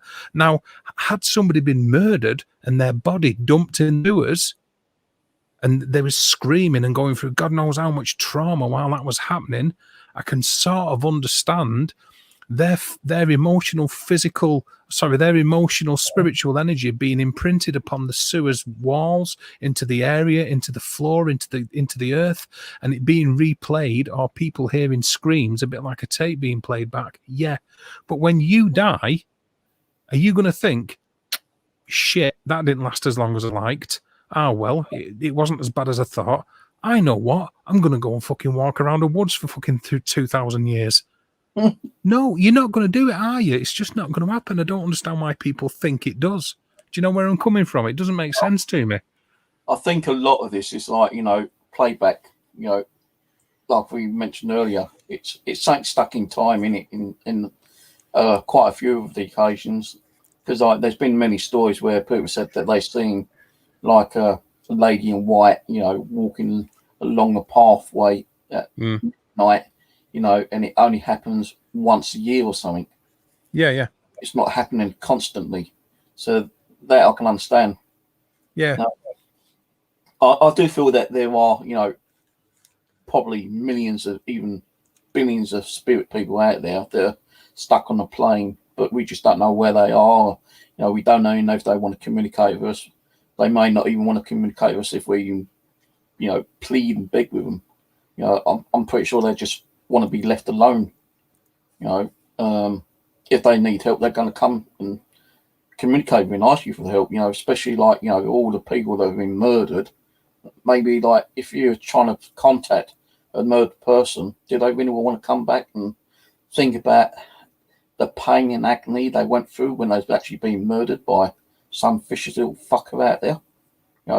I think, like I said before, it's differentiating between what a ghost is and what a spirit is. Now, the possibility of a conscious energy that understands its own existence and wants to communicate with us, the essence that used to make up a human being that has now passed over, trying to communicate with us, is a completely different thing than something that is just like a tape recording that can't think, can't act. It can't think, it can't interact. All it does is it plays the same thing again. It walks through a wall, it disappears into the floor. It does it every Thursday night, or it does it twice a year, or it does it every Christmas, whatever, but it can't talk to you. It can't see you. It doesn't know it's alive. It's just a tape recording to all intents and purposes. I think that's completely different. Well, but I also don't think that the energies of people that have died do understand their own existence. I don't think there's trillions of them trapped walking around on the planet, lost. I know, because what about this understanding? What about the mind continuing to learn when it passes over? All of a sudden we become stupid and lost when we cross over. I think some people are lost. I think some energies are lost, like you say, maybe a young child that might have been murdered and wants help or whatever. I can sort of understand that, but I don't think every single place is full of spirits and every single place is full of ghosts. No, I don't. I just don't. I don't. I never said they do. Like, I believe that there probably is, numerous amount of people that probably haven't crossed over, and those spirit energies that are still, roaming around on this Earth's plane. But, like trillions of them, billions of them, no. It's probably like, a few 100 million maybe, but we can't say if there's in a few 100 million. We couldn't give you a number. No one can give you a number, really, can they? To be honest with you. No, I'm sure that they're not always here anyway. They're in different places. They go to different planes and different dimensions. They can exist in multiple dimensions. Why isn't that possible? Why is it that sometimes the reason we don't make contact with them is not necessarily because they don't want to speak to us, or not that they don't exist. It's just that they're somewhere else. Perhaps when you pass over from this realm to another, you exist on that realm for a bit, and then you move on to another one, different levels of being. So they visit these different levels and different dimensions because they're not constrained by time. To them, they might be there 200 years, but 200 years is nothing. But to us, we're not going to see them again. Well, you go on an investigation, you think, I've not seen this ghost that got reported in 1926. And it's like, no, because it might have disappeared for 500 years, but that is just the blink of an eye to them in the dimension that they're at. Do you understand where I'm coming from? Yeah. I think it's much bigger than people oversimplify it, even though we don't understand it. I think it's bigger than that. I think life is bigger than that. I think the universe is more powerful and potent than that. I don't think it's just as simple as we die and everybody gets stuck and start talking to people with K2 meters. I just don't believe that. And I don't really like going on about belief systems. You know that. But I sort of like, it doesn't make sense to me. I think it's more important than that. I think life is bigger than that. I think spirituality is much more powerful and bigger than that.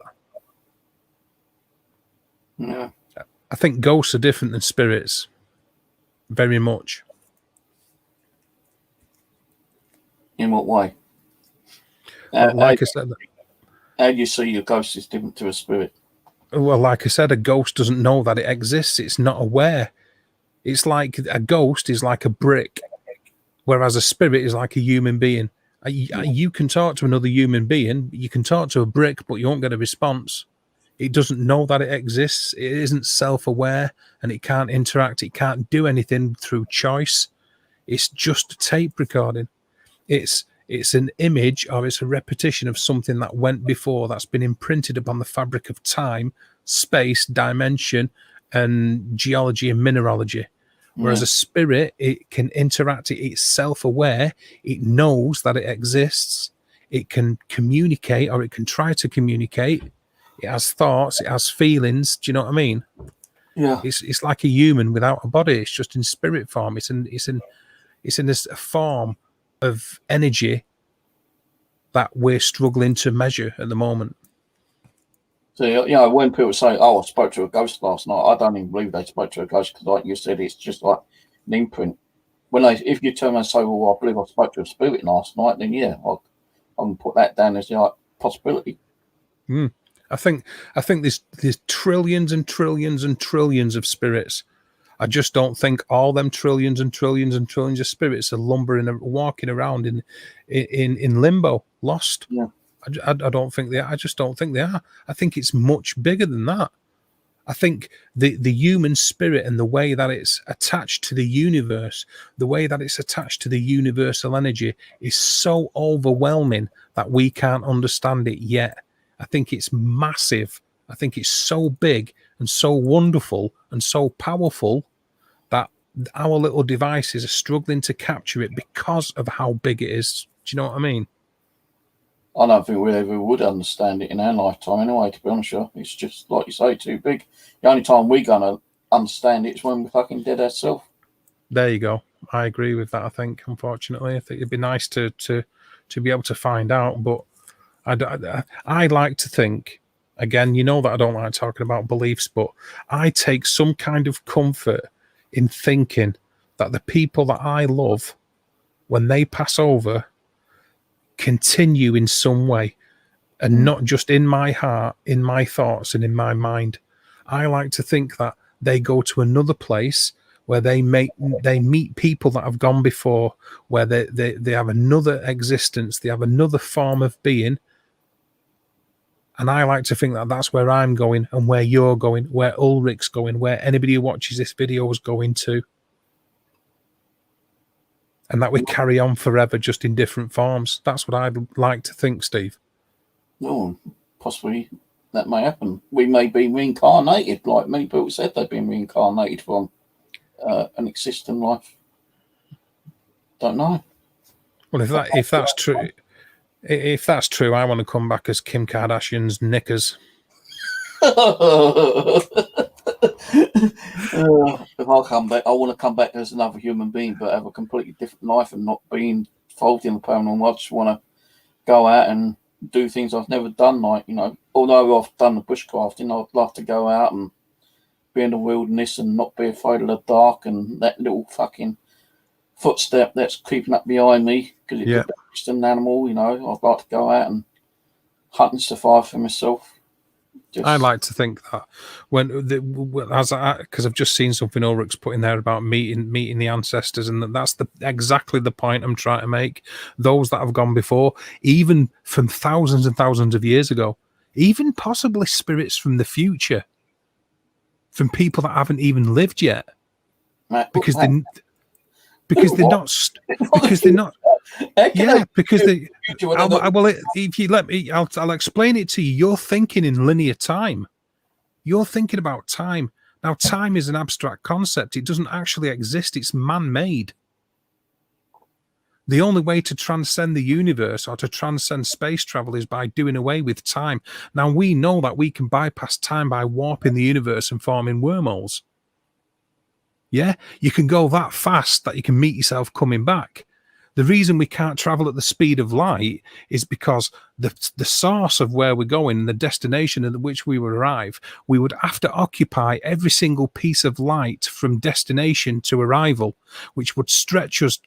If we wanted to travel, say, to another galaxy at the speed of light, we would have to occupy physically every piece of quantus that made light from Earth to the other side of the galaxy. So we will be stretched into something being like 400 million light years long. So obviously we will be killed.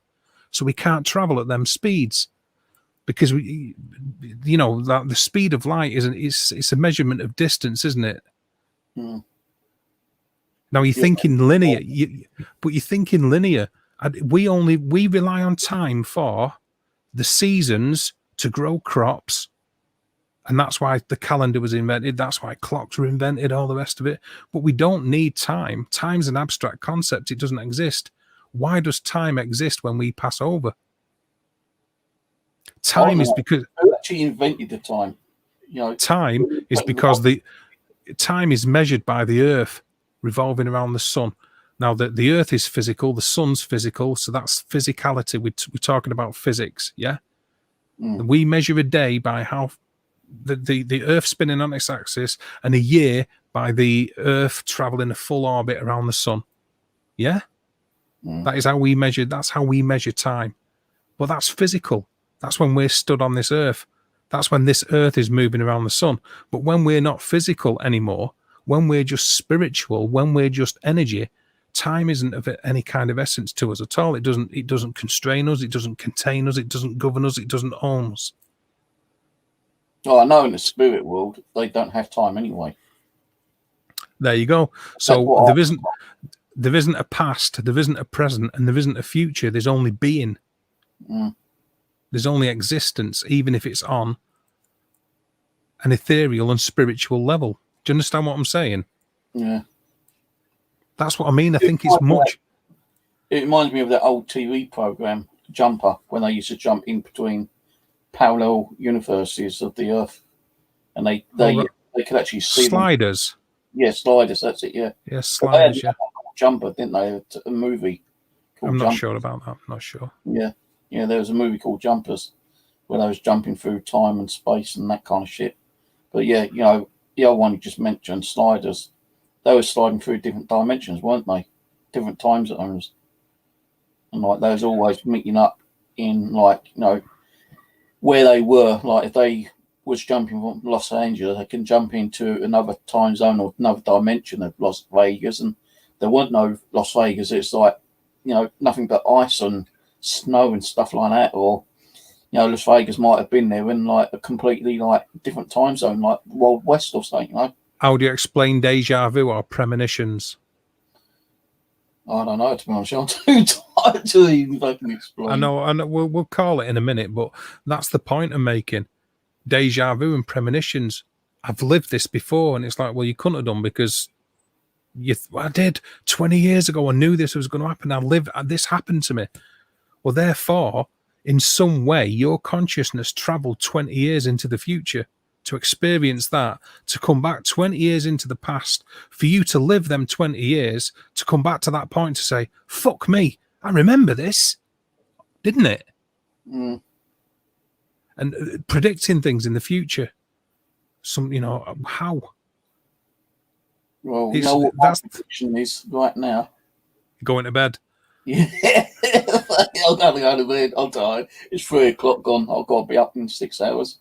All right then, mate. It's been good talking to you anyway. We'll have to carry on with this another night, but don't forget, Wednesday, if you're interested, Alicia Lamb, I'm going to be watching those documentaries, that 4 episodes again. Try to recap on some of my other videos. I still know a little bit about the situation. I've got my doubts about it. I've got my beliefs about it, but we'll talk about that on the stream. How long the stream will go for, I don't know, because you'll probably know a lot more than I've got. It doesn't matter that though, does it? It doesn't matter that. I mean, if we can talk about it, that's all that matters. You'll be telling me and teach me a lot more stuff about the fucking case than I've even watched and read. Nah, I won't worry about that, Steve. If we're able to talk about it and kill a couple of hours and it makes a decent stream, it doesn't matter, does it? All right, then. I'm going to say good night to everyone. I've got to go. It's 3 o'clock. All right, mate. Let's see if anyone comes and pokes me during the night time. All right, take it easy, man. All right, catch you later. Cheers, Dave. Bye-bye. Bye, Bye. mate.